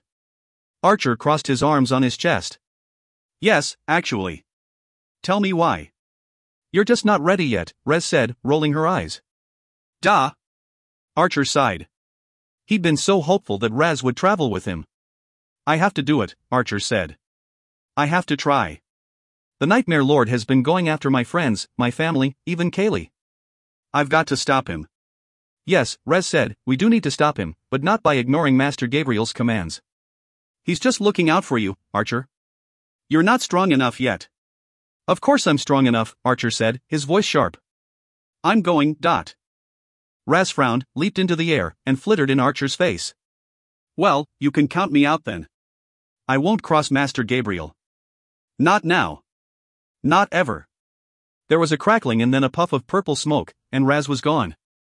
Archer hopped up onto his board and caught a wave north across Akaya's border. This is probably the biggest mistake of my life, he thought, seeing the moors just ahead. I've got to time this just right, he said. I don't want to get too far away from my anchor. One does not simply surf into Archaya. Archer caught a huge intrusion as he went over the border, but that just made the fall even worse. The wave slammed into something Archer hadn't seen. Suddenly, there was nothing under the longboard. It happened so fast that the Dreamtreader didn't have time to call up anything to cushion his fall. He slammed into the ground chin first and ended up tumbling over himself several painful times. When Archer came to rest in a jumbled heap, he had a mouth full of peat moss and blood. The Dreamtreader jumped to his feet and brushed himself off. He'd had worse spills but few quite as awkward. He looked back, but there was nothing there that seemed likely to cut a wave of intrusions out from under him. Then it hit him. There were no inbound intrusions at all. He reached out with his senses. Nothing. Nothing anywhere. Archer had never found a region of the dream where intrusions did not roll. It was peculiarly still. The whole thing sent a ripple down his spine. Archer shrugged it off as best he could. Raz, you're really missing out here. The Dreamtreader turned back to the north. The treeless, mossy, gray-green terrain undulated forever. Slate-colored shards of rock punched up frequently, and there were abundant craggy outcroppings of stone. As Archer looked on, a writhing tide of mist poured over the lip of a jagged stone rim, slowly drifting down into a dell about 100 yards away. With one last look at the distant face of Old Jack, Archer called up a gnarled driftwood staff and strode forward.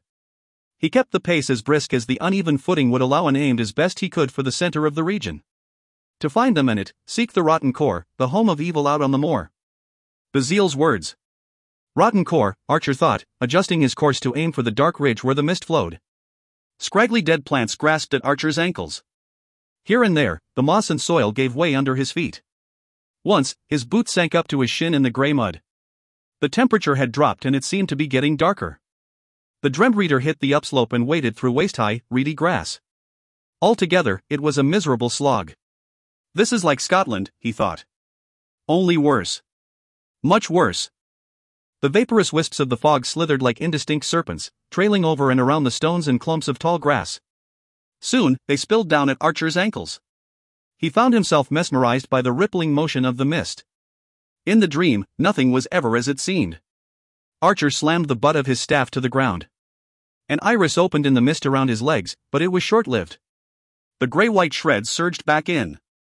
Archer had little choice but to keep walking in the midst of it. The incline steepened. The mist thickened. Archer's pulse quickened. The black ridge of stone loomed ahead. It was more of a rocky overhang than Archer had first thought. He stopped again, scanned the extent of the craggy horizon. It would be quite a trek to get around it on either side. It would. What was that? His mind demanded. The sound had been faint, but in the mist-dampened stillness, it was loud enough. Archer sucked in an icy breath. He stared at the darkness beneath the overhang. More than just volume, it was the form of the sound. Like a moaning, wailing shriek, high and desperate. Frightful. Nothing moved but the ever-swirling mist. The gloom played tricks with Archer's mind. The overhang almost looked like an archway of some kind. The shriek again. This time, it rang out in the air and seemed to rattle the world. It was such an urgent, agonizing wail that Archer squinted and covered his ears. When it stopped, the mist withdrew back toward the overhang. Shred by ghostly shred, the sea of fog vanished over the ridge. Then the world really did begin to tremble. A deep rumbling tremor began. It sounded like an avalanche or maybe a stampede. Archer stared up at the ridge of stone. Was that an archway? Was it some kind of doorway? If so, what was making that noise? What thunderous thing would come bursting forth? As the rumbling grew louder, Archer raised his staff with both hands to a defensive position across his body. The roar continued to grow louder. It carried with it an aura of pressure that squeezed at Archer's inner ear as if he swam in deep water. The Dreamtreader stared so hard at the ridge that he felt his eyeballs might burst. For a moment, everything stopped. All was silent, except for a single, solitary breath. Screaming, wailing white skulls surged over the ridge. It was like a tidal wave of ghosts bearing down on Archer. The Dreamtreader yelped involuntarily and braced himself.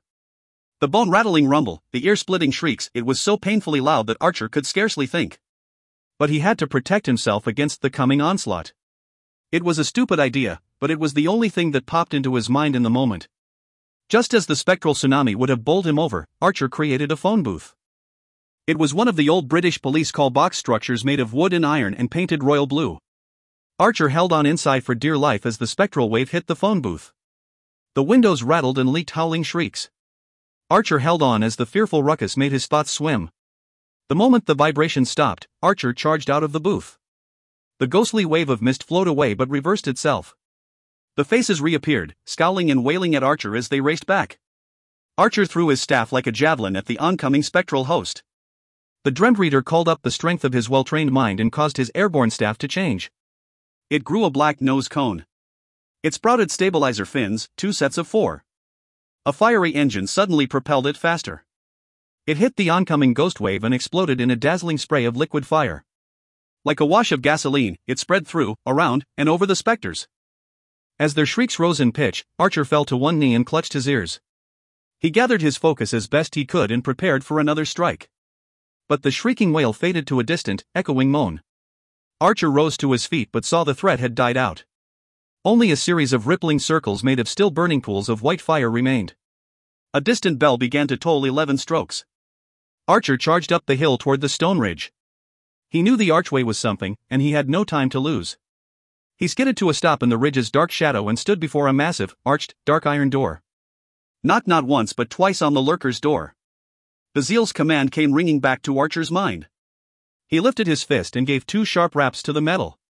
Each blow sounded like distant thunder. One side of the door swung inward. Highly respectable effort, came a high, crazed voice. Or you would not have passed my wraithlings, would you? No.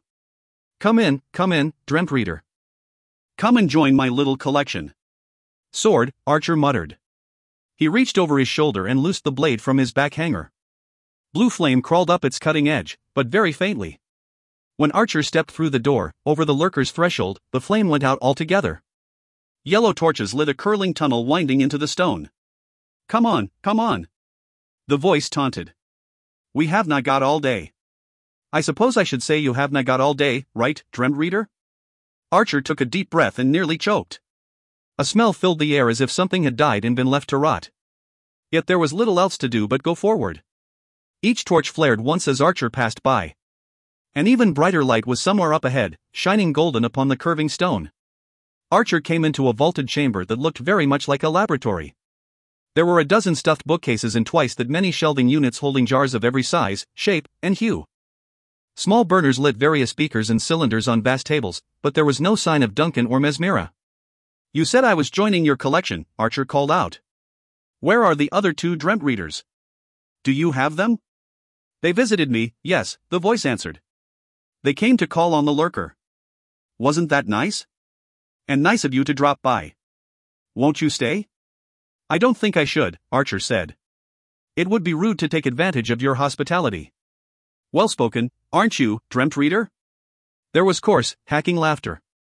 On the contrary, it would be rude to leave so soon. Can I get you something? A little refreshment, perhaps? Archer stared into the corner where the bright light's glow seemed to originate. There was movement in that light, a shadow shape intermittently swallowed up by the light. Well, maybe something, I suppose. I'm looking for a silver puzzle box. Do you know of it, Dot? The hiss that came out of the light made Archer feel as if his skin were shriveling. You seek the Karakurian chamber. The lurker howled. I was afraid of that. Now, unfortunately, you will have to stay. Archer turned but couldn't take a step. Heavy chains appeared out of the ground. Faster than he could think, they curled around the Dreamtreader's torso and constricted. You're killing me! Archer cried out, struggling in vain. Not yet, the voice said. Sands of the hourglass will serve your fate, and we will forever have something in common. Forever. The voice trailed off, and the shadow shape in the light became more distinct as it came closer.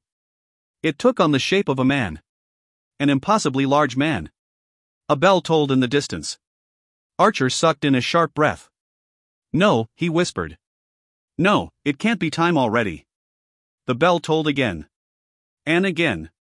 Old Jack had tolled 11 just before the attack of the mist. That left one toll left, the stroke of reckoning. There came a fourth toll. Oh, dear, how unfortunate, the voice said, and the tall shadow began to withdraw. I am afraid you'll have to wait until later for my attentions. No, wait. Archer yelled. Let me go. You can't leave me like this. The bell tolled a fifth time. Archer summoned up all his focus and tried to will sections of the confining chain to split apart. But nothing happened at all. I am afraid I must, the lurker said. I will return once I've dealt with the hounds. Hounds? Archer mumbled. Old Jack struck 6. But no more came. Wait, he thought. No wonder the lurker heard the tolls too. Never had Archer been so glad to hear 6 tolls. Sure, that meant that the Nightmare Lord was unleashing chaos into the dream, in effect, turning every dream to nightmare, but at least time still remained before Archer's personal midnight. But not much time. Archer heard a tremendous metallic thud. The lurker had gone. Out to deal with the hounds? That struck Archer as very strange, but he didn't have time to ponder it. He tried to free himself again with the full might of his will, but the chains didn't even move an inch. They were as tight as ever, and as heavy. Raz! He called. I could really use some help here. No puff of purple smoke. No sudden fuzzy appearance. Raz? Come on. This is no time to be fickle. I'm in trouble here. Think, Archer, came a voice. But it was not Raz. It startled Archer until he remembered where he'd heard it before. This was the deep womanly voice that had helped him back to his anchor after he'd failed to take down the Nightmare Lord. Use your mind. I've tried that. Archer grumbled. It didn't work. Think chemistry, the voice said. Consider the chain's properties. Chemistry? Archer muttered. What? What do you solids, liquids, and gases? Solid, for sure. And a metal. No, wait. Archer paused, thinking. He held up his one free hand. Welding torch, he said. Mask. A shaded visor mask fell down upon his head. An industrial-grade acetylene torch appeared in his hand. He went to work on the chain immediately, working the outer links to keep the heat bleed from burning his own flesh. The first began to redden. Soon, he had sheared the link in half. Some of the chain's length fell away, but not enough to free him. Twisting his upper body painfully, he set the torch to another link on the opposite side. When that link melted open, the rest of the chains fell. Archer leaped up out of the coils and started to race back the way he'd come. The puzzle box, he whispered, stopping hard. He darted back into the laboratory and searched frantically. There were strange objects and artifacts in every nook and cranny of the place, but no silver puzzle box, the Karakurian chamber, or whatever the lurker had called it. I don't have time for this. Archer grumbled. He cast himself about the chamber, going to the bookshelves and cabinets. Still nothing promising. He couldn't linger much longer. Who knew when the lurker would return? Who knew when the stroke of reckoning would sound? At last, Archer came to an odd cabinet made of bamboo with tortoiseshell handles.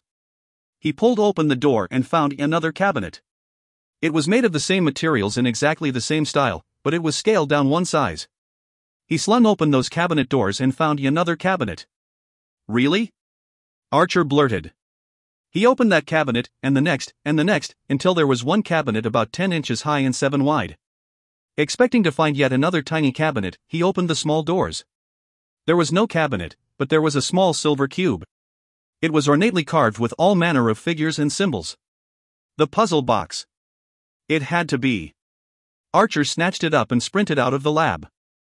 As he raced out onto the moors, he heard old Jack begin to toll once more. No! He yelled, pouring on the speed. He used up every last bit of will to propel himself forward. He was running, but barely touching the ground, a blur on the moors. He crossed the border out of Archaya with 2 strokes of old Jack remaining. He dove for his anchor. Before leaving the realm of dream, his last thought was about the relic, the puzzle box he'd taken from the lurker. What would happen to it? Would it fall back to the ground in the dream where any idiot could pick it up? Had all his efforts been for nothing? But when Archer opened his eyes and sat up in his bed, he still clutched the puzzle box in his hand. Dreamtreader Creed, Conceptus 3. The difference between life and death is a matter of small details. And so, over the ages, dream readers have made painstaking observations about the nature and boundaries of the dream and such precise measures that they have detected 9 laws at work. Learn them, Dreamtreader. Your life and the lives of those you love may depend on it. The Laws 9. Law 1, Anchor first, anchor deep. Construct an anchor image that is rooted in a deeply powerful emotion. It must be dear to you. Law 2, Anchor where you may return with ease, but no one else can. If your anchor is destroyed or otherwise kept from you, your time may run out. Law 3, Never remain in the dream for more than your 11 hours. Your personal midnight is the end. Depart for the temporal, or perish. Law 4, Depart for the temporal at 6 tolls or find some bastion to defend against the storm. The Nightmare Lord will open wide his kennels, chaos will rule, and the dream reader will be lost. Law 5, While in the dream, consume nothing made with gort, the soul harvest berry. It is black as pitch and enslaves your body to those with dark powers. Law 6, Defend against sudden and final death within the dream. Prepare your mind for any number of calamities that may come, or else be shut out from the dream forever. Law 7, Never accept an invitation from the Nightmare Lord. Not even to parley. He is a living snare to the dream reader. There is no good faith bargain. With him, the only profit is death. Law 8, By the light of a violet torch, search yourself for tendrils, the Nightmare Lord's silent assassins. Law 9, Dream read with all the strength you can muster, but never more than 2 days in a row. To linger in the dream too often will invite madness. Temporal and dream will be fused within you and shatter your mind. 14. There are rules.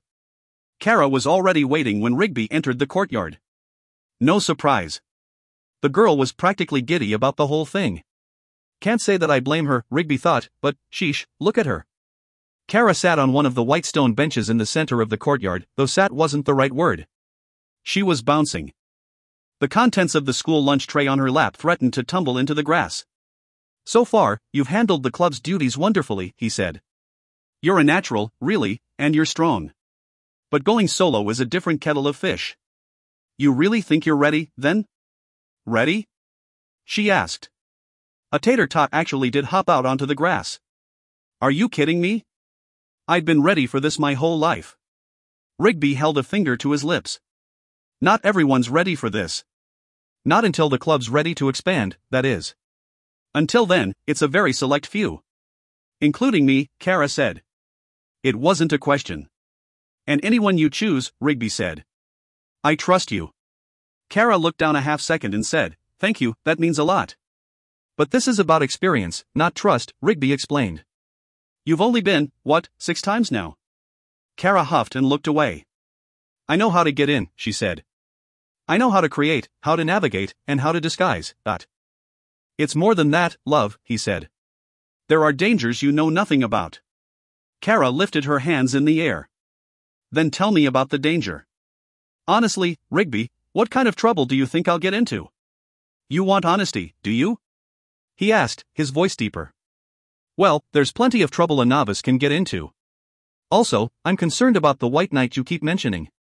I've more than a little suspicion that this Prince Charming type is actually the Dream King in disguise. He took out a dream reader once that way. I didn't know that, Kara said quietly.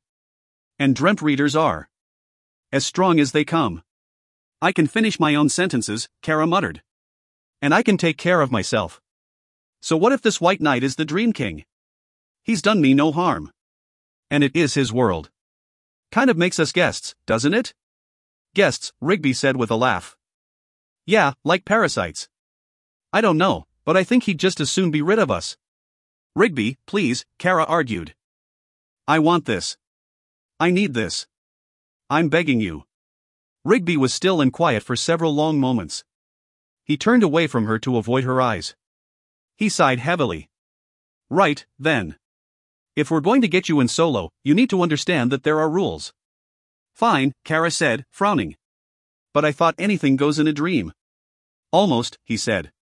But there's a give and take. It's kind of like being on the moon. Sure, you almost ignore gravity and jump higher and farther than on Earth, but there's that little thing called air that you rather need. Okay. So in a dream, I can do many things I could never do in reality, but the environment forces me to think about other threats. That's right, Rigby said, his eyes narrowing a moment. That's exactly right. You really are quite smart, you know that? Kara blushed. So what are the rules, then? Rigby glanced left, right, and over his shoulder. He turned to face Kara and said, Rule number 1, you've got only 11 hours of dream time. You'll hear the chimes of the big clock in your head. 1 to 12, that's all. Kara's eyebrows went up. Then she squinted. Wait, you said we have 11 hours, but the clock tolls 1 to 12. That's 12 hours. Right, but your clock, the one in your head, never tolls 6. Why? The Dream King made it that way, Rigby said. If you ever hear the clock strike 6, it's his time. That's rule number 2, if the clock strikes 6, you get out and wake up as fast as you can. Okay, you got me again. Why get out? If the Dream King is the White Knight, he doesn't seem so terrible. He's actually been kind. Benevolent, even. He danced with me in the clouds. My experience has been a little different, Rigby said. No benevolence and certainly no dancing. The guy's a dictator, and there's nothing he can't rule over in the world of dreams. He has another name, you know? Nightmare Lord. He's not a nightmare, she said. Not to me. Listen, Kara, don't get too close, right? He can't be trusted. Kara sighed. Fine. Have it your way. It's not my way. It's the safe way. Lucid dreaming is a fantastic opportunity, but it can be dangerous. But it's a dream, right? Not real, so how can it hurt you? If you are captured or willingly stay past 11 hours, your personal stroke of 12 on the clock, Rigby paused. You'll go away. What does that mean? It means you won't wake up here again, ever. In the real world, you'll go away in your mind and never come back. You'll be in a coma for the rest of your life. Kara ate a tater tot and mumbled, next rule? You don't seem too worried about dying. Kara shrugged. I'm not worried. I'm just not going to let it happen. Well, good, Rigby said. But don't even cut it close, not if you can help it. Rule number 3? Do not lucid dream more than 2 days in a row. If you do, you may start to warp. That means you'll begin to lose touch with reality. It'll become more and more difficult to tell the world of dreams and our world apart. Do it too often, you'll go mad. Trust me on this one. Kara paused, connecting the dots in her mind. Your uncle? Rigby nodded. He cleared his throat. It wasn't pretty. Especially toward the end. I'm sorry. Yeah, well, pioneers often make the most sacrifices. Rigby's cheek twitched. He scratched absently at one of his sideburns. If not for Uncle Scubby, we wouldn't be having this conversation. His research, well, he really made the breakthrough, didn't he? Kara asked. Yeah, he's the one who came up with anchor theory. He discovered the cerebral countdown too. Rigby looked up at the exterior clock. Lunch is almost over. We should finish this up some other time. Come on. I don't want to wait another day. Just go fast. I won't ask any more questions. You sure? Rigby asked. We could talk after school. Yeah, I know, she said. Just try. Rule number 4, do not eat or drink anything that is black. It was most likely made or seasoned with something my uncle called gort. It's a kind of berry, I think. It can turn you into something like a zombie. You'll still be aware, but you'll be controlled by others more powerful, possibly even the Dream King, if he chooses. But eating's part of the fun, Kara said. Rigby gave her a look. Got it, she continued, demure. Nothing black. Rule number 5 is one you already know. Place your anchor in a place you can easily return to. Right. I remember. Rule number 6, always check yourself for tendrils. Always. As soon as you get back. You know the light I gave you? Yeah, Kara said. I wondered about that. It looks like some CSI thing. Rigby smirked. Tendrils are like invisible leeches. You won't see them without UV light. You won't even feel them. They latch onto your thoughts and can manipulate them. If you come back to your anchor and leave without getting rid of them, you'll think you've woken up, but you'll really still be asleep. I don't need to tell you that can be bad. Kara's eyes widened. So, yeah, I see. You think you're awake, but you're still there, so you miss your deadline. You stay in too long. Scary stuff. You usually don't pick up tendrils unless you're in a dream forest for a stretch of time. I don't know why. It's prob. The bell rang, signaling the end of lunch. Is that it? Kara asked, standing up with her still full tray. Did we get through them? Not quite, Rigby said. One more. Rule number 7, don't get killed in the dream. It doesn't kill you in real life. That's a bunch of Hollywood nonsense. So what does it do?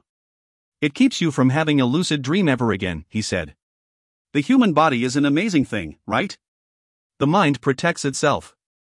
If you get killed in a dream and actually experience the life leaving your body, your mind seals off the nerve passages that make lucid dreaming possible. It's quite extraordinary, really. But I can get shot or stabbed or blown up?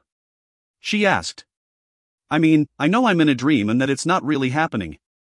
Sure, he said. Yeah, so a guy pulls a gun on you in the dream world. You see it. You know it's a gun, but you know it's a dream, so the bullets hit you. It takes a moment for your brain to catch up. You might bleed a little, but you can make it go away. Right, she said. But if something happens suddenly, without warning, say, like a beheading, your mind doesn't catch up. You feel yourself fade out. You can't come back. Uncle Scubby had a research partner that happened to, so that's how he figured it out. What happened to him? You don't want to know, Rigby said, heading for the door to the cafeteria. Come on, we have to get to class. No, tell me, Kara said. Please. Rigby stopped, sighed, and put his hands in his pockets. His intense brown eyes seemed to withdraw within themselves. His usually too cool, sideways smirk vanished. It was like the guy was an addict, Rigby said at last. Going through withdrawals because he couldn't experience lucid dreams any longer. It was horrible, panic attacks, the shakes, paranoia. Eventually, he went mad and jumped off a bridge. In a sightless chamber, where the cold lingered and the air was as still as a grave, 2 figures sat crouched in the dark. It was foolish, he said. Seeking to aid someone in dire need is never foolish, she replied. How long will you distress yourself? Isn't the torture from our captors enough? No, Mesmira, he said. It's not. It was my folly that drove us both on that beady-eyed little maggot's errand. It was my folly that took us into the forsaken moors of Archaya. And it was my folly that led us into the lurker's torture chamber. Look at me, Duncan. Mesmira hissed. I cannot look at you. Right. Mesmira released a caustic sigh. I know that. Imagine me, then. Imagine my face, stern and indignant. Imagine my green eyes flashing with anger and compassion. Listen to me. It is not noble to rob me of my responsibility in this matter. I wear these chains now, not because you led me to them. I did. I chose to follow. I made a decision at every turn. It was my folly as well as yours. Mesmira let out a fierce cry and shook her fists. The heavy chains rattled, their weight forcing her arms to drop. Duncan scratched quickly at his beard. There is wisdom in what you say. But I led you, Mesmira. I led. Lead, follow, what difference does it make? It's all a choice. There's no escape and blame, no comfort in shirking responsibility. We all make choices. We must all face the consequences of those choices. Even when it means we both knew better, that we both knowingly broke almost every rule of dreamt reading? Even when it means that we will never see the waking world again? Even when it means we will forever be at the mercy of utter wickedness, even then? Yes, Duncan. Even then. Mesmira sighed. The truth may hurt, but it is never so agonizing as the dagger of lies we tell ourselves. She was quiet a moment, resting her head on her cuffed wrists upon her knees. Then she said, besides, we need to use our thoughts for something more productive, like getting out of here. I'm not ready to believe we don't have a part to play in this yet. Shoo! He whispered. Someone's coming. Yes, I am coming to visit you, came a rasping voice, seasoned with a peculiar buzzing, almost like hornets. I have brought nourishment, meat and bread. Footsteps grew nearer. Well, now, that's a relief, Duncan quipped. More dream food. You know it does us no good, it. Oh, it will now, Dreamtreaders. The voice was just outside the cell bars, but Duncan and Mesmira could see nothing in the inky black of the chamber. What do you mean? Mesmira asked. This food will nourish your minds. Take. Eat. Duncan recoiled as a hunk of bread was pressed into his hand. He hadn't heard the cell door open. But someone was in with them now. Mesmira let out a yelp. Mess. Duncan called. I'm okay, she said. Just startled me is all. Gave me the food. Same here, Duncan said. He lifted the bread to his nose.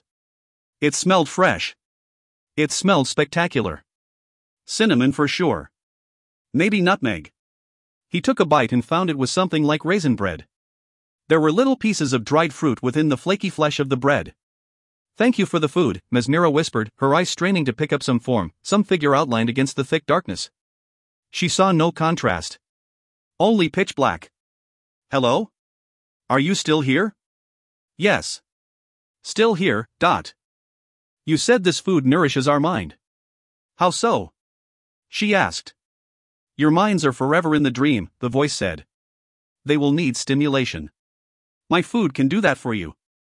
But I wonder if someone will take such good care of your physical bodies in the temporal. Don't you worry about that, Mesmira said defiantly. We have plans in place. There was laughter from the darkness, but it was not pleasant. You've kept us in darkness all this time, Duncan said. Why all the hiding? There was no answer. At least tell us where we are. The laughter stopped abruptly. Now that you've eaten, I suppose you'll have the strength to bear it. So I will tell you about your new home. It is called number 6. 15. Gallows Hall. Archer had a problem. Lots of problems, actually, as usual. This was a new one, however, and as he tried to soldier through a droning chemistry lecture, this fresh issue vexed him. He'd brought Bazil's coveted puzzle box, the mysterious Karakurian chamber, back from the dream. He hadn't meant to. He'd meant to take it straight to Bazil and be done with it. But the stroke of reckoning had sounded, and there had been no way to get back to Curtin in time. Still, when the Dreamtreader hit his anchor, he hadn't expected the puzzle box to come back with him. That's not how things worked. On one of his first dreamt reading trips, Archer had found a 6-inch, super fuzzy, talking caterpillar. He wanted to keep it as a pet, so he held onto it when he touched his anchor. The caterpillar did not enter the waking world. Archer had repeated the experiment with metals, stone, paper, leaves, jewels, even food. Nothing came back. Ever. Yet the tokens of doom had come back. Somehow the Nightmare Lord had attached them to Archer before he went to the anchor. That was the first time. Now the puzzle box. Hope you are all preparing well for the Battle of the Brains, Doctor. Palazzo was saying. Monday will be a through H, Tuesday, I through P. Archer bolted upright. Tuesday? Tuesday. I haven't started studying. Rigby is going to slam me. No, that wasn't quite accurate. Rigby is going to beat me fiercely about the head and shoulders, drop-kick me into the lower atmosphere, and then slam me. Archer shook his head. Okay, so I have 2 problems. I'm going to fail chemistry. And I've brought back some kind of powerful relic from the dream. A little voice in the back of Archer's mind whispered that there was a third problem that maybe trumped them all. He'd defied Master Gabriel. Inexcusably. Directly. Absolutely. Archer rushed that voice back into a dark mental corner. The bell rang, emptying classes out into the halls. Kara pushed by Archer to catch up with Rigby. She didn't say a word. All Archer could do was shake his head. Amy appeared at Archer's elbow. You getting ready for the big match versus Rigby? She asked, bubbly as usual. Kaylee's on board, he said dismally. But there's only so much she can do. After all, it is chemistry, and I am, well, me. Amy laughed. Archer laughed too, his snorts inspiring new rounds of snickers and giggles. I love your laugh, she said.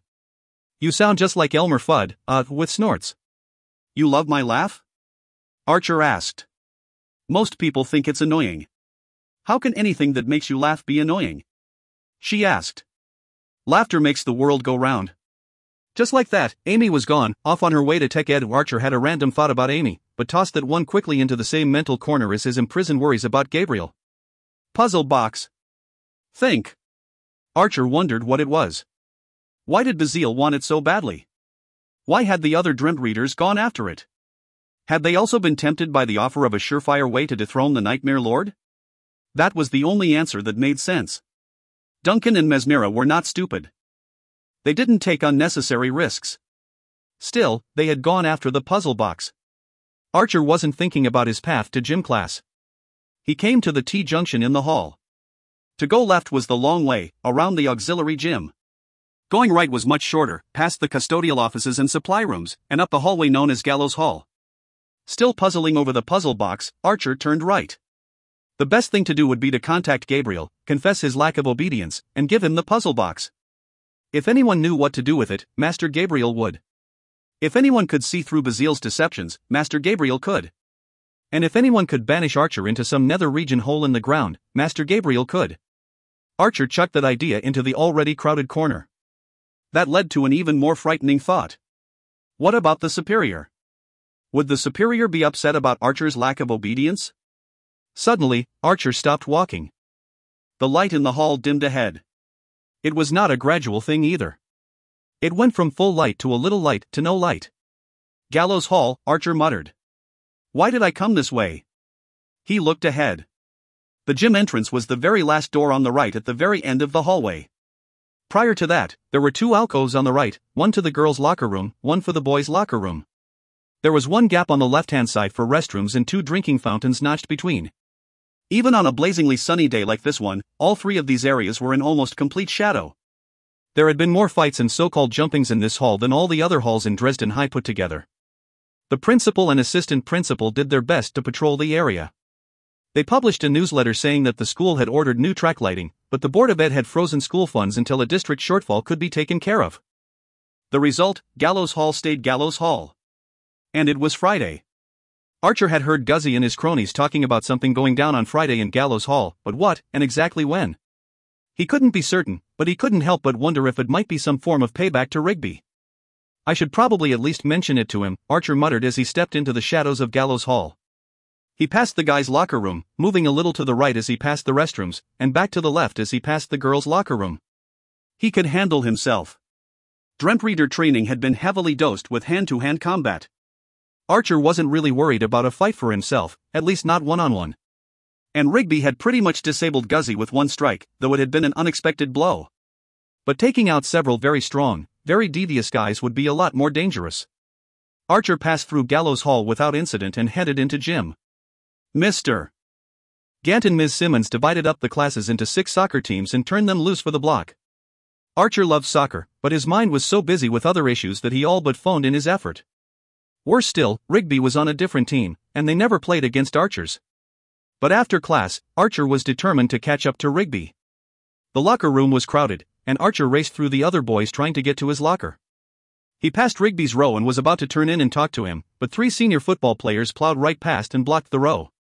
Archer figured he'd change first and then catch Rigby. He ducked under a towel battle and finally found a clear path to his own locker. He changed faster than ever, feeling very much like Superman ducking in and out of a phone booth. But unlike the Man of Steel, who usually arrived on time to save the day, Archer zipped around 2 banks of lockers to find Rigby already gone.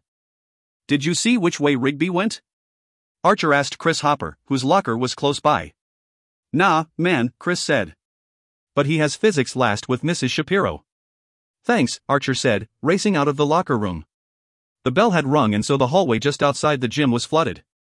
Archer hopped up and down as he passed through the throng, looking for Rigby. He wasn't headed the safe way, not unless he was ducking down for some reason while he was walking. That meant Gallows Hall. And that meant trouble. Archer reversed course, pushed his way through the crowd, and started to duck down Gallows Hall. He felt a hand on his shoulder. Whoa, where are you going in such a hurry? Kara Winchell asked. Something in the back of Archer's mind mentioned that this was the first thing Kara had said directly to him all week. He was tempted to ignore her. Archer? Kara said. But then again, Archer thought, maybe she could help. There's something going on, he told her, freeing himself from her grip to keep up his momentum. Get a teacher, would ya? It's Guzzy in Gallows Hall. Archer pressed on and passed into the shadows. He slowed just a step, wondering why he was wandering into Gallows Hall when he knew good and well that Guzzy and his buddies would be waiting. He heard the deep voices before he saw anyone. One, slightly annoyed, perfect diction, and an English accent, Rigby. The other, hoarse, gravelly, full of mischief, Guzzy. Not thinking of what he was doing, Archer drove ahead. He passed the door to the girls' locker room, finding the group in the twilight near the restrooms. Archer skidded to a halt and instantly took in the situation. It was 4 against 1, Rigby surrounded by Guzzy, Dev Gates, Gil Meschek, and Randy Pell. "Think you can just step off the boat and be the man?" Guzzy was saying, the rasp in his voice thicker than ever. "Look," Rigby said, "I don't know what you think you know, but I'm not about talking over your territory, right? Just startin' the club, that's all. I'd let you boys join, but I don't think you have the brainpower to handle it." "Is he sayin' we're stupid?" Dev mumbled. "Shut up." Gil hissed. Guzzy fumed. "Whatever, man, but you cheap-shot me, made me look bad. You made it personal. That hurt, did it?" Rigby taunted. "Well, there's more where that came from. You and your boys better back off, or I'll do far worse than that." Archer was initially frozen by Guzzy's speed. In a blink, he'd lunged at Rigby and launched a right cross. Rigby spun with the blow, but when he looked up, his lower lip was split and bleeding. "That was a mistake," Rigby said, his voice quiet and menacing. Dev surged forward, taking a wild swing, but Rigby slipped the punch and caught his attacker's forearm. With blurring speed and agility, he seemed to swing on Dev's arm, leaping up and hooking his lower legs on either side of the kid's throat. The move threw a ton of weight on Dev, felling him in a split second. Rigby rolled off, leaving his attacker gasping for air. That was apparently enough of the one-on-one approach for Guzzy and the others. They came at Rigby from 3 different directions. That was also enough for Archer. He launched forward and performed a perfect base-stealing slide, taking Randy Pell off his feet. "Keaton?" Randy breathed. "What are you doing? Stay out of this." Gil had awkwardly grabbed Rigby from behind in some kind of improvised wrestler's hold. Guzzy smashed a heavy fist right into Rigby's midsection. Rigby coughed, but must have been feigning because he used the blow and drove Gil backward into the hall's brick wall. Stunned, Gil let go, but Dev jumped up and thundered his cinderblock fist into Rigby's jaw. All Archer could do was watch out of the corner of his eye as Randy came back in, ready to fight. Unlike Gil's wild punches, Randy's quick jabs seemed to have some real skill behind them. It was all Archer could do to duck and dodge them. Back in the center, Rigby shrugged off Gil's heavy punch, but there was a lot of blood around his mouth. Gil and Guzzy seemed to be converging on Rigby. A flash of movement, and Archer ducked 2 of Randy's quick jabs to the head. The uppercut that came next might have knocked out Archer had he not twisted his trunk to catch the punch in his shoulder. It still hurt, but Archer was able to hold on to consciousness.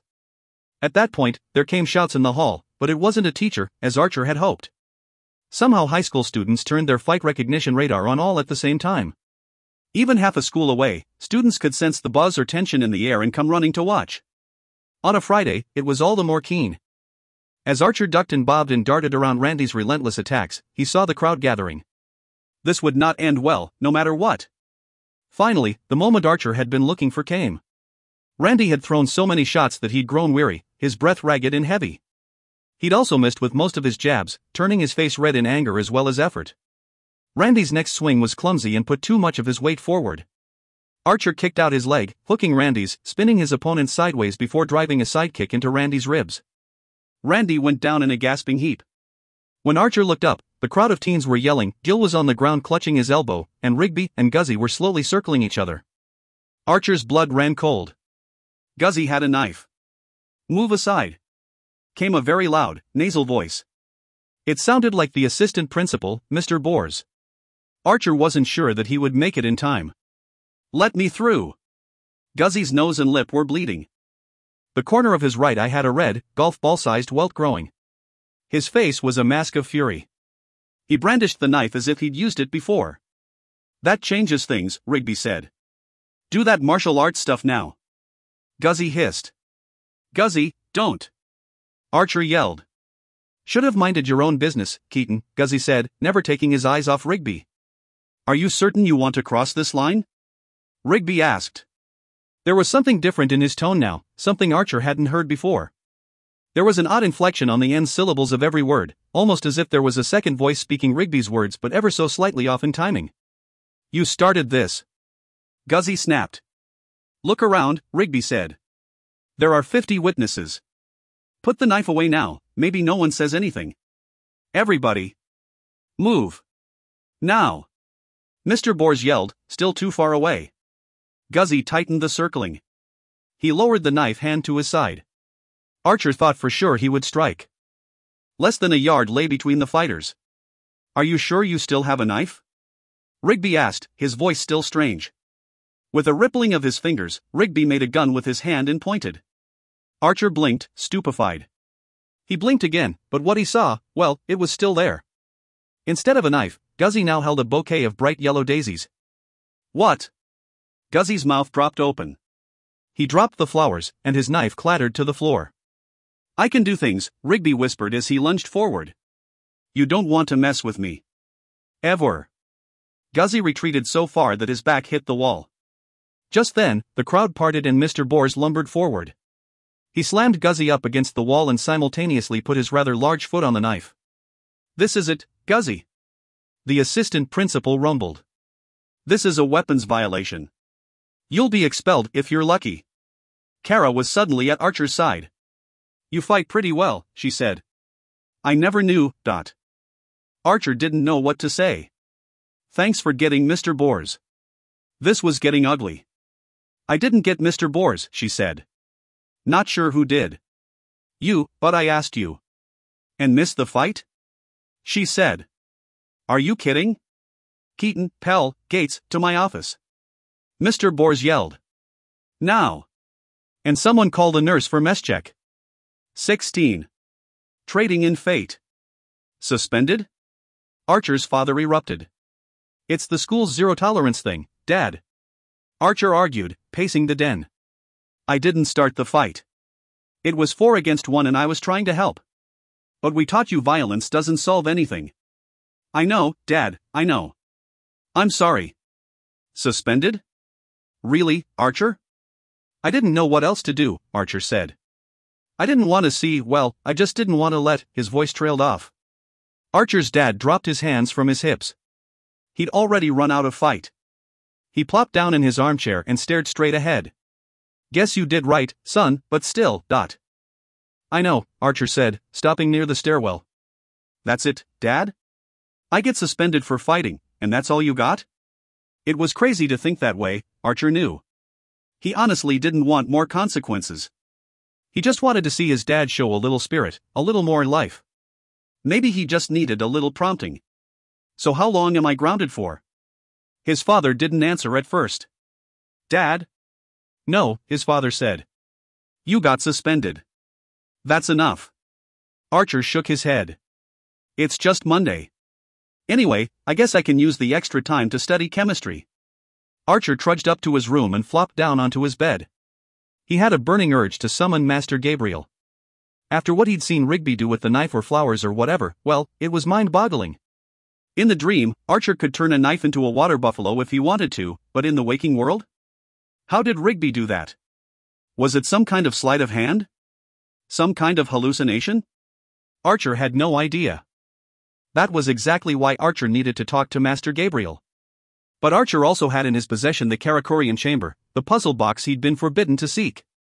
And that was exactly why Archer couldn't summon his master. For the whole weekend, Kaylee tutored Archer in the fine points of organic chemistry. Archer's chosen topic was states of matter. Rigby had picked atomic and electronic structure. Kaylee knew both very well. Archer didn't. Needless to say, it was a long weekend. It didn't help that Archer had an exhausting dreamt reading adventure Saturday night. There had been more breaches than he could finish before the stroke of reckoning. Which meant Archer had to go back Sunday evening. He sat on the edge of his bed and held the Karakorian chamber in his palm. The Smurfs song suddenly rang out from his cell phone. Kaylee, Archer grumbled, punching the cell's green-lit button. It was a text from Kara. Sorry about Friday, she wrote. I hope you didn't take it the wrong way. Archer rolled his eyes. As if there were a right way to take what she'd said. I asked you to get help, Archer texted. All you did was bring a mob to watch the fight. Everyone likes to see the fights. Well, we don't want anyone to get hurt, but it kinda livens up the day. Archer shook his head. Really, Kara? That was just fun for you? People could have been injured. Not you and Rigby. You two can seriously fight. What was that? Kung Fu? No, Archer mumbled to himself. He was not going to get sucked in by the compliment. He typed, "Look, Kara, I gotta run. I'll see you in school Monday." He remembered and texted, "I mean Tuesday." Then he shut down his phone and turned back to Karakorian chamber. Since the stupid puzzle box wouldn't fit in the case with the creeds, Archer didn't know where to keep it. It was perfectly square and just too big to fit anywhere safe, and too odd to hide in plain sight. All 6 surfaces were made of a silvery metal so smooth that it looked like a liquid, almost like mercury. The images etched into the metal were intricate and captivating. One side had a ship with 9 sails. Another side had skeletons dancing. The last side showed a rising sun with rays radiating out to 2 crescent moons. Each side seemed to have its own story to tell among its hair-thin grooves. Certain pieces even looked like they might be movable. But who knew what this thing was? An image flashed into Archer's mind. He was tinkering with the puzzle box, flipped a small lever, and suddenly, there was a blinding white flash and a fiery mushroom cloud. But the Dreamtreader shook that thought out and went to his closet. He put the Karakorian chamber on the second shelf and pushed it as far back as it could go, past the drawing pads, past the cans of pencils and markers, to the very back corner. It wasn't the best spot, but it was better than nothing. Only then could Archer relax on his bed. Duty called. For once, sleep came quickly. 1 second, Archer was blinking at the alarm clock. The next, he was falling toward the canopy. A crimson tornado gave him a ride past old Jack and deposited him in a gully that looked like a dried-up creek bed. "No water?" Archer said. "No problem." He summoned his longboard and raced away in search of breaches to mend.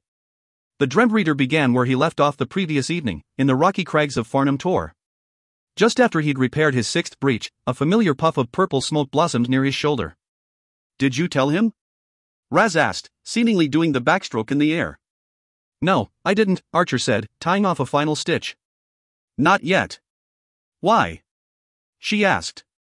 "It's only going to get worse the longer you wait. I want to see if I can wrangle some information out of Basile first." "Whatever would you want to do that for?" "He'll only feed you a pack of lies, Dot." "I'm going to challenge him on the terms of our deal," Archer said. Duncan and Mesmera were not where Basile said they would be. Surprised? Raz made a spluttering sound. Basile is a liar. "I know that, but he's bound by the blood pact. And I need more information." The night went on, but by the 8th bell, all the breaches in Archer's district had been dreamwoven back to safety. Archer had plotted his course so that he could finish in Curden and go looking for Basile. Finding the peculiar merchant wasn't nearly the challenge that it might have been. The dream sun was up, a blazing yellow gold oval that seemed to hover too close to the landscape. It brought light and warmth, and the Curden marketplace was hopping. As Archer suspected, Basile was right in the center of all the action. "Sold!" the merchant cried. This lovely Grelsch cub with the tricolor horn, playful from the day he was born, to the Solosian shopper, shrewd Calgorn. Basile clapped his hands for the local he'd just sold the creature to. His eyes glimmered as he spun around. The moment he saw Archer, he stopped. "So, you've returned from dangers untold, a venture both noble and naturally bold. Deliver my prize before Basile grows old." "Not so fast, Basile," Archer said. "We need to talk. We can go somewhere private, or I can shout to the entire market how terribly you ripped me off." Basile blinked. Honestly, Archer wasn't sure if it was a blink, but his lightpoint eyes went out for a moment. When they popped back on, Basile raised his voice and called to the crowd, "Good day, fine shoppers, and good afternoon. I have business away, and I must leave soon. But tonight I'll be back before the stars or the moon. The undersized merchant nodded for Archer to follow, leading the way through the crowd to a small shop at the edge of the market. Archer didn't remember it, really. It was one of 1,000 little shops in taverns. This one seemed to feature its baked goods. Basile ordered a muffin dotted with large black seeds. He offered one to Archer, but the Dreamtreader knew better. They sat at a candlelit corner table, and Archer said, "That was a pretty low attempt, even for you." Basile's Cheshire grin appeared for half a moment. "You Dreamtreaders have so many rules, it's hard to keep track. You can eat something blue, but never eat black. I'm surprised that you ever dare to come back." "Look," Archer said, placing one hand flat on the table. "You told me I'd find Duncan and Mesmera in the same place as the puzzle box. I found the puzzle box, but my friends were nowhere to be seen." Basile gasped. You found it?" "The box, Dot. Bazil's unlined reaction took Archer a little off his game. The little man really wanted that box. It was time to switch tactics a little. I've got the box, Bazil, but to tell you the truth, I'm beginning to kind of like it, especially the side with the ship of many sails. Oh, Bazil sighed. You do have it. Yes, and I'm going to keep it. Or maybe I'll destroy it, unless you tell me where my friends are. Bazil leaned forward far enough that his hood slid down to nearly cover his eyes. How dare you challenge me? That's no way to act. You shook my hand. You made a blood pact. Leave me be and return with my prize intact. You tricked me into the blood pact, Archer said. I didn't agree to bleed over the deal. And then you lied about the other Dreamtreaders. This is barely a deal at all. But I'm still willing to give you the box. You need to tell me where my friends are, and you need to tell me how to destroy the Nightmare Lord. But Bazil lifted a muffin to his hood. There was a sickening suction sound, and half of the pastry disappeared. When he spoke again, his words hissed between his teeth. If you had learned the Dreamtreader's fate, perhaps they were taken, perhaps escaped. But in the end, it was far too late. Wait, Archer said. Are you telling me that Duncan and Mesmira might have escaped? That makes no sense. They would have contacted us by now. And what do you mean by too late? Too late for? Archer's mouth snapped shut. With hopeless clarity, he realized what Bazil meant. Duncan and Mesmira had stayed past the stroke of reckoning. Archer shook his head. How could this happen? He muttered. They were too smart for that. Bazil knows not what kept them too long, but in this world many things can go wrong. I suspect the tendrils and their illusion were strong. Tendrils, Archer whispered. Icy cold conviction sliced down his spine. Those things were the bane of all Dreamtreaders. If it was already close to Duncan's and Mesmira's stroke of reckoning, and they carried tendrils back to their anchors, they would believe they'd awakened. They'd have gone about their lives, never realizing that they were still in the dream until it was too late. Archer hung his head. What about the Nightmare Lord? How can he be defeated? Bazil's smile appeared for just a flash. He is terribly strong and knows his world well, but there is a secret within that fierce shell. Until you bring my treasure, I will never tell. Archer was about to unleash 2 days' worth of pent-up anger when old Jack began to toll. Bazil didn't seem to hear it, and it tolled past 5 to 7, stopping at 11. The Dreamtreader didn't have much time to get back to his anchor, but he didn't want to let Bazil off so easily. Archer summoned half of the mental strength he had left and ready to create. I don't trust you, Bazil, he said. No one in the dream trusts you. Now, I warned you once, and you crossed me. Do it again. Archer paused and waved both of his hands. A massive oak beam and wrought iron guillotine materialized, crushing Bazil's chair. The merchant stumbled forward and came to rest with his neck in a very awkward spot.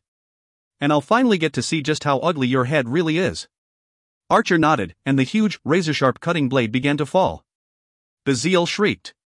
No, no. Archer raised his hand, and the blade vanished just inches from beheading Bazil. A second later, the entire guillotine was gone, and the merchant was back in his chair. Don't forget, Archer said. Bazil adjusted the collar of his hooded robe.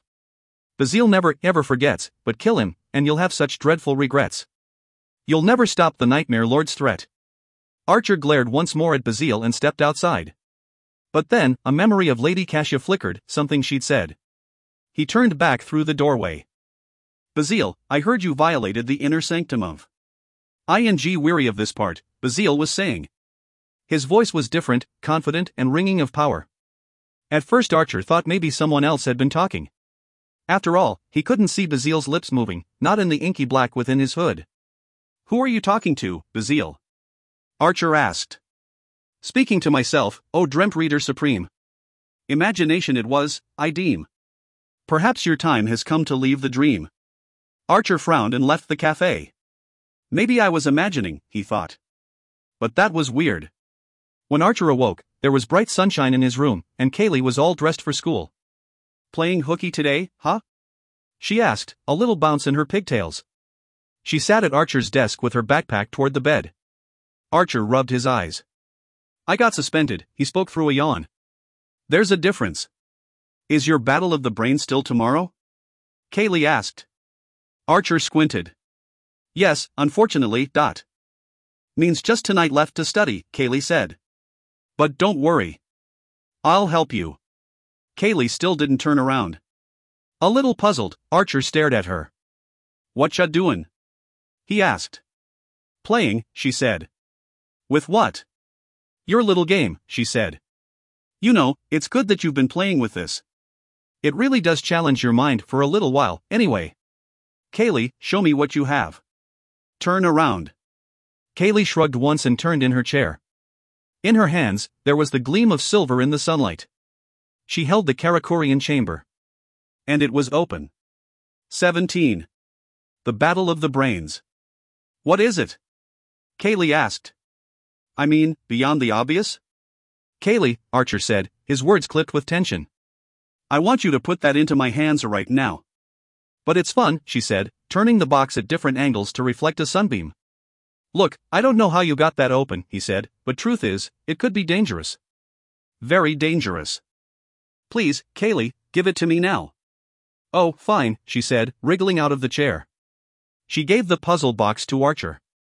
Kaylee had managed to open the Karakurian chamber, but it was so intricate that Archer wasn't certain what he was looking at. 3 of the sides had unfolded into platforms, each with multiple gears and components. "What did you mean, Kaylee?" Archer asked. "What did you mean when you said beyond the obvious?" His sister shrugged. "It's a toy." Her hand moved to some lever on the side of it that Archer hadn't even seen. There came the tinkling of bells, a very pretty birdsong trill, and one of the platforms began to transform. The skeletons frozen in their dance came to life, each one raised on a tiny wire and spinning round and round. Then, one after the other, each skeleton leaped up and disappeared as though falling into a hole in the platform. Archer leaned forward as Kaylee reached out and depressed another latch. The ship with 9 sails emerged from another platform. It was all metal, that was certain, but the sails undulated and shimmered as if filling with trade winds for a voyage. "This is incredible," Archer whispered. "See, I told ya it's a toy," Kaylee said. "Where'd you get it?" "Wait," Archer said. "Wait. Can you close it?" Kaylee's fingers danced over and around it like flesh-tone spiders. There were more chimes and tinkling sounds, pieces of silver slid this way and that, and things collapsed into each other. In a few moments, the Karakurian chamber returned to its initial form. "Kaylee," he said, "this is a very rare artifact, and it doesn't really belong to me. And like I said, it might even be dangerous." "Don't be silly," Kaylee said. "What could be dangerous about it?" Archer shook his head. "Please, Kaylee, just promise me that you won't touch it again." Kaylee hesitated a moment, but nodded. She tilted her head sideways. "Oops. Time for me to go to school. Bye, Archer. Enjoy playing hooky." The violent cyclone gave Kara Winchell a splendid view of the dreamscape. It was constantly changing, alpine one minute, desert the next, and so on in every imaginable environment. That was one thing Kara hadn't quite figured out. How can you protect your creations when there are billions of other people dreaming their stupid random nonsense all night long? This was one of a few important remaining questions. Questions to be dealt with later. For Kara, for now, it was time to play. To play like she had never played before. Once the vortex deposited her safely upon the dreamscape surface, Kara did a cartwheel. Then she flew. There was nothing on Earth like flying. Watching the multicolored surface fall away, soaring ever higher, and gliding among the mountaintops or even up to the great old clock. Kara couldn't help but giggle as she dropped to stand upon the great tower. Her time was all before her.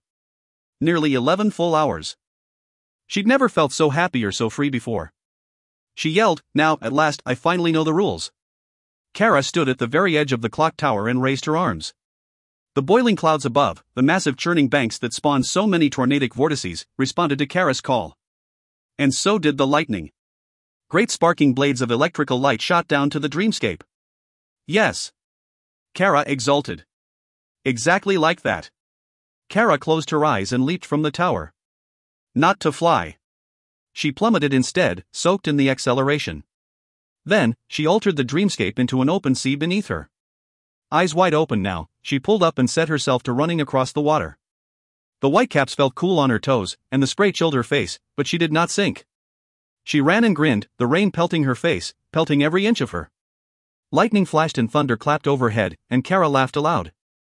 "I know the rules." She cried out and punctuated her words with another fierce lightning strike. Something came to her in that moment, something her parents had drilled into her ever since she was little: rules equal freedom.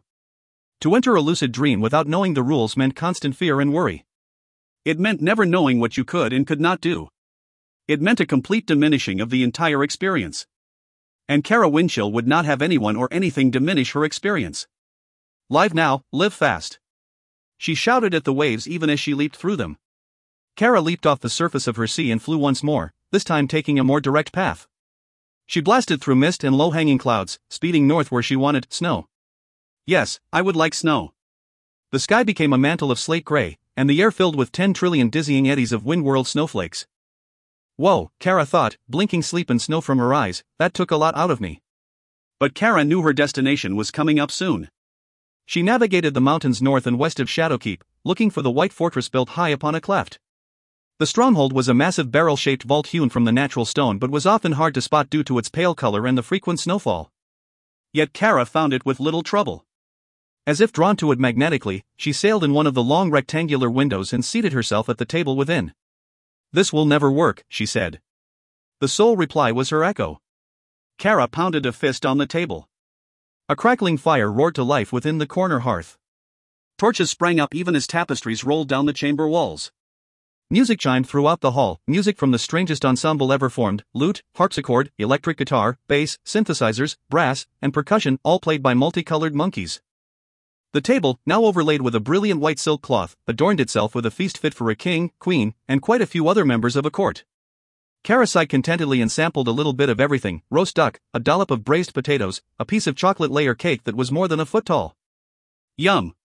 It had been an exhausting effort to create it all, but it had been worth it. Kara entertained herself for hours, always carefully noting the exact time. She sat by the fire and sipped from a pewter goblet. It was quiet contentment at its finest. Not long after, Kara felt she had regained all of her strength, that is to say, her mental energy.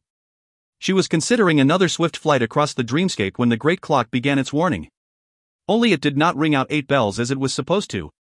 It rang out 6. 6 tolls. When Kara stood up from the table, she wore a dazzling white ballroom gown. "I won't be running home," she said, taking to the air. "I am going dancing." And after 6 rounds, Dr. Palazzo announced to the class, "Our 2 parolees are virtually tied." Parolees, Archer thought. Very funny. Ordinarily, he might have been resentful of the teacher's quip, but not today. Today, Archer was too busy feeling pretty extraordinary. He was holding his own against the gift kid himself, the brilliant, the high and mighty Rigby Thames. On top of that, Kara Winchell looked as though she'd gotten a pretty healthy dose of what goes around comes around. She looked positively awful. Her normally silky straight black hair was tousled, and her makeup was smeared. She looked bleary-eyed and sniffled a lot, like she had a cold. The next question will be from Mr. Thames's category, Atomic and Electronic Structure. This will be the deciding question. Are you ready? Rigby nodded. Archer nodded also. Thanks to Kayleigh's expert instruction, he didn't even hesitate. The chemistry class went silent. Electrons gather around the nucleus in quantum orbitals following 4 very basic rules. We call these rules. Archer's thoughts rolled away. Kayleigh showed me this on the chart paper. She had written it in pink crayon at the top of the 3rd page. Elbow principle? No. But similar. Archer slammed his hand down on the desk. Mr. Keaton? Dr. Palazzo shifted his gaze. Even Rigby looked impressed. It's the Aufbau principle, Archer said. Yes, Dr. Palazzo confirmed. That is correct, and now, as per the full question, you must state the 4 basic rules of the Aufbau principle. There wasn't a hand large enough in the universe to deliver the kind of facepalm Archer felt like he deserved. I didn't listen to the whole question. Mr. Keaton? Really? Rigby said. You're messing with me now, right? Dodgy sandbagger. Archer wasn't messing with anyone. He didn't remember the 4 rules. It had something to do with electrons filling up orbitals, and 2 of the rules were pretty much the same. But it didn't matter. He released an enormous breath and said, I can't remember the rules. No way, Rigby said. The rest of the question goes to you, Mr. Thames, Dr. Palazzo said. Answer correctly, and the contest is yours. Rigby gave the sly sideways grin and slowly recited all 4 rules from the Aufbau principle. Half of the class sighed. The other half cheered. Archer hung his head and went back to his seat. After the bell rang and the chemistry class emptied into the hallway, Archer headed for gym as quickly as he could. He almost made it when Rigby sidled up. You've surprised me twice, Keaton, he said. That's me, Archer said. Full of surprises. First with Guzzy and his pals, then in the chem battle today. You're quite the understated bloke. So, anyway, about our bet, you don't have to do the pets. They're nasty and, well, really I think I owe you. No, I agreed to it, Archer said. I'll follow through. Something I've learned the hard way lately. So, when do I start? Tell you what, Rigby said. Just start tomorrow after school, through Friday, if it's okay with your folks. Let 3 days be it. Okay, thanks. I'll let you know. Need directions to my place? The old Scoville Manor? Looks like something from the Addams family? Rigby laughed. Yeah, that's it. I know it. Pretty scary place to live in, I mean. It's scary, all right, Rigby said. Just wait until you see all the beasts you need to clean and feed. That's when you'll really be afraid. I'm pretty good with animals, so I'll make do, but I wanted to ask you something. Sure, Rigby said. Shoot. Archer looked around. He and Rigby were like tall stones in a stream. Other students were everywhere. The hall traffic was especially congested. There was no way he could talk to Rigby about how he'd done the knife and flowers trick. You know, Archer said, it can wait. I'll just talk to you at your house tomorrow. Rigby squinted at him. You're right, cool, but a little weird too. You have no idea, Archer mumbled. 18. Scoville Manor. Scoville Manor was a short bike ride away from Archer's home. To say that it sat on a hill was quite an understatement. It dominated the hill. It consumed the hill. Even the scraggly, dark trees in its yard refused to grow as tall as the old building's main spire. Archer parked his bike at the bottom of the hill. He snapped his fingers twice. They're creepy and they're kooky. They're absolutely spooky. No, he thought. The Addams family would be afraid to live here. The Victorian mansion looked as if the builders got carried away and forgot where the structure was supposed to end. All dark wood siding, irregularly shaped windows, and dragon-scale shingles, Scoville Manor was a sight to behold. There were 3 stories, 2 broad gabled roofs, 2 tall brick chimneys, some kind of attic subroof, and a widow's walk. Oh, and the spire had a dark, wrought iron weather vane in the shape of a galloping horse. Archer trotted up the hill via a set of wide stone stairs. Then 6 more traditional wooden steps to the front porch. As he expected, they creaked with every step. He pushed the doorbell and heard a melodic chime that reminded him of something, though he couldn't quite remember what it was. Besides, the moment the bell sounded, there was an explosion of barks, yaps, and chittering. Leapin' loogies! Archer exclaimed, taking a step back from the door. He's got a zoo in there. The front door swung open, groaning on its hinges at a consistent, slow speed. And there was no one standing there. Okay, Archer muttered, stepping backward almost to the point of teetering on the porch's edge. There came a shriek, a blur of motion, and a tremendous thud. It was all Archer could do to keep from falling backward down the stairs. There stood Rigby just inside, grinning. Got ya! He shouted. You should have seen the look on your face. Sheesh, Keaton, you're quite the jumpy one. Archer laughed at himself. Yeah, well, next time you plan on doing that, give me a heads up so I can bring an extra pair of boxers. Rigby smirked. Come on in, he said, leading Archer between a staircase and a sitting room and into a kitchen. The interior wasn't nearly as neo-Gothic haunted. It was actually quite modern, especially the kitchen, which was all brushed silver appliances, spice racks, and high-end cookware. It looked like something out of that cable cooking show, Master Chef, or the Iron Spatula, or whatever it was called. Can I get you something to drink? Rigby asked. A snack? You got here pretty fast after school. Can't imagine you had much time to eat at home. That's okay, Archer said, though his stomach was rumbling. You sure? Rigby asked. My mom left a bunch of those huge gourmet cookies. You know, the thick ones with hunks of chocolate instead of chips? Archer changed his tune instantly.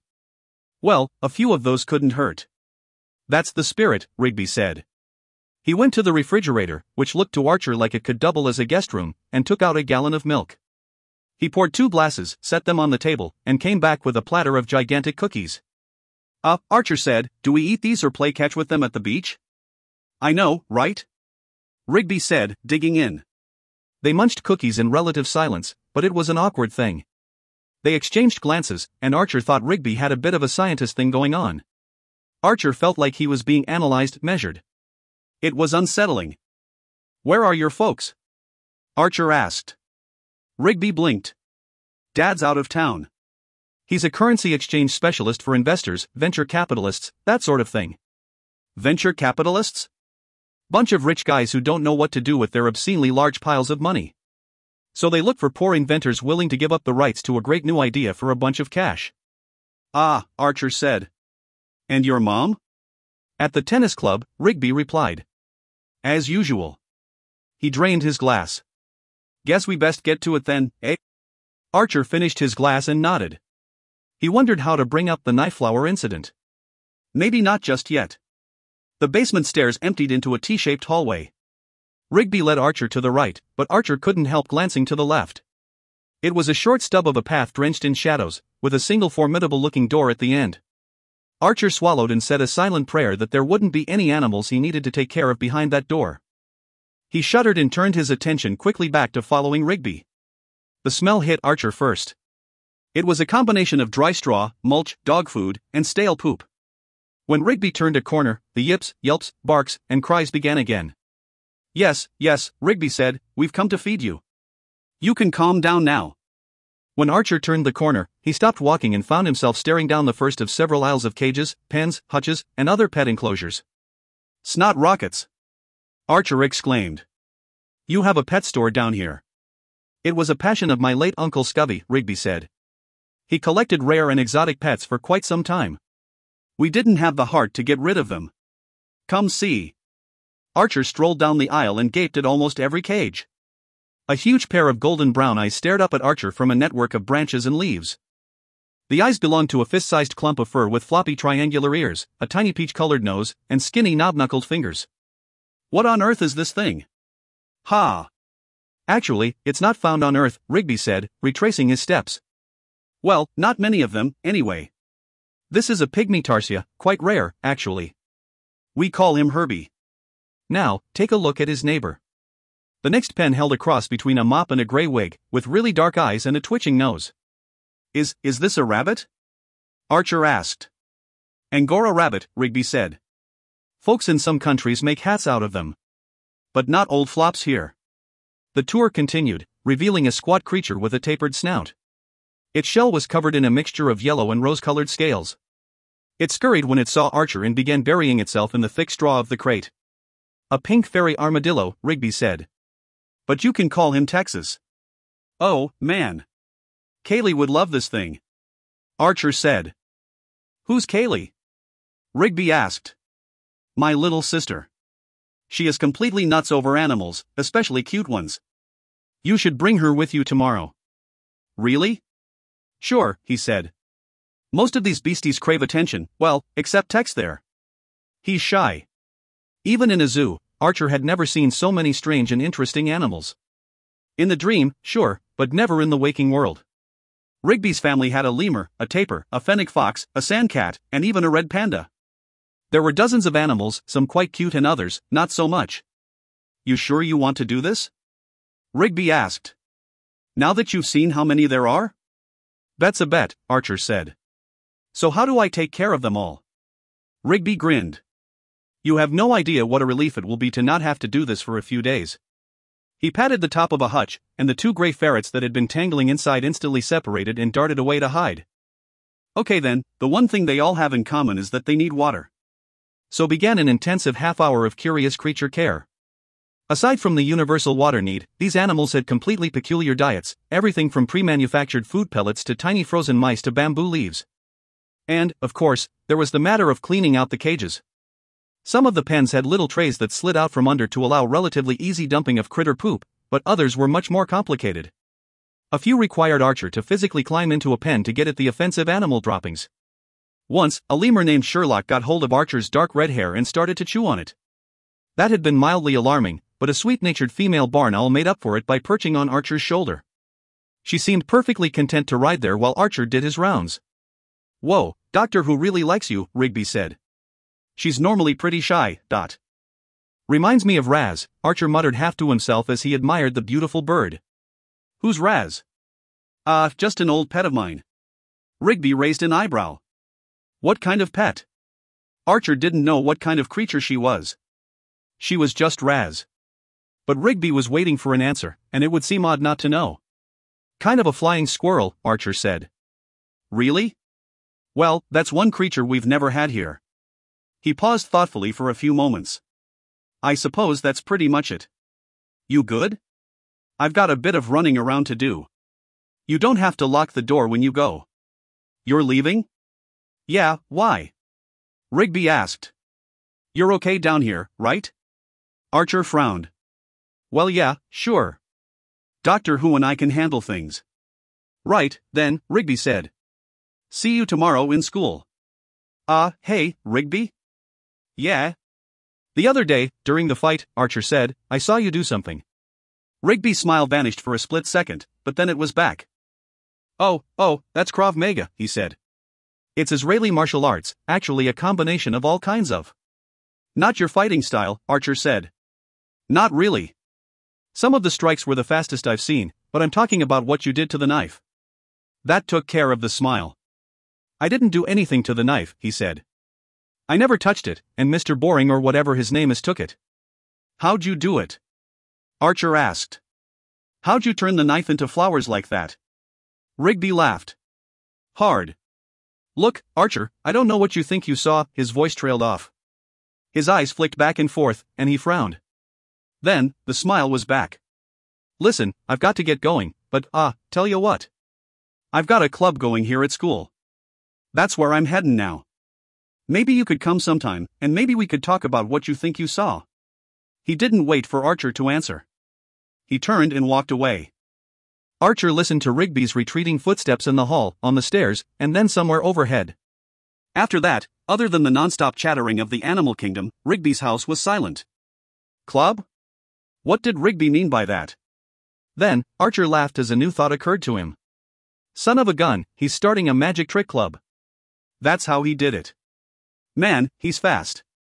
It made sense now. Given how quick Rigby could throw a punch or strike, it was clear that he'd used that speed to switch the flowers with the knife. No, Archer thought. Part of his mind wasn't ready to let that slide.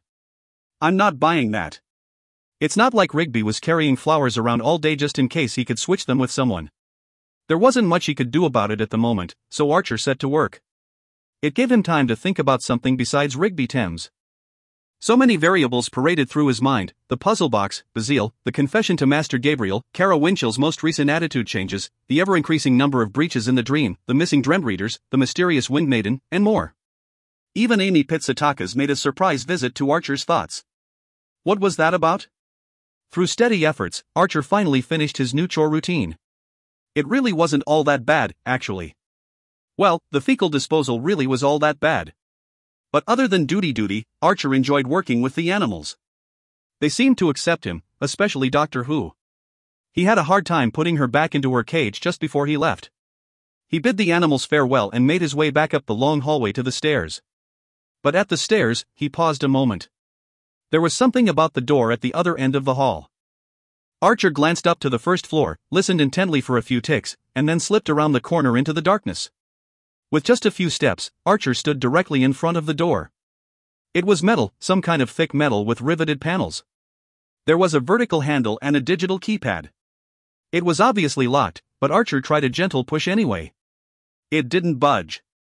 Not a centimeter. The handle had a slight vibration to it, and Archer took his hand away. What on earth is behind this door? It certainly wasn't normal.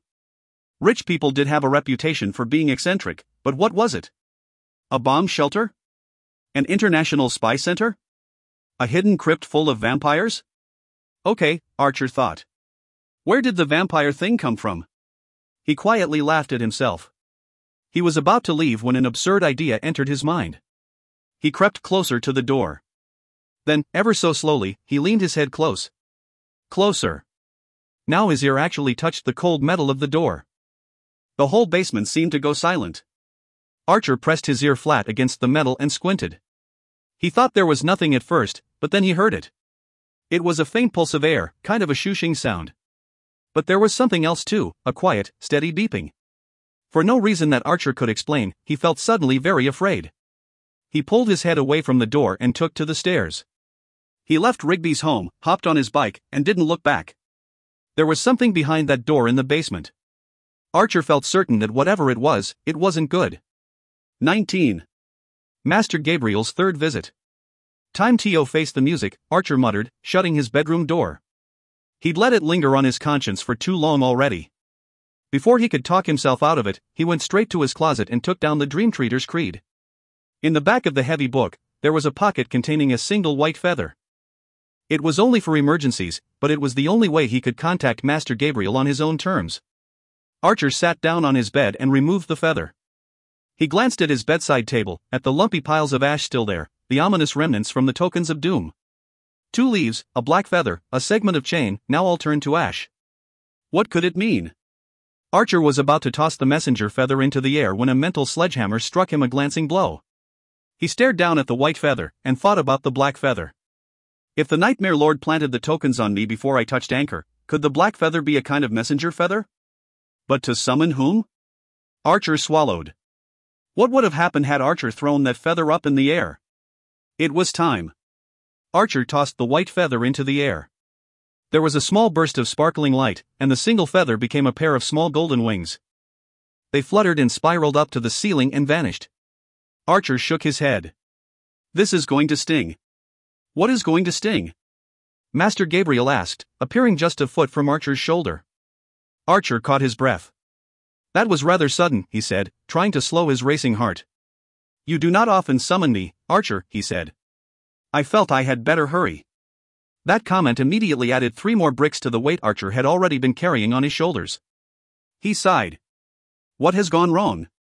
I have, Master Gabriel, Archer said, closing the Dreamtreader's creed and laying it beside him on the bed. I've gone wrong. What do you mean? The old master's dark eyes grew large. You have not attempted another one-man storming of Shadow Keep, have you? No, not that. I suppose not, or you probably would not be here. Archer took in a deep breath. I defied your command. Ah, I understand your original comment now. Yes, this will sting. Which command, Archer? Archer stood up and went to his closet. He came back with the silver puzzle box and handed it to Master Gabriel. There was a moment of strangling tension, and Master Gabriel said, I see. I'm sorry, Master Gabriel, Archer said. It's just, I'd made a deal with Bazil, a blood pact, and honestly, I just wanted to strike some kind of blow that matters in this fight. So I went into Archaya, I faced the lurker, and I took the silver puzzle box. I know, Master Gabriel said simply. I wouldn't have escaped. Archer's mouth snapped shut and he blinked. Wait, you know? I have tried to explain to you, Archer, that my vantage is different from yours. I have sources you know nothing about. I took the liberty of confronting Bazil about the blood pact. Even for him, that was a low play. I forbade him to force you to honor that pact, and that was when he revealed that you had already done so to a point. Archer sighed. Oh, man, he said. You have no idea how relieved I am to know that, well, that you know. I felt so guilty, Anne. Foolish novice. Master Gabriel said, his voice suddenly like a cannon blast. This issue is not about making you feel at ease. In this action, you have sent a rippling wave through the dream, and who can say where it will crash? You may have done yourself and others irreparable harm. Master Gabriel, I. Archer? The voice, high and soft, sweet with curiosity, shut off all other conversation. Master Gabriel vanished in a brief sparkle. Archer turned, and there stood Kaylee in her footy pajamas. Kaylee? Archer said, staring back and forth between her and the doorframe. What are you doing still up? It's only 9:30, she said. Who's Master Gabriel? Archer fought back the urge to shout.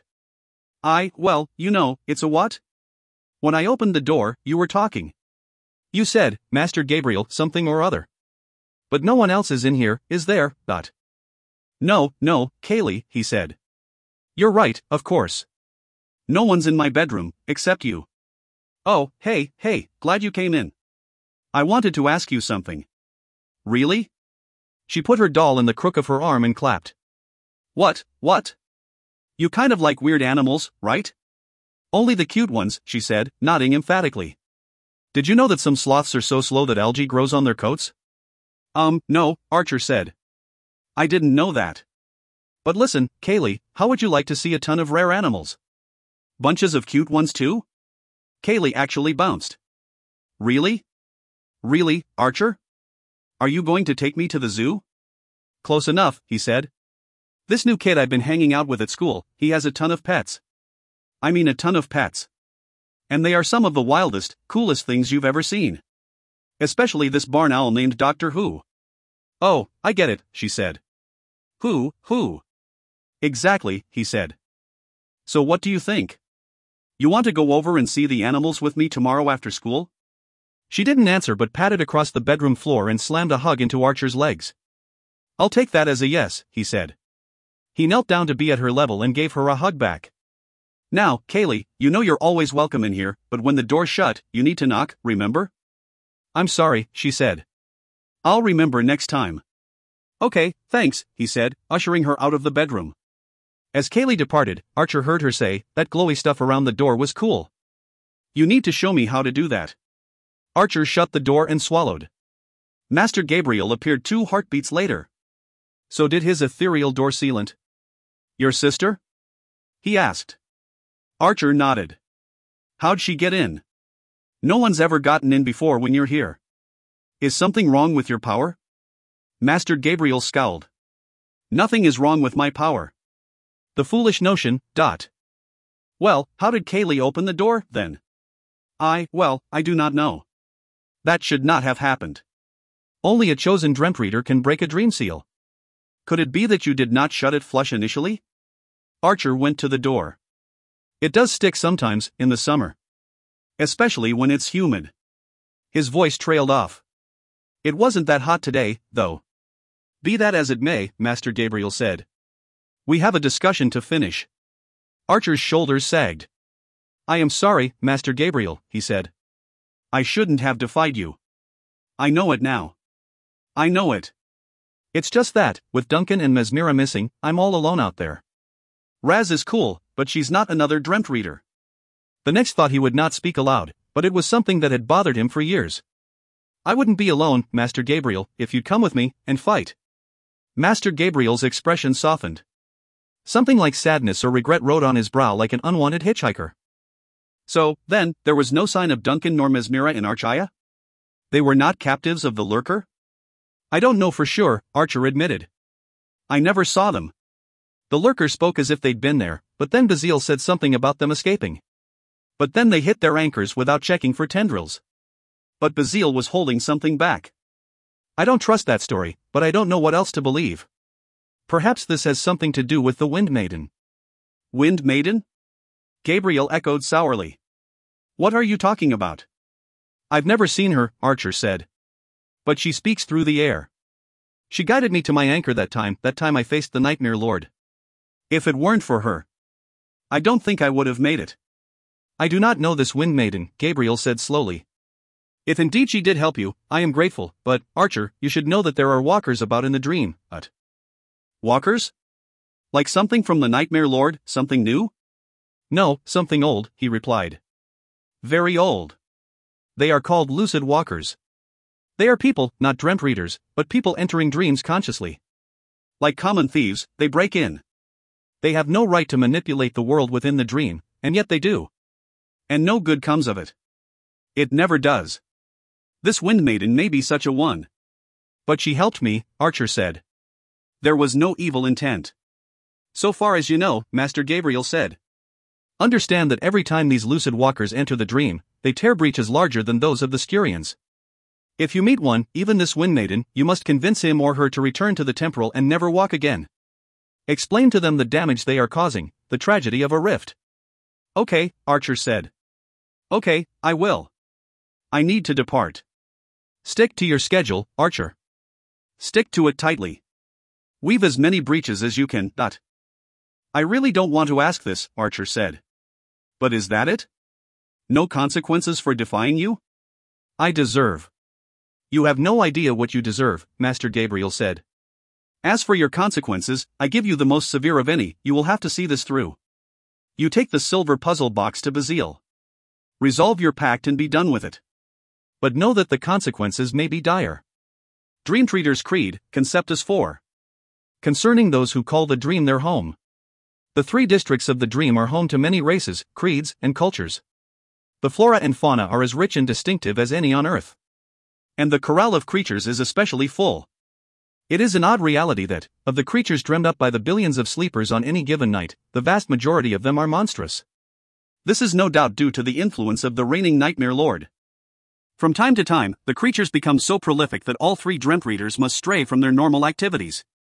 They must go forth on hunting expeditions to reduce the numbers of the most dangerous of these creations. We call this the Festival of Culling, but it is hardly a holiday. This is an extremely perilous task, for the beasts of nightmare are brutal and vicious and numerous.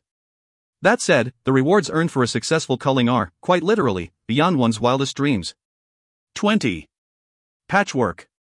Archer wanted to go straight to Bazil, but the number of breaches evident when he arrived in the dream wouldn't allow it. There were whole new patches in almost every fiefdom. With Raz's help, he managed to sew them up by the 8th toll, leaving very little time for travel, a search for Bazil, and any confrontation that could ensue. Archer surfed to the outskirts of Curden and leapwalked the rest of the way. By 10 tolls, Archer found the marketplace absurdly busy, 10 times more than usual. In the central market, a mob of people gathered to make a mad run for some product being sold. Archer leaped from rooftop to rooftop until he could get a better look at what was happening. From the ledge of a bell tower, he saw that there was someone speaking on a huge platform that was piled high with small chests. "Step right up, do not be shy," said the speaker. "You too can patch up breaches if you're willing to try. 10 golds are all you need for one of these kits of mine." It was Bazil, of course. Who else spoke in rhyming triplets? "Unbelievable," Archer muttered. "What a con artist. You're not going down there, are you?" Raz asked. "Of course I'm going down there," Archer said. "He's ripping those people off. 10 golds? Are you kidding me?" Raz's face reddened. "I don't think I want to be here for this," she said. "But call me if you need me." She vanished in a squiggly puff of purple smoke. Archer leaped off of the bell tower and floated slowly downward until he came to a soft landing right behind Bazil on the platform. "A plague of breaches is upon us, you see?" Bazil was saying. "And the Dreamtreaders aren't doing enough to help us stay free. So that means it's up to people like you and me." The crowd cheered heartily, but apparently it wasn't the roar Bazil was expecting because he warily turned to look behind him. He jumped and his eyes flashed when he spotted Archer. What? Archer, why you're here. Look, good people, a Dreamtreader has come near. Now we know we have nothing to. Save it, Bazil, Archer commanded. The crowd gasped. What are you selling these people for 10 golds? Ha? What kind of scam are you running? Shrewd as I am not the heartless kind. I've invented a dream fabric patch that is so sublime. With it, anyone can mend a breach in very little time. Prove it, Archer demanded. Bazil's ultra-white toothy grin appeared, and suddenly Archer felt as if he might have just become part of Bazil's new advertisement campaign. The small hooded merchant fished around in his robe pockets and at last removed a sealed glass jar containing a frantic scurion. He held it up for the crowd, causing titters of discussion. When Bazil broke the seal and opened the jar, the customers standing closest to the stage drew back hurriedly. Bazil dumped the scurion onto the stage. It wasted no time, but arched up on its tail section and leaped into the air. It caught hold of dream fabric with its front mandibles and began to chew. Slowly, its head disappeared and light plasma began to flow. A breach had been opened. A small one, but a breach nonetheless. Bazil waited until the scurion's head poked back out. Then, with a pair of strange forceps, he grabbed up the wriggling, snapping scurion and tossed it back into the jar. He sealed it immediately and dropped it into his robe. He raised his little green hands on either side of the breach, and the crowd responded with an appreciative muttering. Now watch and be amazed, he said. Do not avert your gaze. For we shall now subdue the blaze. He took a chest off the mountainous pile, opened it up, and removed 2 objects, a phial of some opalescent liquid and something that looked like a wire hairbrush. Archer laughed openly and crossed his arms. This ought to be good, he muttered. Bazil unstoppered the bottle, held it up just above the breach, and began to pour out its contents. The liquid sparkled as it drizzled over the breach, but it didn't pour through. Not a drop. It pulsed and surged and began to coat the breach. Bazil emptied the rest of the liquid and then went to work with the brush. Lo and behold, the brush spread the liquid like spackle on drywall. The enthusiasm of the crowd rose as Bazil finished up. They cheered when he put down the brush and held up his hands victoriously. They pressed toward the stage with wads of golds in their fists. Me first. One cried out. I'll take 3. Someone else shouted. You aren't going to run out, are you? came a third. Archer bent at the waist and stared at the seemingly mended breach. There was still a tiny strand of leaking light plasma, but other than that, the breach was sealed. I don't believe it, Archer said. Bazil, you evil little genius, you've done something extraordinary here. Bazil's eyes flashed. He grinned, and strange pink glows appeared just where his cheeks would be if he ever lowered the hood. Archer continued, I mean, this stuff won't hold indefinitely. It does let some plasma through, but this is genius. Can you repeat the recipe? Can you make it in great quantities? Bazil grinned again. Yes, as long as the golds keep flowing, my pocket to feed, I'll take some time off from my usual greed, and work hard, to make as much as you need. That is the best news I've heard in a very long time, Bazil, Archer said. But the price of 10 golds is far too much, especially since it is no trouble to make more. But. No, Bazil, Archer said. I'm already part of your show here. Let me do the talking. But I.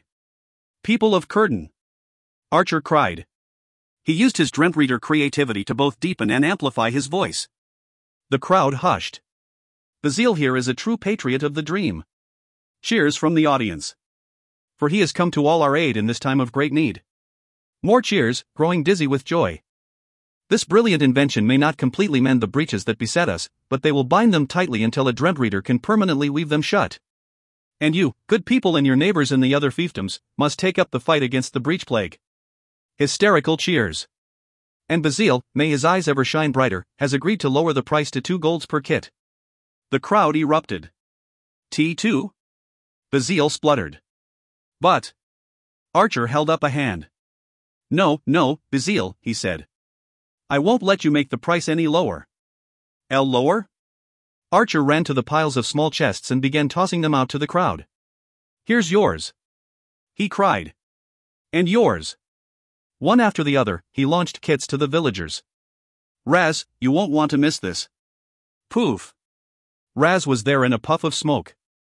What's up? Archer told her. She glanced mischievously at Bazil. Right, she said.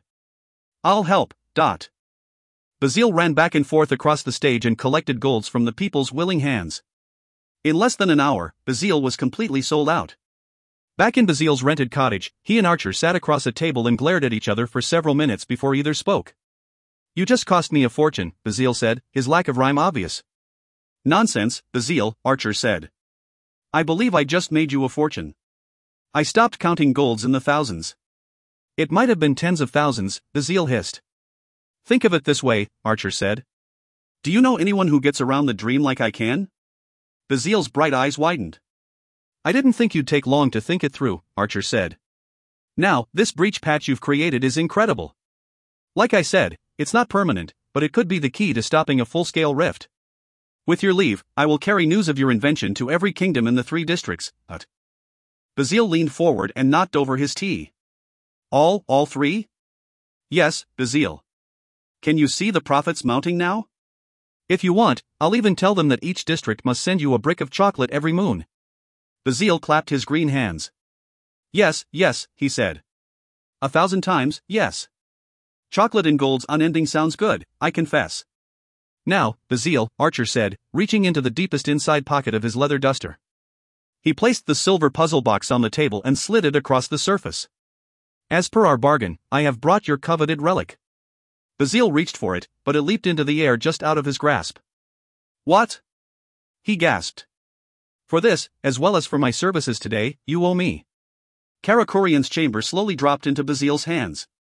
The merchant clutched it to his chest and howled with joy. Archer had never seen his white smile so wide. At last. Bazil exulted. Then slowly, he eased the box back onto the table. His fingers roamed it instinctively, and the puzzle box's panels began to shift and move. The silver sailing ship popped up, and the 9 sails seemed to ripple and shimmer as they had when Kaylee had activated them. Now, more than ever, Archer said, I need you to tell me how to destroy the Nightmare Lord. Bazil's smile vanished. His eyes shrank to 1/10 of their normal glimmering size. No tricks, Bazil, Archer warned. Your blood mingled with mine, remember? And no rhymes either.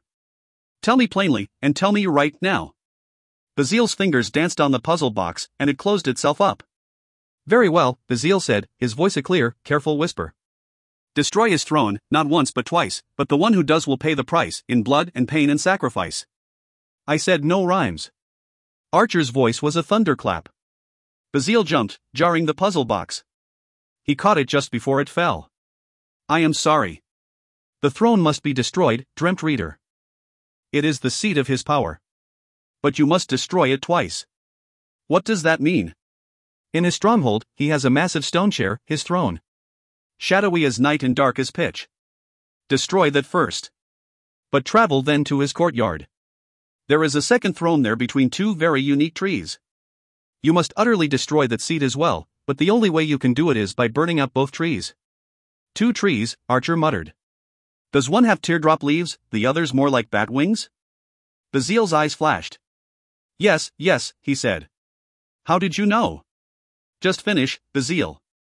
Burn the trees, burn the roots, he said. Not one sliver of green wood or leaf may remain. Why? They are the trees of life and death, he said. Leave one, the Nightmare Lord lives forever. Leave the other, and the Nightmare Lord can never be killed. But at once the trees are gone, the Nightmare Lord will be at your mercy. Now, Dreamtreader, I have revealed to you a secret known only to me, a costly secret. Leave me. As if on cue, old Jack struck out 11 chimes. Archer stood and pointed at Bazil. This had better be the truth, Bazil. Bazil looked away and began to fidget with his silver prize. 21. Creatures great and small. When Archer got home from school Thursday afternoon, he was surprised to see Amy Pitsitakas following him away from the bus stop. Maybe she's taking a different route home, he thought. He kept walking. But when he turned the corner onto Allen Court, he knew something was up. Amy should have gone straight, across Pico Street and onto Earl Grey Road. Archer turned around in a huff. Are you stalking me, Amy? Her hands flew to her chin.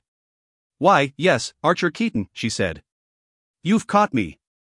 But, in a way, it feels good that you finally know. She ran to him suddenly and threw her arms around his neck. Marry me, Archer Keaton.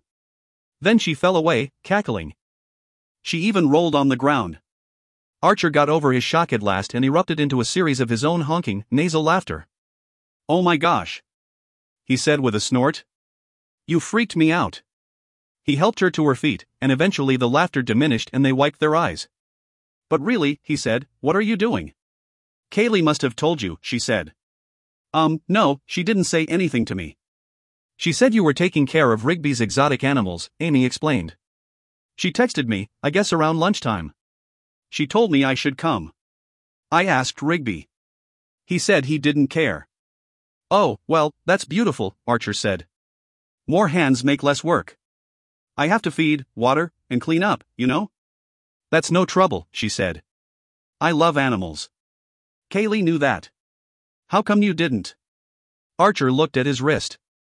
Oh, look at the time, he said, rushing toward his house. No you don't. Amy ran after him. They charged up Archer's front steps and into the living room. Buster and Kaylee were both already there. Brozef. Buster said.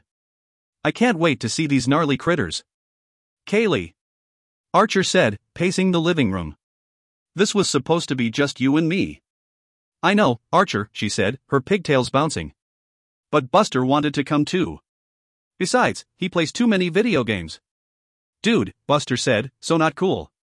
Well, she's right, Archer said. Bogus, Buster said. So, can Buster come? Kaylee asked. I guess so, Archer said. It's a party, then, Amy said. Starting to look that way, Archer said. I hope Rigby's got enough cookies. Did you say cookies? Buster asked. Rock on. With Doctor Who alert on his shoulder, Archer barked orders to his new helpers. At first, he had to repeat himself quite often due to the volume of gasps and explanations. Gorgeous, yep. Just gorgeous. This from Amy. Righteous lizards. Buster. And lots of awe. From Kaylee. Eventually, everyone settled into actually feeding, watering, and cleaning. Amy, put some extra bamboo into the red panda pen. He eats more than you'd think. Oh, and make sure the heat lamp is on medium. Medium, she repeated. Got it. Dude, these guys are crazy. Buster said, tossing mealworms into the meerkat pen. Archer, come look. Archer wandered over and peered inside. To him, meerkats looked like big weasels or mongooses. Wait. What is the plural of mongoose? Mongoose? Archer had no clue, but the four of them were some cute little devils. They liked to stand up on their hind legs, and their faces, with dark brown eyes and constantly sniffing little pug noses, took on the most curious expressions. Watch this, Buster said. He tossed in a mealworm.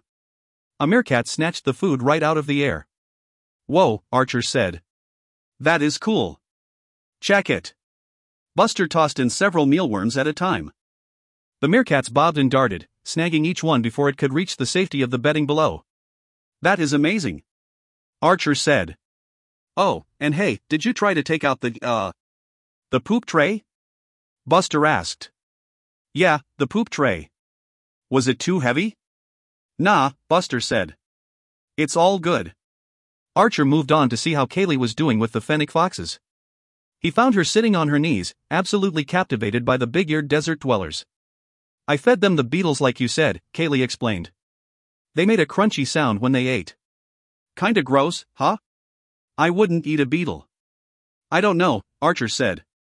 Probably high in protein. She said.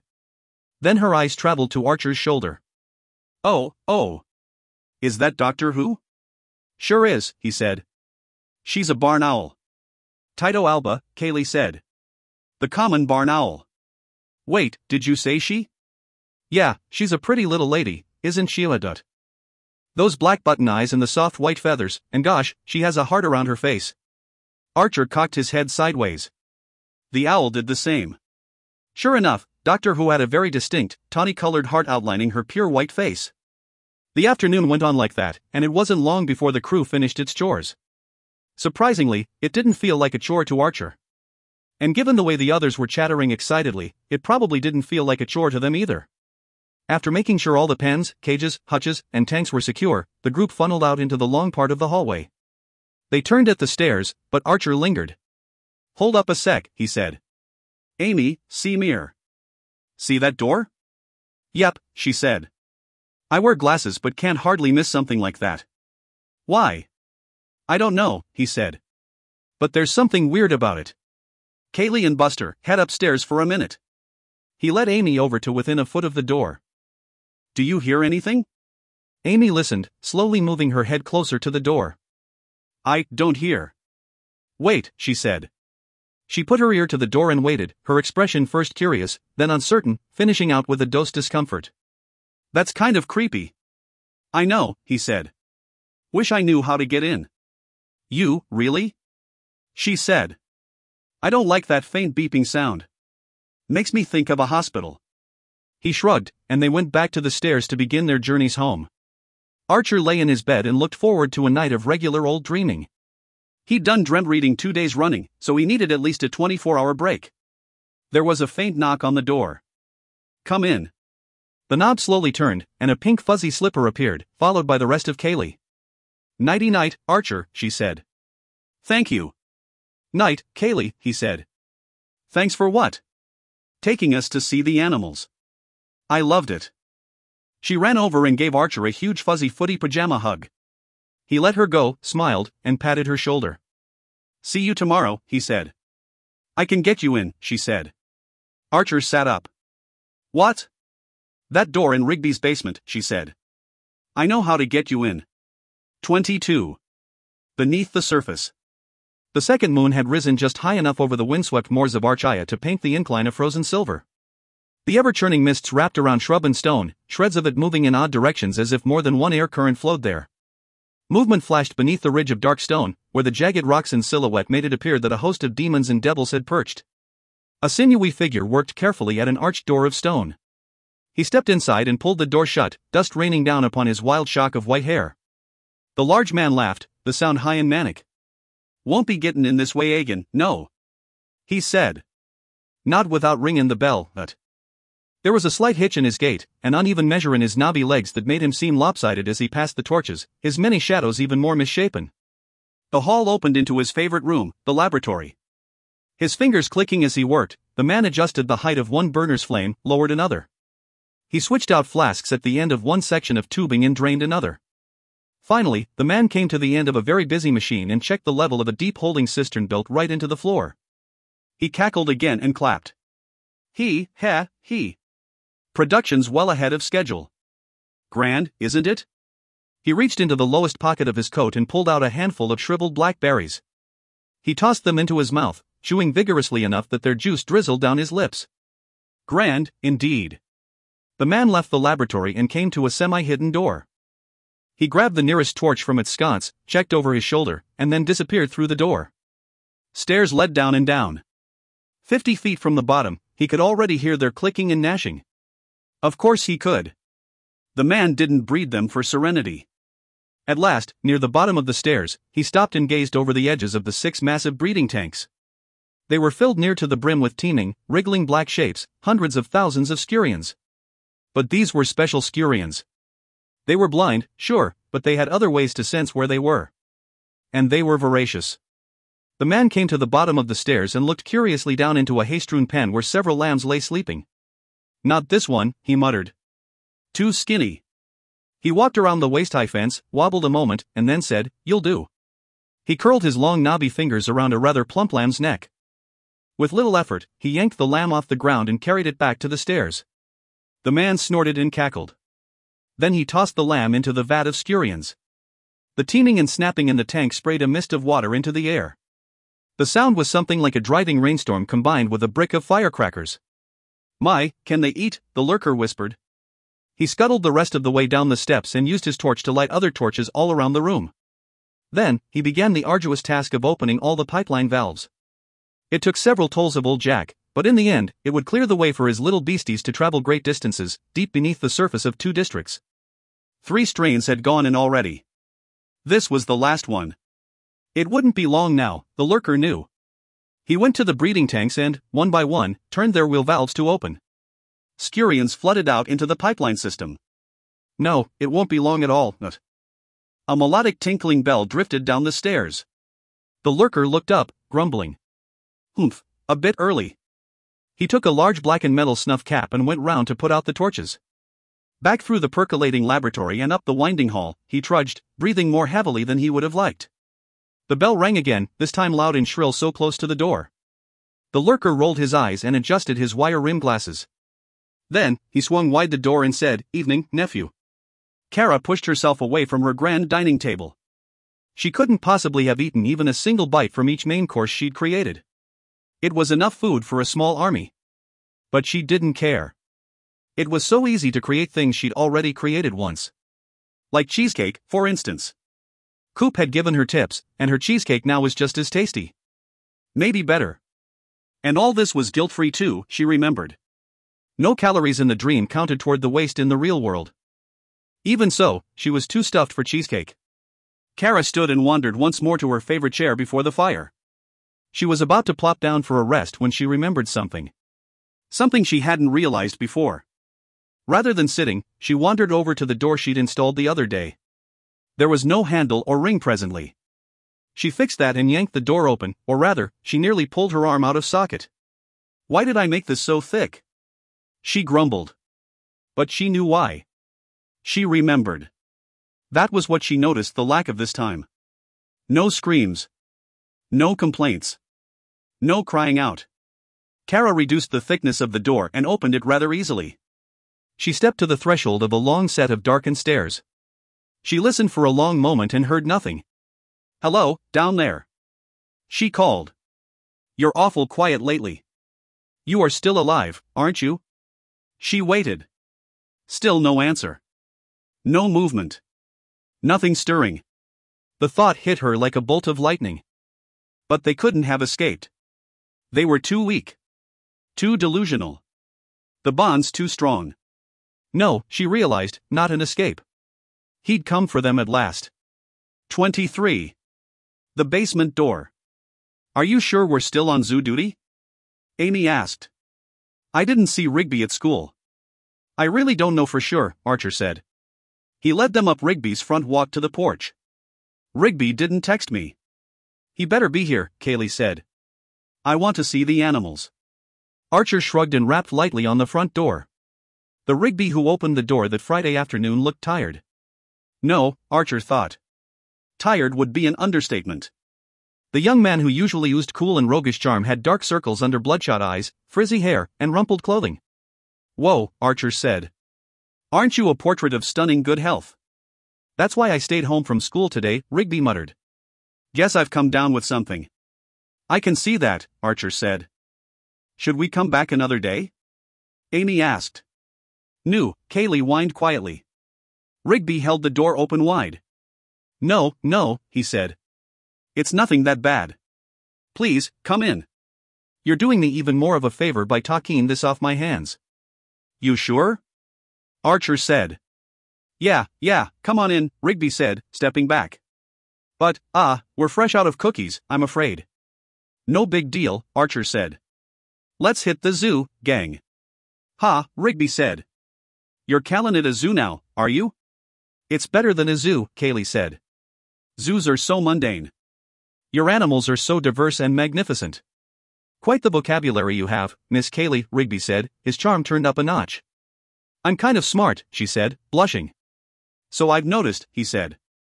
From what I've heard, I'm surprised you're not a gift kid. Yeah, well, we should probably get to work, Archer said, avoiding an awkward conversation about money. He moved quickly toward the basement door.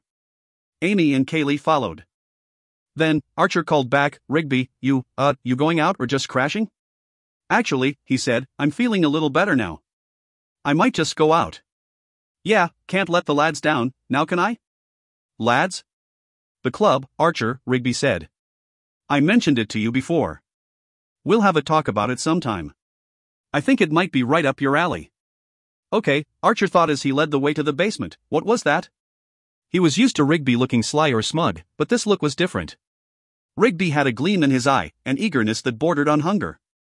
They'd been working diligently on the animal care for about 30 minutes when Archer heard footsteps overhead.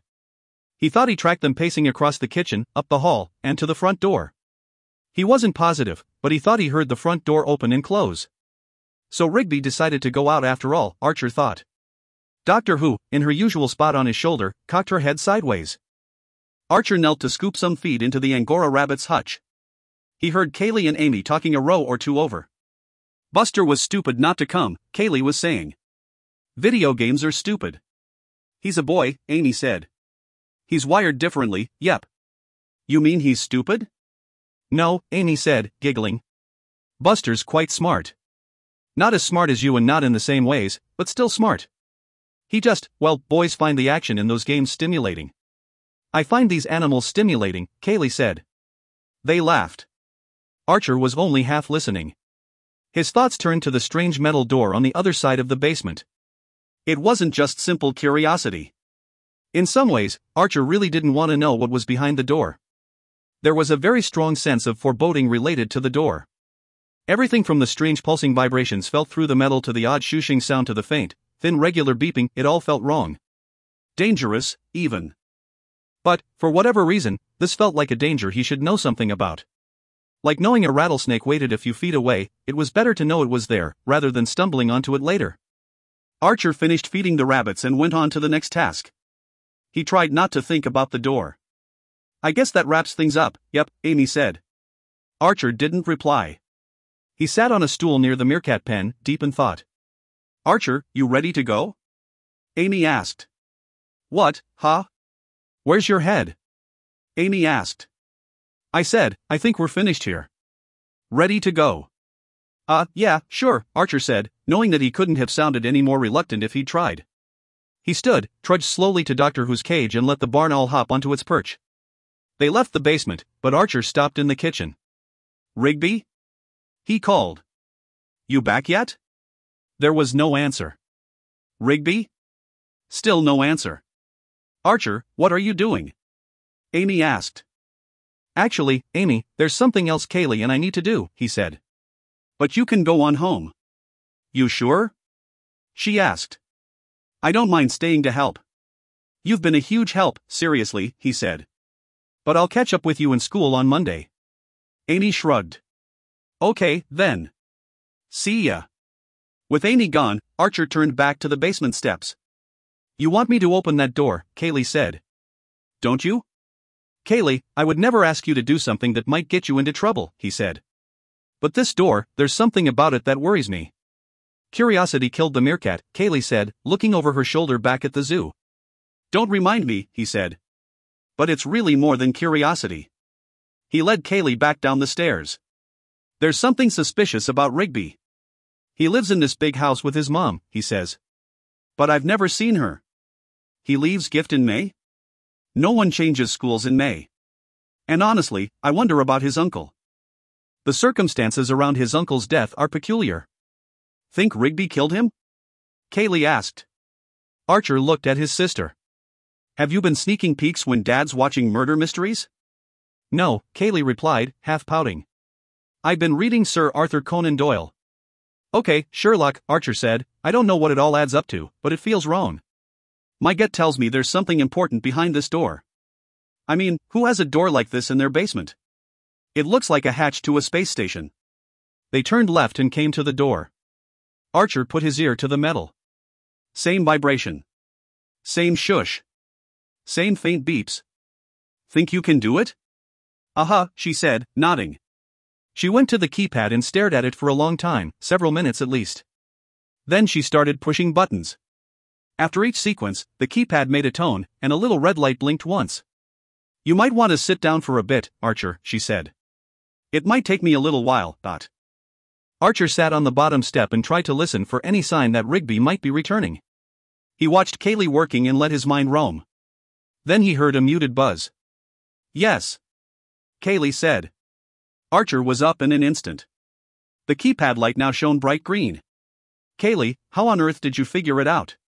This is where Sherlock would say, elementary, Watson, she giggled. See, look at the keypad. The numbers that are most worn out are 1, 3, 7, and 5. At first, I thought for sure the code would be at least 6 numbers, so I tried all kinds of doubles. But nothing worked. Then I thought, well, he's a boy. He wouldn't want a long combination, so I went to 5 numbers. And then just the 4. He's tall, so I figured the higher numbers first. I was right. It was 3-1-5-7. Archer nodded, impressed. Stay behind me. No idea what's in here. When Kaylee stepped back, Archer turned the latch handle and pushed the door inward. There was a faint hiss of compressed air, and all the sounds from within grew much louder. The shush, the beep, and a light tip-tapping that he hadn't heard before. The door was open now a few inches, but other than a few small lights, it was totally dark inside. Archer swallowed and pushed the door again. It swung slowly away from him. There was a faint plinking sound, and fluorescent lights snapped on overhead. In that moment, several things happened in quick succession. There came a terrible ruckus from above. Heavy footfalls pounded down the steps. Kaylee screamed. Someone yelled from behind, "What have you done?" Kaylee screamed again, and Archer nearly jumped out of his skin. He spun around and put Kaylee protectively at his side. Rigby? I thought. You thought I was gone, so you hack in, is it? His face turned blistering red. What, you got your little sister to crack the code, did you? Could not been you. You're not smart enough, It's not her fault, Rigby, he said. Rigby's face churned between exhaustion, rage, and anguish. His voice sounded weak when he said, "You shouldn't have opened that door." You want to explain what I'm seeing? Archer demanded, pointing inside the room. It was a laboratory, but medical in nature. There were all kinds of machines and monitors, keeping track of various vital signs. And in the room center, lying on a mechanically adjustable examination bed, was a very tall man. He was much older. His straggly wisps of hair were white, and his skin was wrinkled and very stretched. He wore a plain hospital-style gown. His arms, legs, and head were all strapped down. Well, Rigby? Archer yelled. What is this? Rigby sighed. This is my Uncle Scoville. 24. No time. Is he dead? Kaylee asked, on the verge of tears. No, he's in a coma, Rigby said. He pushed past Archer and Kaylee into the room. He wandered over to a bank of monitors, clicked a mouse a few times, and said, he's doing about as well today as he has for the last 5 years, but some of his major organs are beginning to wear out. Archer walked into the room. Seeing Rigby's uncle up close was not a pleasant experience. In the sterile fluorescent light, his flesh had a greenish quality as if it might begin to peel away from the bone. What happened to him? Rigby sighed. He stayed too long. Archer frowned. Stayed too long. The law's 9. When the reality finally hit him, it was like a thunderclap. He was a walker, Archer whispered. A what? Rigby asked, squinting. A lucid walker, Archer explained. Your uncle studied dream science, didn't he? He figured it out, how to have lucid dreams. Listen, Archer, Rigby said. Are we going to beat around the bush here, or are we going to lay all the cards on the table? Ha! You are a Dreamtreader, aren't you? I. How do you know that term? Don't try to deny it, Rigby said. I know that you are. I was there, in the Curtain Marketplace, at the reliquary. You were looking for Basile, remember? Rigby's face seemed to change, his eyes darkening. When he spoke again, his voice had changed. He's fresh meat, ain't he? Archer felt the blood drain from his face. That scarecrow person was you? Well, in disguise, anyway, he said. Easy to do, in the dream. Archer, Kaylee said, her voice thin and worried, what is Rigby talking about? I'll explain it later, Archer said. But why did Rigby say his uncle was dead if he was just comatose? There's a difference. Why? Something I mean to find out, Archer said. Now, go look in on the meerkats. Rigby and I need to talk. But why did Rigby call you a Dreamtreader? She persisted. A treader is one who treads or travels. Who walks on a dream, Kaylee. Archer thundered, and then felt terrible because he saw Kaylee jump and then shrivel. And feeling guilty just made him angrier. I said, go check on the meerkats. Okay, she mumbled through quivering lips. And then she was gone.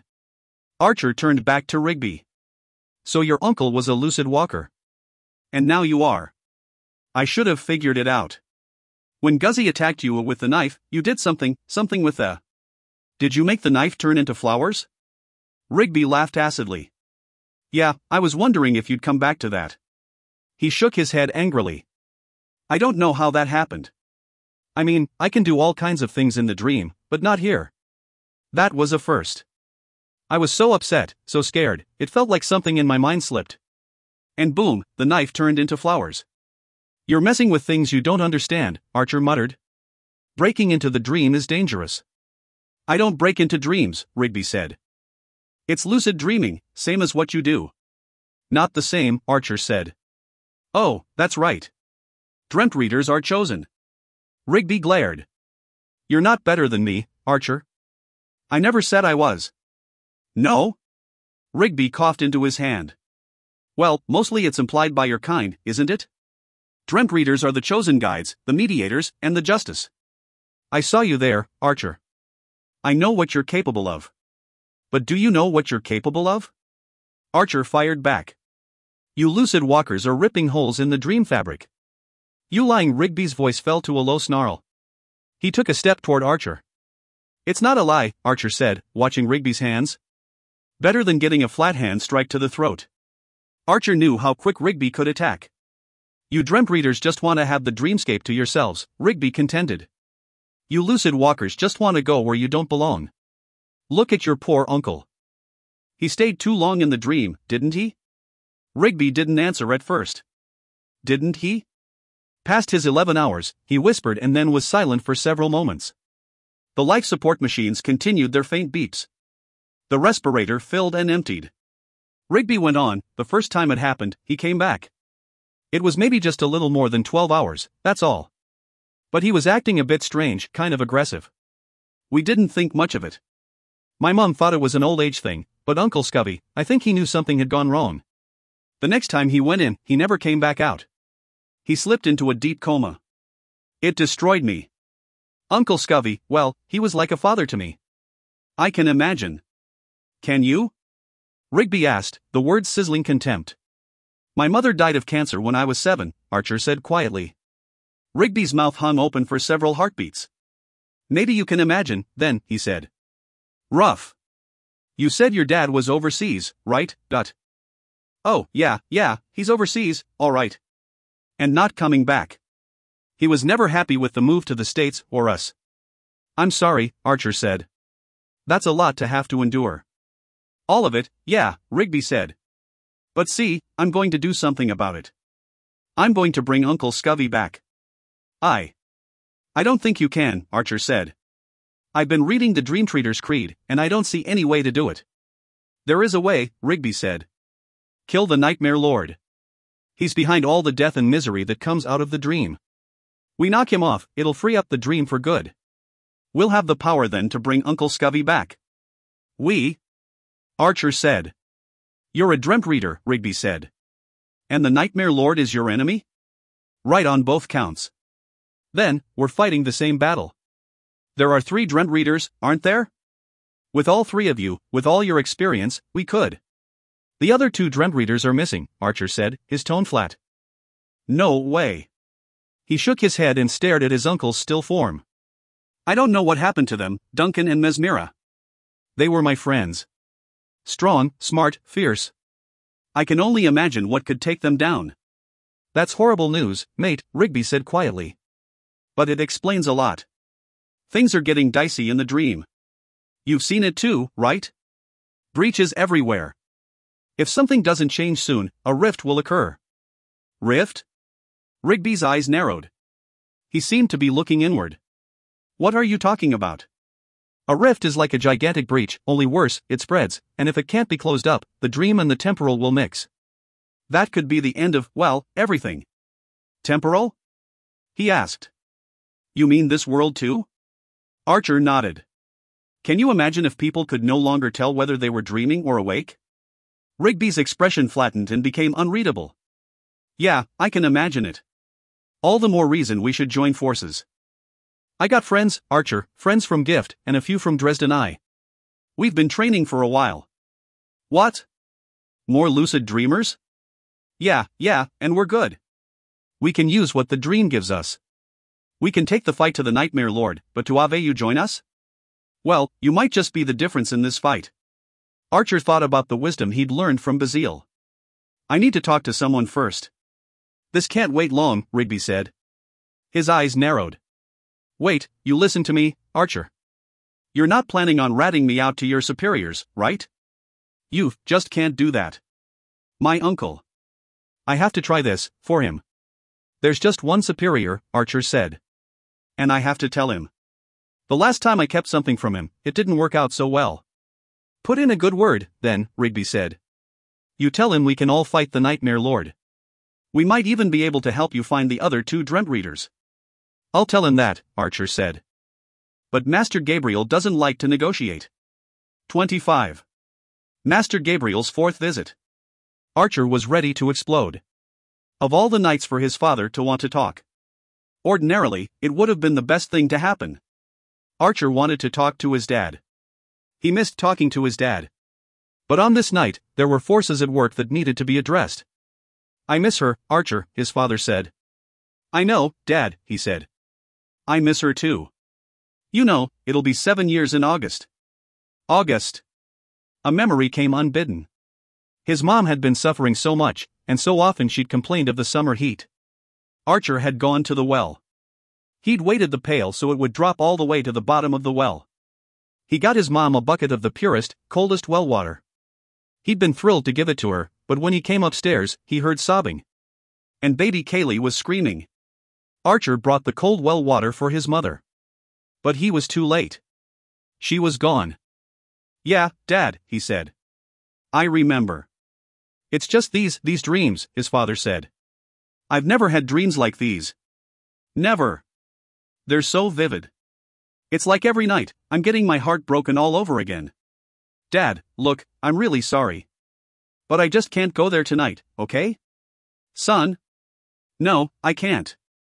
I'm going upstairs. I'm going to bed. But... Archer? As he turned the corner and ascended the stairs, Archer felt like a piece had torn free from his soul. His father wanted to talk. He needed to talk. But Archer swallowed down the guilt and went to his room. Archer sat on the bed and opened the Dreamtreader's creed. He took out the white summoning feather and tossed it into the air. I was coming tonight anyway, Master Gabriel said. His incandescent armor was brighter than Archer had ever seen it, and it flared as he spoke. His face appeared more fierce as well. Things in the dream are reaching a boiling point, but... It doesn't seem to matter which way I'm looking, Archer said, breathing heavily. You always appear somewhere else. Enough small talk, Archer. Your news first. Archer wasn't sure where to begin. Okay, I went to Curtin, like you said I should. I gave Bazil the Karakurian chamber. And what did you gain in return? Archer explained about the thrones and the 2 trees. He told Master Gabriel everything Bazil had said. When Archer was finished, Master Gabriel stroked his beard once and said, I have known the creeds from the beginning, he said. And I recall nothing about the thrones and trees. But the tokens of doom, the leaves twain, that could be a connection. Perhaps it is not the doom of the Dreamtreaders after all, but rather the Nightmare Lord himself. Perhaps. It is something to consider. Something to ponder deeply. There's something else, Archer said. Bazil has developed a patch. A what? He's concocted some kind of chemical or herbal, well, I'm not sure what it is. But it's a kind of pasty liquid patch that will temporarily seal up breaches. The patches let some plasma through, and they won't last forever. But it'll slow down the breaches from widening and give me a chance to weave. Bazil has even developed kits that villagers, the everyday folk of the dream, can use to help us stem the plague of breaches. That is news, indeed, Master Gabriel replied. Though it is unlike Bazil to do something helpful. Well, he's made a fortune on it. That certainly sounds more like him. This may provide a critical cushion of time. But we must remember, as you say, it is temporary. Any news on the other Dreamtreaders? Bazil thinks they missed their 11-hour deadline, Archer said. But he didn't explain it. I don't know anything else. That is grave news, but not completely unexpected, Master Gabriel said. It could not have come at a worse moment. The dream is unstable. And while this patch of Bazil's may hinder the Nightmare Lord, time is ultimately running out. If we do not take more direct action against the enemy, I am afraid a rift is inevitable. Funny you should say that. There is nothing funny here, Archer. Figure of speech. Archer shifted his weight and stared at his bedroom window. I met a walker. A lucid walker? Master Gabriel's armor flared. Yes, but he's a friend. He's on our side. No lucid walker is on our side, Archer. The very act of them entering and exiting the dream causes new breaches. But this one wants to throw down the Nightmare Lord too. He's been training other lucid walkers. Gabriel's hand flew to the hilt of his sword. He has an army? Well, no, I don't think he has an army. More like a team. But they know how to operate within the dream, and they all want to take out the Nightmare Lord. At what cost, Archer? At what cost? The very act of ushering lucid walkers into the dream could trigger the very cataclysm we are struggling to avoid. They know, Archer contended. Or, at least their leader knows. But he said he'd help us find Duncan and Mesmera if we'll fight together against the Nightmare Lord. I fear Duncan and Mesmera may be beyond finding. Dead? Archer gasped. No. I am not certain, Master Gabriel replied quietly. But they have been missing for so long, well, it is possible that death might be a mercy. I don't understand, Archer said. But then he did. It hit him, and it was as if the gravity in the room had increased exponentially. If Duncan and Mesmera had missed their personal midnights, they'd be trapped forever in the dream. Rigby's Uncle Scoville, wasting away strapped to the table, the image was difficult to bear. Then Archer remembered what Rigby had said. Master Gabriel, the lucid walker I met, he's researched this quite a bit. He's convinced that the Nightmare Lord is the source of that is, he's what's keeping people stuck in the dream. If we destroy him, we might be able to bring people back. A curious notion, Master Gabriel said. But the creeds speak nothing of anyone coming back. Ever. Okay, maybe not, Archer said. But we still have to try, right? You said yourself that we need to take direct action. Master Gabriel opened his mouth to speak, but Archer cut him off. I'm sorry, he said. I've overstepped again. You'd think I'd have learned by now. I will abide by whatever you decide. Master Gabriel remained silent for a long time. His armor flared intermittently as he paced Archer's room. At last, he pounded a fist into his palm and said, "So be it, Archer. You cannot do this alone. Take up with these lucid walkers, but be wary of them. The opening of the imagination, the expansion of the brain's capabilities, can often lead to trouble. Should we go tonight?" "No," Gabriel said. "Not tonight. Tonight, make plans, organize, and prepare. Go tomorrow night. And may Shadowkeep fall to your attack." "Master Gabriel," Archer said. "There's something I've wondered for a very long time. But, honestly, I've been afraid to ask you. He said. Perhaps it is better left unasked. Those kinds of questions can be very dangerous. He turned to leave, but Archer grabbed his arm. At this point, Archer said, it seems worth the risk. What, then? Speak, Archer. Ask your question. Archer took a deep breath and said, well, Master Gabriel, what I want to know is, why don't you ever come to the dream with us, with the Dreamtreaders, I mean? You are obviously very powerful. I feel like there are battles we lost, that we might have won if you'd been with us. Master Gabriel's armor flared white hot. I mean, I know you have your reasons, Archer added quickly.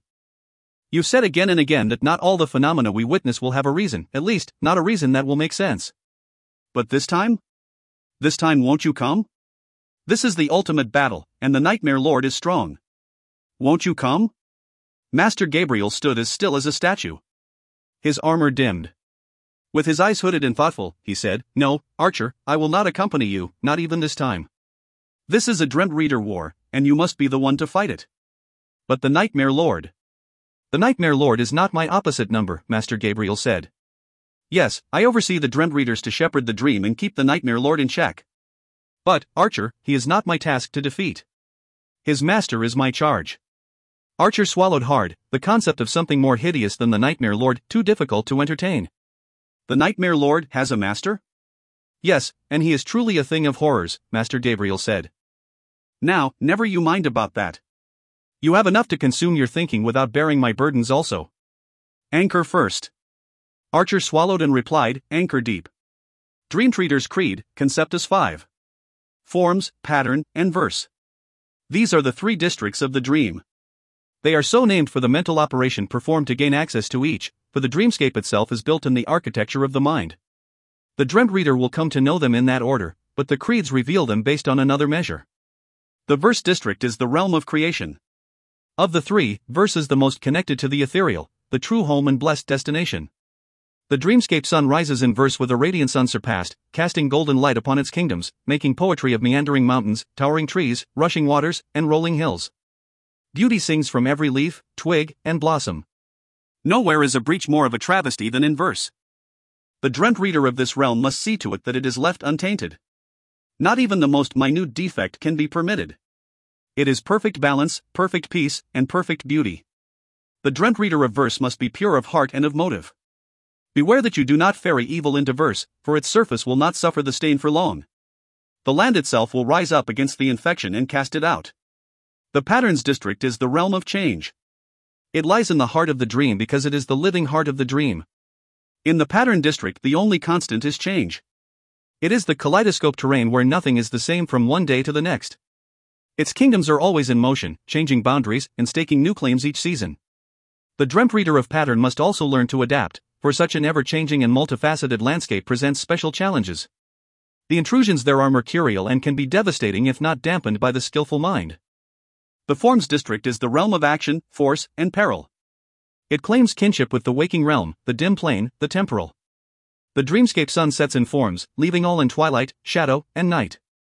Fell creatures and grim deeds await the Dreamtreader of forms, and so this one must carry the mind of an army, its cunning, its tactics, and initiative.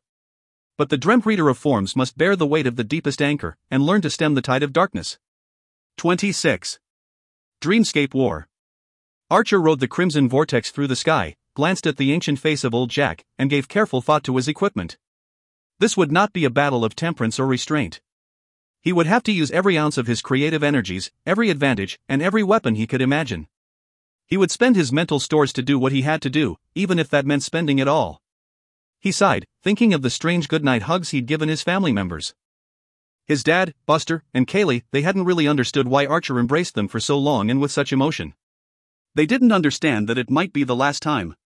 But Archer knew. When he agreed to be a Dreamtreader, he took a vow to hold nothing back in his service. He only hoped it wouldn't come to that.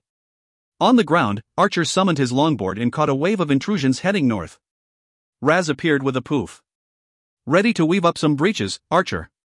She said. We've got a much bigger task tonight, Raz, he said. Then he explained. By the time he finished answering her questions, they were halfway to Warhaven, the last civilized kingdom before entering the Nightmare Lord's domain. If this is to be a fight, Raz said, then I am not properly dressed. She looked at her acorn cap beret disparagingly and then disappeared. When she popped back, she wore an acorn helm and her walnut shell armor. Surprisingly, she had a tiny sword at her side. "Raz," Archer said, guiding his board onto a northwesterly wave, "you look like a regular sword maiden." Raz zipped into the air, performed a happy somersault, and then dropped back to Archer's shoulder. "Full steam ahead, Captain," she yelled. Archer crossed the border into Warhaven and made for the old ruins to the far north. That was where Rigby and his lucid walkers were to be waiting. Old Xander's Fortune. That was the name of the ruined fortress that sat on a hilltop surrounded by deep forest at the northernmost edge of Warhaven. Archer rode his longboard right to its doorstep. It was a shell of a building, still massive and tall, but gutted. Archer dismissed the board and heard voices as he crossed the threshold into the stone frame of the keep. Remember, Rigby was saying to a small group of teens, "This is not a siege. We don't have the numbers or the time. This is a surgical strike." "Actually," Archer said, approaching, "it's more blunt force trauma than surgery, but..." "Dreamtreader Archer," Rigby said, his grin broad. "Please come meet the lucid walkers." All eyes turned to Archer. Very few eyes, he thought. And though he knew the moment he'd said it that he should never have let the words leave his lips, it was too late. "Is this it? Is this all we have?" The expressions on 6 faces turned sour, and Archer felt like a jerk. I didn't mean it like that," he said. "I'm sure you all know what you're doing. It's just that, Kara?" "Hi, Archer," Kara said quietly. Archer turned to Rigby. "You got Kara Winchill into lucid walking?" "Yeah, so?" Archer managed to seal off his first reply before letting it be heard aloud. "Yeah, something like, but she's the girl I like, that wouldn't go over well." But there was something he could say. "Look, Rigby, I don't know anything about your gift friends, but Kara and that's Brie Lassiter, right? They can't have been lucid walking for long. You're putting them in grave danger." "I don't like that." "Who died and made you king?" Brie asked. "Sorry, Archer," Kara said, "but this isn't your choice." Archer swallowed and hoped the rushing blood wouldn't redden his face too much. "Now that little tasty bit is out of the way," Rigby said, "why don't I introduce my gift friends?" In turn, Archer met Coop, Roach, Hyde, and Bianca. They shook hands and stared each other up and down, measuring, sizing. In the end, Archer couldn't help himself. I'm not sure we're enough." "Enough?" Bree blurted, indignantly flipping a cable of dark hair over her shoulder. "Enough for what?" "Enough to finish this, to defeat the Nightmare Lord." Archer glared at them. "I'm not sure we can win." "We do have a secret weapon," Rigby said, motioning to the jagged stone archway to his left. A dark figure moved in silhouette. Archer stepped backward, and Rez burrowed down in his duster pocket. Archer had seen that shape before. In Archaya. He still had bruised arms from the lurker's chains. "Come on out, Uncle Scovey," Rigby said. The withered old man Archer had seen lying comatose in Rigby's basement stepped out of the shadows. Only he wasn't withered and drawn. He had broad shoulders and a frame full of ropey muscle. His eyes were bright and intelligent. His white hair was as wild as ever, and his expression seemed fierce, on the verge of violence. Raz whirled into a ball and disappeared in a puff of smoke. "The lurker?" Archer blurted. "Your uncle is the lurker?" "Yeah," Rigby said. "He told me that was his nickname here." "That's 'cause I mainly keeps to myself," Uncle Scoville said, his upper lip curling into a snarl. "But you work for the enemy," Archer said. "You tried to chain me up." "You trespassed, young man," he said. "Not only that, but you stole my puzzle box, my Karakurian chamber." "Don't suppose you got it with you?" Archer shook his head. "Shame, that is," Uncle Scoville said. "Look, lad, I know we got off on the wrong foot, but my only enemy is the Nightmare Lord. Remember, I left you because I had to take care of the hounds? Hate Sixtoles with a passion. And it's because of that despicable resident of number 6, Rue de la Mort that I can't wake up. There's a chance we could change things tonight." Archer remembered Master Gabriel's thoughts on waking those stuck in the dream. It wasn't in the creeds. But Archer did not share that information openly. "My uncle is very powerful," Rigby said. "Being committed to the dream has given him unimaginable strength here." Archer nodded. "That's obviously true," he said, staring at the lurker. "But I mean, how can we trust?" "He's my uncle," Rigby said. "He's here to help us, right?" Archer became very still. He readied his will for a massive onslaught attack, just in case things went south when he said, "What about my Dreamtreader friends, Uncle Scovey?" You know, Duncan and Mesmira? What have you done with them? I'll tell you what I've done with them. I fed them and sent them on their way. Bazile told me that Duncan and Mesmira came to you for the puzzle box. That's right, Uncle Scoville said. They came. They asked. I said no. I liked that little box, heh heh. Where are they now? Rigby asked suddenly. Are they in the dream? We could use their help tonight. Truth is, lad, Uncle Scoville said, putting his arm on Rigby's shoulders, I don't know what happened to them. They were talking about Shadowkeep, that's all I know. Well, that settles that, Rigby said. We're all in this together. Introductions are all good. We'd best be. Hey! A squeak came from Archer's pocket. What about me? Archer reached down and lifted his little friend up for all to see. So that's where you went, he said. This pretty little lady is Raz. Cute. Aw woo. Dude, that is awesome. Can I make one? Whoa. I think they like you, Raz, Archer said with a wink.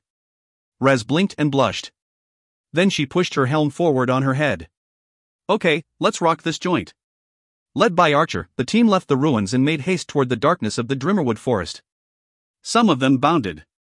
Some of them ran at flash-like speeds. Some simply flew. They met in an oblong clearing in the heart of the Drimmerwood.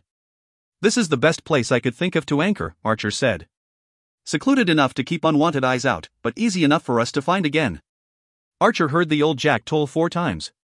He wasn't sure what time each of the others had entered the dream, but time was going to be a factor for all of them.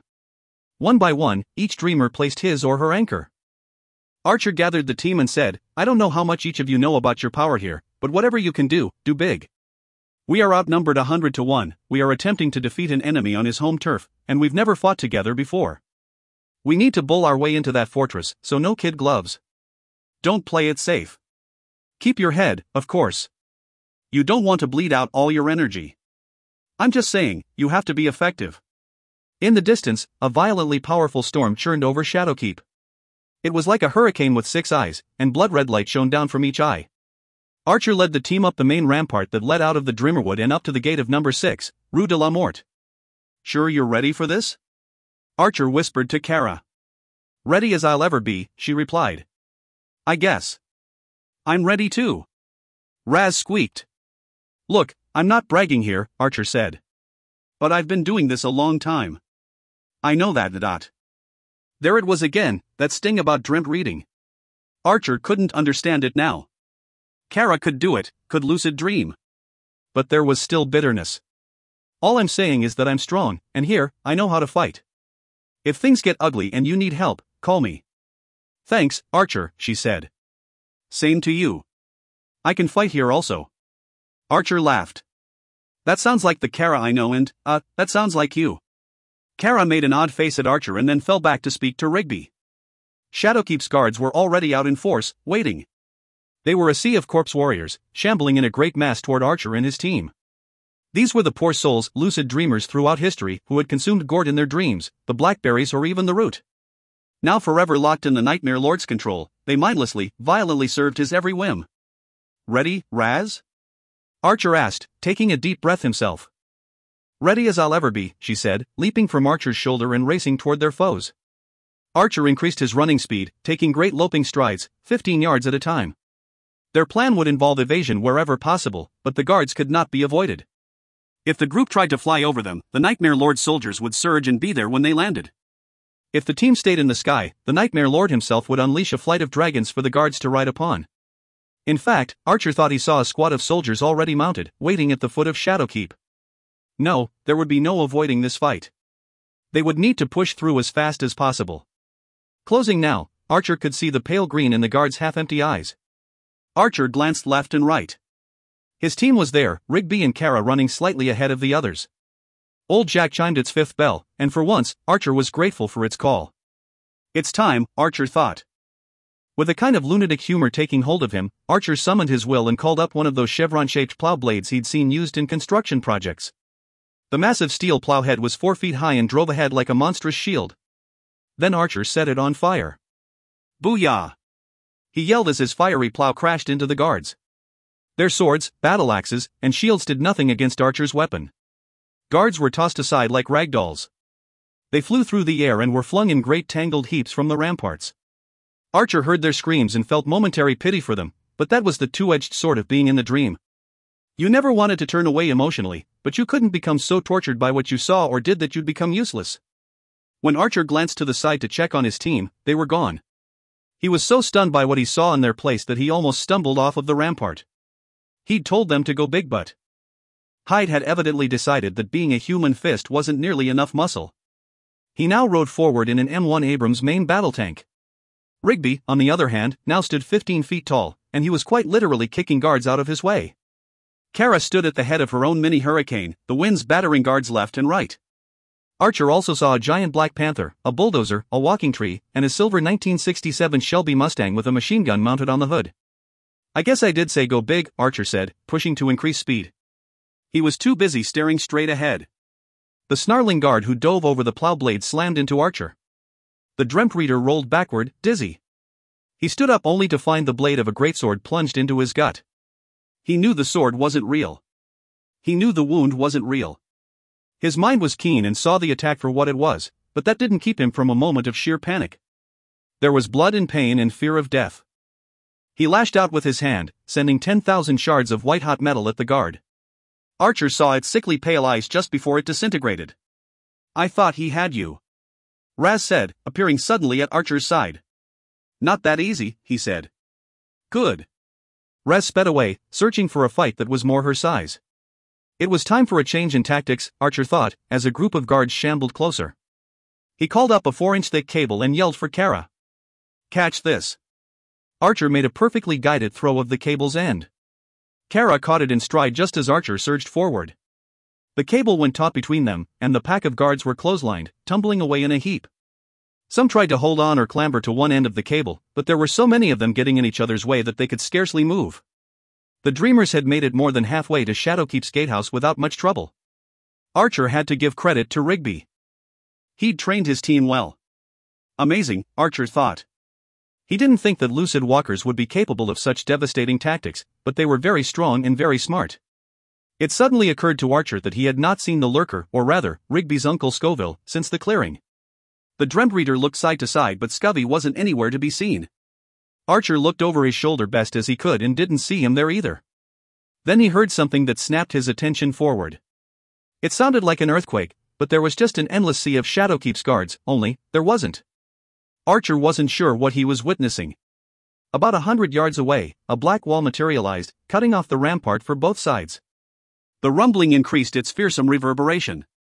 The black wall seemed to shear the rampart in half. As if it were made of some malleable substance rather than stone, the rampart bent sideways. Hundreds of guards toppled off its edge and into the chasm below. The black wall disappeared, and Archer saw Rigby's Uncle Scoville at last. He stood ahead where the black wall had been and waved the team on. That was when old Jack rang out. They all heard it. It was 6 tolls. 27. Number 6, Rue de la Mort. The howls that rang out from Shadowkeep shook the ground upon which Archer and his team now stood. Uncle Scoville walked back to the teens and said, "Are you prepared for this?" Archer searched the team's eyes. There was indecision there, hesitance. "Whatever you do," he said, "do not show fear inside those gates. Wear a helmet, war paint, or turn your head into a block of iron. Do whatever you need to do to avoid showing fear. This is 6 tolls, the height of the Nightmare Lord's power. He releases his hounds to frighten us because fear increases his strength." "Have you seen the hounds?" Kara asked. "Yeah," Rigby said, cutting Archer off. "From a distance." "But Archer's right. No fear. Why aren't the hounds coming out after us?" Bree asked. "Because," Uncle Scoville said, "he wants us inside his gates. He wants to finish us off on his own terms. But we won't be letting him, will we?" "No fear," Archer shouted. The team answered, and with the howls echoing in the chasm far below, they pressed on toward the gate of Shadowkeep. Everything changed inside Shadowkeep. It soon became apparent why the being who sat on its throne was known as the Lord of Nightmares. Archer and the others found themselves in a vast and ancient graveyard. Gnarled, misshapen trees rose up around them and lined their path. 2 moons gazed out at them from the torn shreds of tattered cloud high above. Feverish red eyes smoldered out of the gloom all around the team. They were slanted, burning with hate, much larger and much higher off the ground than they should have been. "Remember," Archer whispered. "No fear." A voice that did not belong to any of the team whispered back in a raspy, mocking tone, "No fear." All at once, the hounds sprang. The moonlight and mist obscured their shape, their speed even more so, but what Archer saw made his heart leap into his throat. Something happened to his pulse that made him suddenly feel like he'd been thrust beneath the surface of some dark water. He gasped for breath even as the first hound was upon him. There was a frantic tangle of tooth, claw, and mane. Archer felt rips and punctures, and the dizzying motion of being yanked back and forth. There was blood all around him and icy cold and a strange, mournful cry, calling out that he should simply surrender, fall into a deep sleep, and let it be. "Archer, fight!" A female voice commanded. Archer thought at first it was Raz, but it couldn't have been. The voice was not outside, but within his mind. It was the Wind Maiden, saving him once more.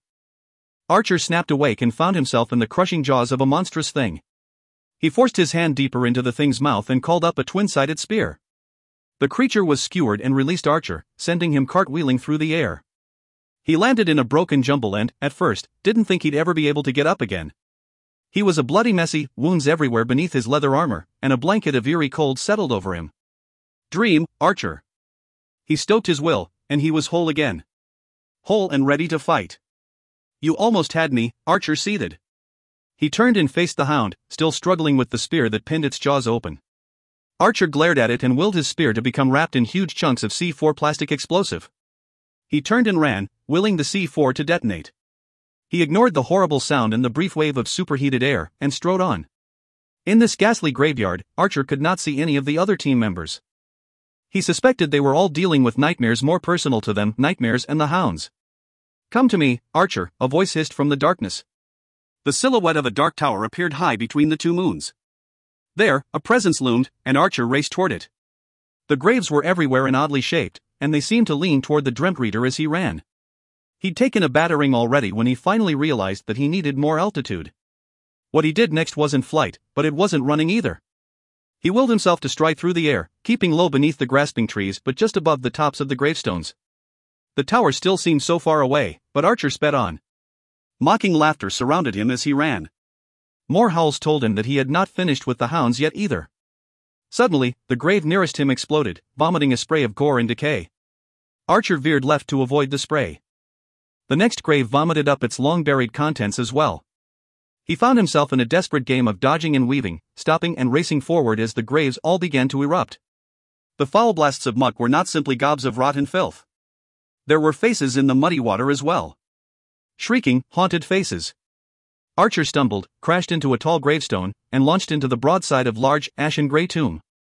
His vision fading, he slid down the stone wall and came to rest in several inches of putrid mud and water. As darkness took him, he heard the dull report of a distant bell tolling. It struck 9 times before Archer knew no more. 28. The trees of life and death. "Ready?"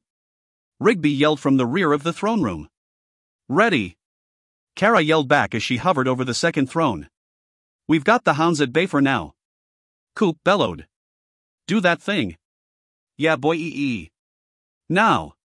Rigby commanded. Simultaneously, he and Kara used their collective dream might to power a pair of colossal stone-breaking hammers. The massive tool whirled and fell.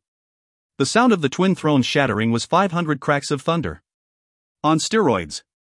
Rue de la Mort was stunned by the sudden concussion. Even Shadowkeep fell silent. The destruction of the twin thrones was earth-shaking, a sound that could wake the dead. A thunderous sound woke Archer with a start. He could scarcely blink away the disorientation fast enough. Someone was calling him. Shrieking to him. Begging him. "We got the thrones, Archer." The urgent male voice screamed. Some distant part of Archer recognized the voice. "We got the 2 thrones, but he caught us. Get the trees to burn the trees." Rigby. Archer blinked completely awake and found himself leaning up against a stone wall, surrounded by muck in the midst of a vast castle courtyard. The graves were gone, and a few hounds were pacing in the distance. But then Archer saw them. The trees of life and death. They were separated by 100 yards of cobbled stone, the wreckage of a throne, and a pair of the Nightmare Lord's hounds. This was the first time the Dreamtreader had been able to actually take in the size and form of the dream beasts. They were huge, thick-bodied animals with broad paws, barrel chests, and thick, wild manes, like a lion's but black. Most apparent, of course, were the raging red eyes, protruding muscular jaws, and livid yellow teeth. The trees, Archer! Rigby screamed as if in great pain. Please. That did it. The pain. The searing agony in Rigby's voice, the urgency, it smacked Archer like a physical blow. He was up and running in an instant. He vaulted a hound, tossing a fistful of willed blades at the beast as he careened over its head and crash-landed by the first tree. It was a tall oak or, at least, something like an oak in its form and height. But its leaves were tear-shaped and rather small. The Tree of Life. Archer pulled at the bounds of his imagination. This could not be a slow burn, a crackling bonfire, or an intense glowing smolder. This had to be an absolute inferno, something equivalent to a volcanic eruption or a solar flare. He eyed the tree, and great molten gobs of flame coalesced around his fists. He screamed and threw his hands up. The fire that leaped from within Archer both shocked him and knocked him backward off his feet. From his back on the cobbled stone, Archer saw a blazing inferno rise up around the tree. It was a searing, flash-burning column like a tornado made from tons of flame. But amidst the roar of the flame, there was also a great scream. It was sharp, agonized, tremulous, and brief. The engulfed silhouette of the tree seemed to tremble. Then wither. Then crack. Pieces of raw timber flashed away into ash. Archer saw other shapes in the fire, shapes that did not belong. It was almost as if the tree had an inner skeleton, a rib cage and limbs, all completely blackened now. A small piece of ash fell into Archer's eye, stinging him back to the task. The Dreamtreader curled and rolled to his feet, often running for the misshapen tree of death before he could stop to think about his actions. As he ran, he became aware of his own tiredness. Spending his mental energy had begun to drain on his system. To consume the second tree would spend even more. He didn't know if he'd have enough left to fight the Nightmare Lord, much less prevail against him. But those thoughts were secondary. The tree had to burn. The two hounds between the trees set against Archer, but their threat had diminished somewhat. They seemed smaller now, weaker. Maybe it was the destruction of the first tree. Archer didn't know, but before the beasts could pounce, he attacked them both. The Dreamtreader willed forth a length of chain around each of their necks. The hounds yelped and snarled and fought to get free, but Archer held them fast, constricting the chains link by link. Archer strode past the struggling hounds and said, "These are your tokens of doom." He didn't look back, but he heard the fall of the beasts and the heavy clank of the chains as he leaped to the second tree. Before his feet again touched the stone, Archer unleashed streams of burning liquid from his fingertips, swallowing the trunk in front of him in a monsoon of fire. The tree of death seemed swarmed by hornets of flame. Branches vanished, then limbs. The trunk split asunder and fell apart. The burning hunks twisted within the flames, and again, Archer saw those strange skeletal shapes before it all withered and was gone. Archer had to duck his head and cover his ears at the raging howl that blasted out at that moment. Somewhere in the distance, the Nightmare Lord roared with such venom and agony that the entire keep shook, but Archer knew his job wasn't finished. He forced himself to his feet and strode in the direction from which the sound had come. It seemed like he ran for an eternity, but then the ground fell away and he was falling, crashing madly down steps of stone. He tumbled and banged his head, his elbows, his knees, again and again. Each time he healed his wounds immediately, but he couldn't stop his momentum. He found himself sprawled midway down what looked like an old Roman theater, a bowl of stone with a central stage in the center, everything funneling down to that point in the middle. Archer blinked stupidly. The trees were gone, withered in flame. Tiny flakes of ash rained down from the sky even now. Tired and aching, he found a way to his feet. He stood and looked down onto the stage. There was the Nightmare Lord. He wasn't wearing his horned helm but rather a pale crown adorned with black gems. He did not look hobbled in the least. He stood like a massive statue of some mythological warrior or maybe a demon with those pale green eyes. But his face was not what Archer had expected. He was grim and fearsome but ruggedly normal. A broad chin, proud cheekbones, ridged and angled brows set above the emptiness of his eyes, it was a startling contrast. Archer gaped down at his enemy and yelled, "I fear you no longer. You are mortal now." "No," came his hornet-infested rasp. "Young fool." It was then that Archer realized the Nightmare Lord was not alone. There was a wide stone altar, and upon it, bound at the wrists, neck, and ankles, lay Rigby Thames. Standing at the side of the altar with a steel dagger was Kara Windchill. The Nightmare Lord began to clap his hands in mock applause. He gazed up at Archer with those ghastly pale, greenish eyes. Bazil played his part well, did he not? He said. Archer went to speak but found his tongue knotted. He gazed at Rigby, already bruised and battered, blood leaking from a dozen wounds. But breathing. Breathing rapidly. And Kara, the look in her eyes was baffling. There was sadness, some kind of regret, and yet, also a steely determination that Archer couldn't quite understand. Finally regaining his voice, Archer cried out, "Kara, what are you doing? Put down the blade." Kara did not move. She seemed mute, almost entranced. "Destroy the thrones, not once but twice," the Nightmare Lord mocked. "But he who does will pay the price. Isn't that what Bazil told you? It was a splendid exercise, or should I say expenditure of your will. And the trees, Archer? The tree of life and the tree of death, that was quite a show of strength you put on, raising them to the ground. To think that you might have used such power on me? A terrible shame. I wonder whose doom you sealed. But as Archer pondered the mysterious words of the Nightmare Lord, he studied his enemy standing over Kara and Rigby. And for a few moments, confusion overwhelmed his pain. Where were the other lucid walkers? They had seemed to be doing pretty well in the initial stages of the assault. What had become of them? And how had Rigby been captured? The guy was powerful in the dream, resourceful and smart. He had the lurker, his Uncle Scoville, watching his back. Why would the bonds on that altar even hold Rigby? Then he knew. Fear. Archer could see it in Rigby's eyes. It was the stricken look of a man who could no longer see a way out. It was the gaze of a man who had no hope. 29. Tested loyalties.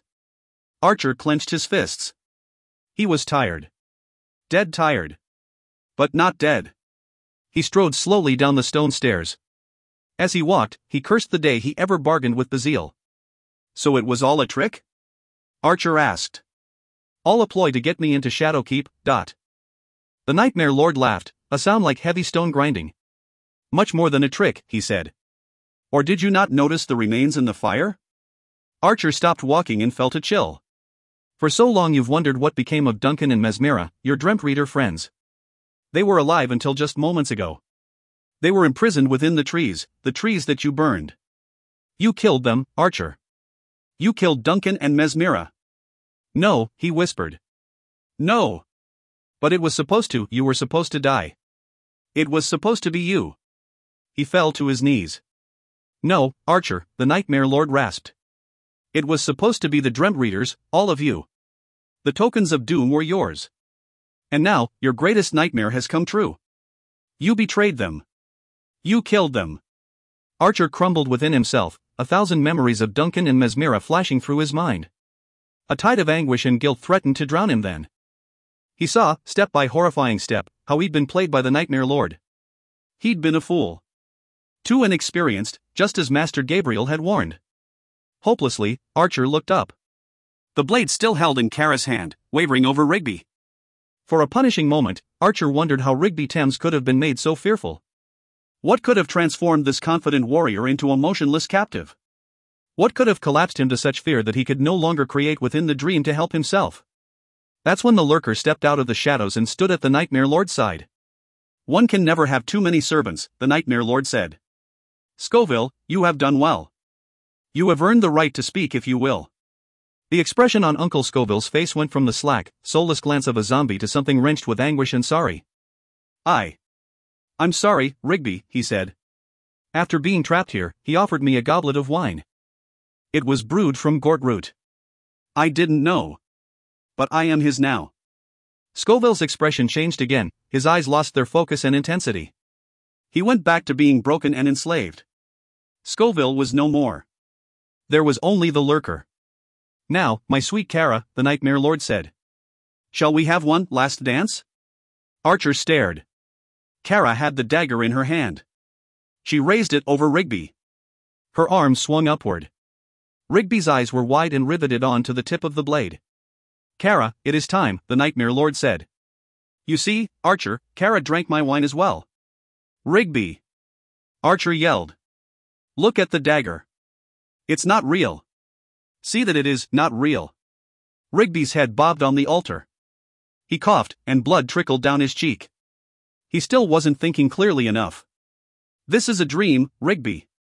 Archer bellowed. It's not real. Only a dream. The Nightmare Lord raised his arms high and shouted, This is not a dream. It is a nightmare. No, Kara. Archer screamed. Remember what I said. Remember? You would never do something like this. You are better than this. Her eyes were pleading and full of sorrow. I'm sorry, she said. I did not give you permission to speak. The Nightmare Lord roared at her. Kill him, now. In that moment, the ash falling like snow around them, Archer readied what was left of his creative will. He was ready to throw something at Kara, either to block the blade or knock her bodily off of the platform. But Archer froze. There was something different in her eyes. The dagger seemed to tremble in her raised fist. What was that look?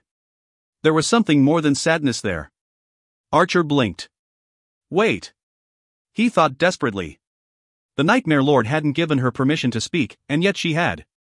That meant. Archer's heartbeat seemed to slow. He saw Kara swing the dagger down. He saw the terror in Rigby's expression. He saw the ruthless gleam in the Nightmare Lord's livid green eyes. He saw the ash falling. The dagger blade falling. Slowly. So slowly. The ash. Archer immediately knew. He saw the plan unfurl like a parchment map. There were the steps, a kind of diabolical recipe. All he had to do was follow. And it all began with Kara. He saw her ever so slight nod. Now. Time sped back up. With a shriek of rage, Kara swung the dagger sharply down, but she halted the blade just above Rigby's throat. In a whiplash instant, she changed the angle of the weapon and thrust it overhand into the Nightmare Lord's left eye. He roared in pain. At that moment, Rigby snapped awake, and the lurker turned and disappeared into a tunnel. Archer was already moving. He dove into the air and ripped the silver crown off of the Nightmare Lord's head. Catch me if you can. Archer yelled. You are Lord of Nothing. Archer raced away, bounding up onto a parapet. He glanced back once to make sure the Nightmare Lord was following. He wasn't sure for a moment, but then he saw a team of black horses wreathed in crimson fire and pulling a black coach with a black rider. Archer spared a glance to the altar and saw Kara releasing Rigby. Come on. Archer yelled. Stand with me. The black coach wheeled in the sky and careened toward Archer. Rigby and Kara stood on the table where Rigby had lain. They gazed at each other strangely and then back to Archer. What are you waiting for? Archer cried out. We can defeat him, together. Come on. There came the sound of laughter and hornets. Archer stared at the oncoming coach. He had little time left. Number 6, Rue de la Mort is ours now. Rigby exulted. We rule Shadowkeep now. Archer wanted to wake up. He wanted to wake up and never sleep again. This was impossible. This was beyond comprehension. This was a nightmare. Kara, please. Archer cried. Come with me. Stay with us, Archer. Kara called. We can rule together, ... Archer mouthed the word no. But there was no sound. No breath. No feeling. He wasn't sure there would be ever again. He took one last look at Rigby and Kara and then turned to face the Nightmare Lord. Alone. 30. Lure. Archer lunged away, bounding from one wall to the next. Soon he was on the top of the gatehouse. With the Nightmare Lord's dark horses right behind him, Archer leaped down to the rampart. Flying would be the fastest way, but Archer had too little mental energy left. He desperately needed to make it back to the anchor with some strength remaining. He called up his longboard, let his intrusion buffer lapse, and caught a raging wave south. Archer looked back. The Nightmare Lord was gaining. Go, Archer! Raz shouted, appearing at his shoulder in a puff of purple mist.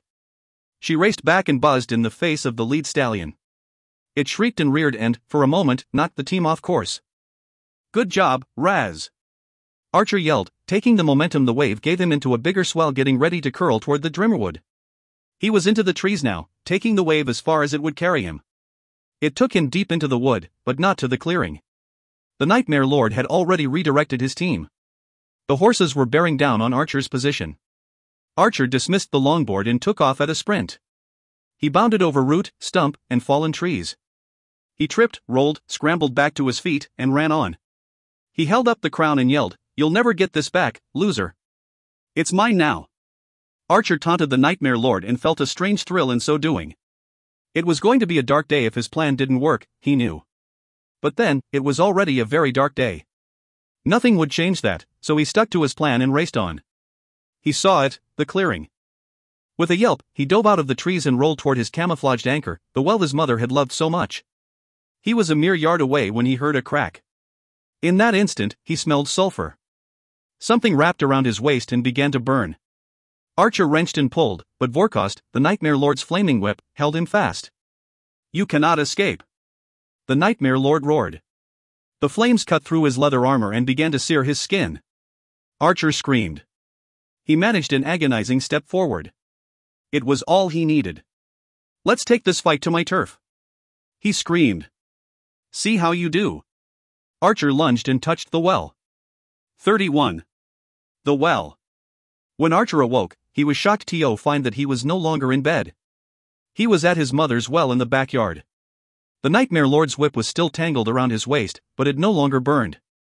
Archer turned round to find his pale-eyed tormentor just gaining his feet. He was moving slowly, stiffly. "It's working," Archer thought. "He's weakening. How does it feel?" Archer shouted. He held up the crown for the Nightmare Lord to see. "Say goodbye to your kingdom." He tossed the crown down the well. The Nightmare Lord gave a wrenching jerk to the whip, and Archer fell forward. Flat on his face. "I am not finished with you," the Nightmare Lord said, his voice low and menacing. Archer rolled up and took hold of the whipcord. It already felt brittle. The Dreamtreader gave the hardest tug he could and yanked the Nightmare Lord forward. Archer ran ahead too, but he dove to the side and dragged his leg in front of the Nightmare Lord, sweeping the bigger foe's legs. The Nightmare Lord's momentum threw him hard. The whipcord snapped between the two combatants. Archer ate some turf, but the Nightmare Lord slammed into the side of the well. Archer spun back to his feet and saw the Nightmare Lord half collapsed over the edge of the well. Archer turned and raced toward him. He plowed into the enemy's back, pressing him into the old stone. The Nightmare Lord howled, but Archer wasn't finished. The Dreamtreader wrapped his arms around the Nightmare Lord's legs and lifted with everything he had. Archer lifted and pushed, and finally, the Nightmare Lord toppled over the side. He cried out, "Dreamtreader!" Then there was silence. Archer exhaled and spat blood. He looked over the side of the well to see only darkness. But then, like some kind of mutated spider, the Nightmare Lord appeared in the pale moon's light. He had found a hold, maybe where the mortar was worn away, and was trying to climb back up. "No!"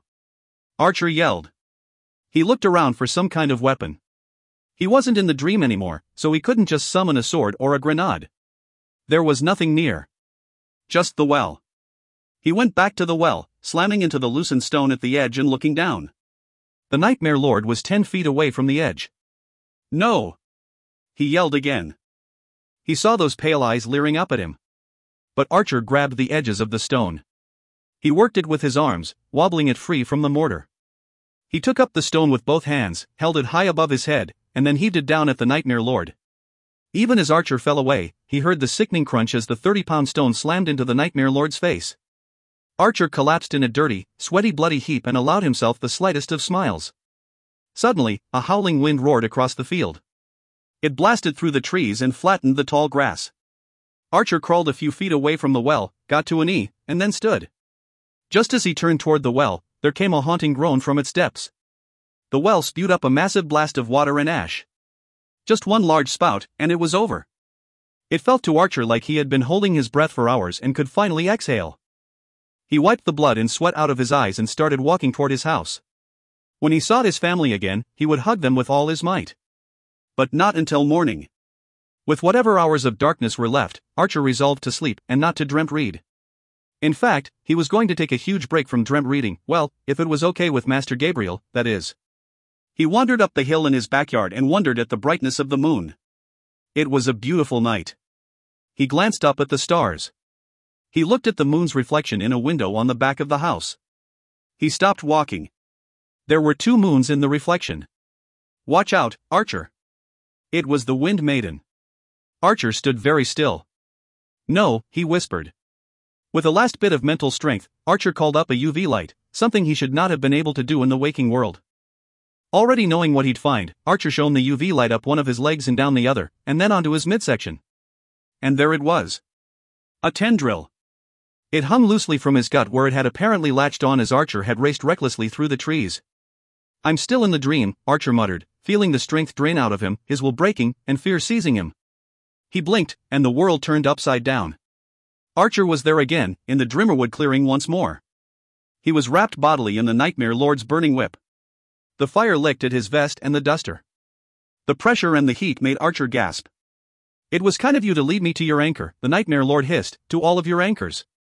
With his bare hand, Archer ripped the tendril free and tossed it away. He still had the crown in his other hand. There wasn't much point to it, not now. After all, he treated the Nightmare Lord to a sneak preview of his plan. Archer had no mental energy, no physical strength. All he wanted to do was sleep. He closed his eyes and fell toward the well. 32. Dangerous Minds. This time, when Archer opened his eyes, he was in his bedroom, tangled in both the bedspread and the Nightmare Lord's whip. "I'm home," Archer whispered. He expected to hear a gloating laugh and then to feel the deep bite of Scorgule, the enemy's fierce axe, carving a furrow in his back. But there was nothing. Archer spun off his bed and stumbled on the rug, the whipcord tangling his feet. He found some footing and started to turn round every which way, letting the slack whipcord fall to his feet. Where was the Nightmare Lord? A high-pitched scream. And then, "Archer, help me! Kaylee!" "No," Archer screamed. "No, no, no!" He tore out of his room and turned the corner into the hall. He heard noise behind him now, a great pounding from his father's room. He couldn't stop. The hall was only 20-some feet, but it seemed like 1,000 yards. Archer slipped, lunged, and clawed forward. He tore around the doorjamb and into Kaylee's room. The first thing he saw was Patches, her scarecrow dolly, sprawled and lying on the floor in the shredded remains of her pink blanket. Kaylee screamed again. Archer looked up. His worst nightmare had become reality. He'd brought the Nightmare Lord back with him. The Dream King was weakened, yes, but he was crushing Kaylee in his hands. "Take me to your anchor," the Nightmare Lord commanded. "Or I will kill her." "Archer!" she cried, whipping her blanket around. "Archer, he's hurting me!" "Kaylee!" The shout was back up the hallway. It was Archer's father. "Don't hurt her!" Archer yelled. "I will, I'll take you to the anchor. Just don't hurt her. Now!" The Nightmare Lord roared. He lifted one hand, and Kaylee's bedroom door slammed. In moments the doorknob jostled and there came a fierce pounding on the door. "Kaylee, honey! I'm here! Daddy's here!" In his rasping, hornet-stung voice, the Nightmare Lord declared, "This place, this house of misery, is my house." He brought his face near Kaylee's and said, "You never knew your mother, did you?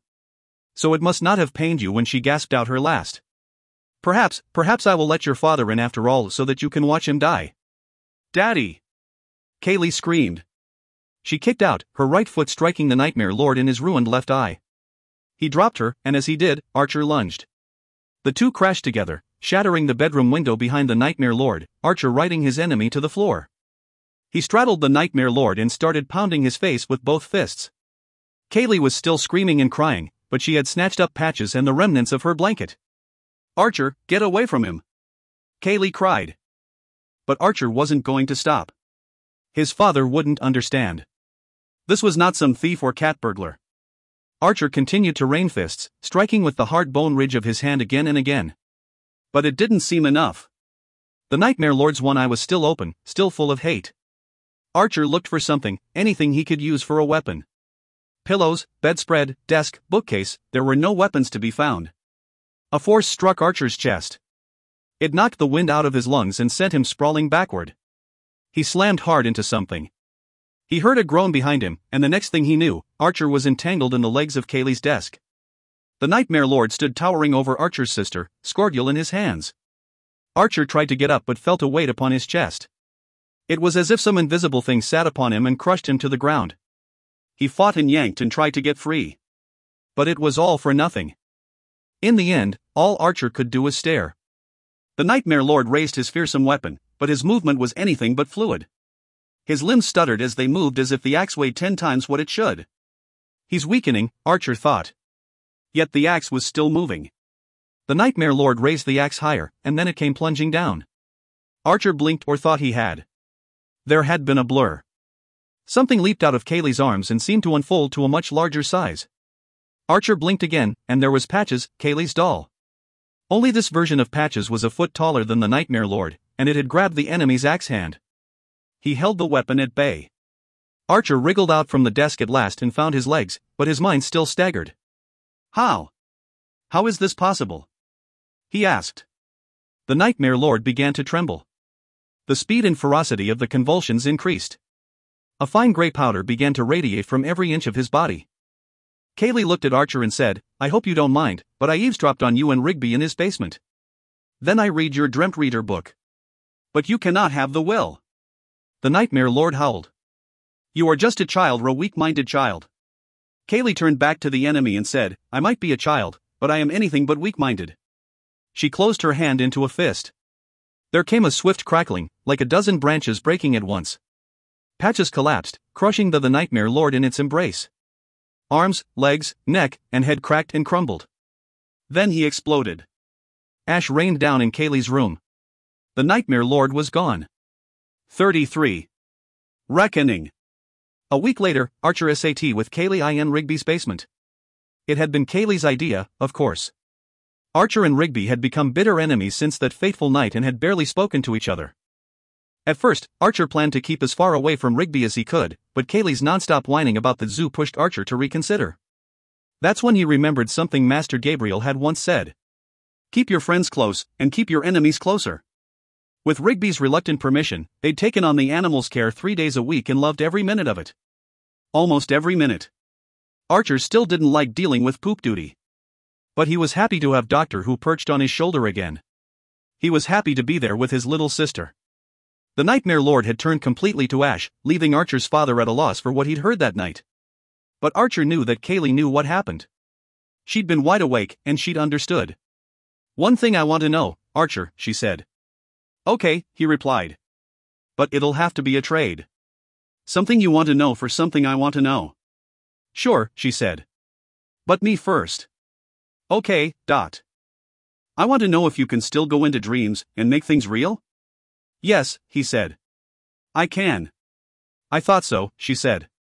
Ah, Archer said. Now, my turn, but I think I already know the answer. I want to know if you can still make things real here?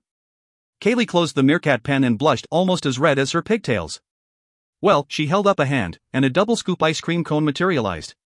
Cotton candy flavored, she said. My favorite. I think, Archer said. I'm going to need to tell Master Gabriel about you. It was the 7th of June, the first day of Archer's summer break from school. It was no surprise when Master Gabriel appeared. He always came on the 7th of the month. The time has come for reckoning, Master Gabriel said. Archer stared at the floor. He pictured Duncan laughing, always laughing, and Mesmira faithfully pruning her rose bushes. And it all consumed by hungry flames. I killed them, Archer whispered. I didn't mean to, but I killed them. Master Gabriel placed a hand on Archer's shoulder. Duncan and Mesmira knew the risks involved in dreamt reading, he said. Just as you do. They made choices, wrong choices, just as you did. But none of you acted in a vacuum. There was an enemy at every turn, an enemy who lived to cause nightmares. He is the root, and he is no more. I'm sorry, Archer said. I should have listened from the beginning. That wisdom was hard-won, Master Gabriel said gently. But then his tone snapped back to his usual abrupt command. In any case, there are still consequences. Archer pulled away, went to his closet, and came back with the Dreamtreader's creed. Here, he said.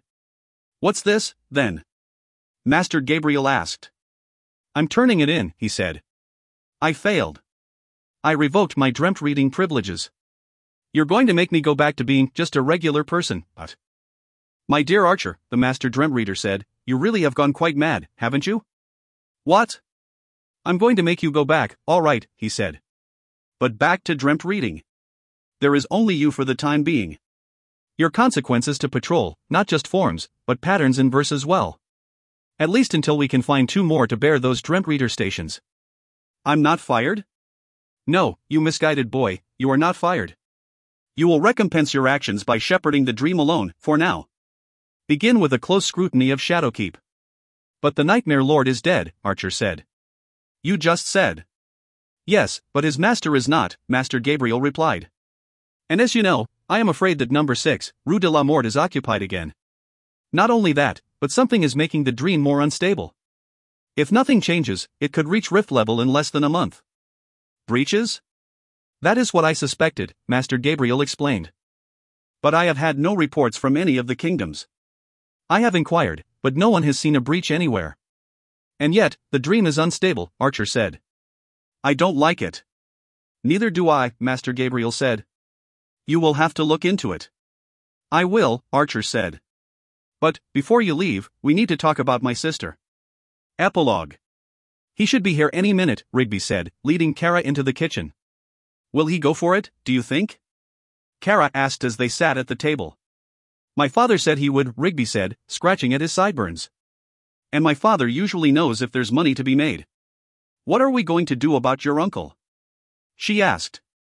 Rigby stared at the tabletop. I don't know what to think, he said. When the Nightmare Lord died, Uncle Scovey was free from enslavement. He didn't try to fight us, Kara said. I know that. But Scovey really was quite mad to begin with. I don't know that he can be trusted. What are you going to do, Dot? Well, I'm not going to pull the plug, if that's what you're suggesting. Of course not, she said, biting her lower lip. But what if he comes back to Shadowkeep? What if he gives us trouble? We'll burn that bridge later. That phrase gave Kara pause. She thought of Archer. I really have burned my bridges with him, haven't I? He'd never trust her again, that was certain. And that meant he wouldn't text her during storms anymore. He wouldn't make her laugh on the bus. He wouldn't walk to Main Street with her. She blinked out of reflection and asked, what about the other lucid walkers? They really can't go back? No, he said. Never. They died in the dream. Their brains will reject lucid dreaming for the rest of their lives. The doorbell rang. That's him, Rigby said, standing. He went to the front door with Kara trailing just behind. When he opened the door, a man in a dark suit stood there. Are you Rigby Thames? He asked. Nephew of Dr. Ebenezer Scoville, Dot. That's me, Rigby said. And this is my, associate, Kara Winchell. Why don't you come in and sit down? Thank you, he said. Rigby and Kara led the man to the table. They Saturday. I've come because I understand you've taken up your uncle's mantle. That's right, Rigby said. I've made several breakthroughs. I have questions, the man said. Is lucid dreaming possible? And, can anyone do it? Yes, it's real, Rigby said. And most anyone can do it, with the training I provide, that is. The man nodded. Only one more question. He leaned forward. Can you bring things back? Why don't you come with us? Rigby said. He stood and looked at Kara. Now? She asked. I think we have to, Rigby replied. If you say so, Kara said. She stood. Rigby led Kara and their visitor down the basement stairs. They ignored the zoo, turned left, and Rigby went to work on the keypad. A hiss of air, and the door opened. Rigby and Kara led the man inside. Great Scott! The visitor exclaimed. Is this? My Uncle Scoville, Rigby said. Is he? In the dream, yes, Rigby said. He stayed too long. This is what happens, the man said, his voice a bit higher now. This is what happens to people who stay too long. I don't know if my investors will be too keen. We didn't bring you down here for Uncle Scovey, Rigby said. He turned to a bank of monitors, leaned over the highest unit, and said, he wants to know if we can bring things back. Bazile, do you want to show him? The man took 3 steps backward and eyed the doorway as a hooded figure stepped out from behind the computers. What is that? The man stammered. A friend, Rigby said. Someone who knows how to get things done. Go on, Bazile, Kara said. Show the man what we can bring back. Bazile reached into the bottom pockets of his robe and pulled out 2 handfuls of slimy, wriggling creatures. Scurions. He dropped them to the floor to feed. Slowly, a softball-sized breach opened across the dimensions. Bazile swatted the Scurions away and reached a hand into the small breach. One at a time, Bazile took 3 objects out of the breach. He showed them to the man. The man took off his dark sunglasses, pocketed them, and set a black briefcase on the table. I have a lucid walking club started at school, Rigby said. But school's out. And I have bigger plans. But to go any bigger with this, will require funding. The man, still blinking from what Bazile had showed him, asked, will this do for starters? He popped the lid on the case. Kara gasped as they looked inside. She had never seen $1,000 bill, much less bundles of $1,000 bills. Rigby simply nodded. "That's $4 million, the man said, for startup costs." Rigby smiled his sly, sideways grin and said, "I think that will do nicely."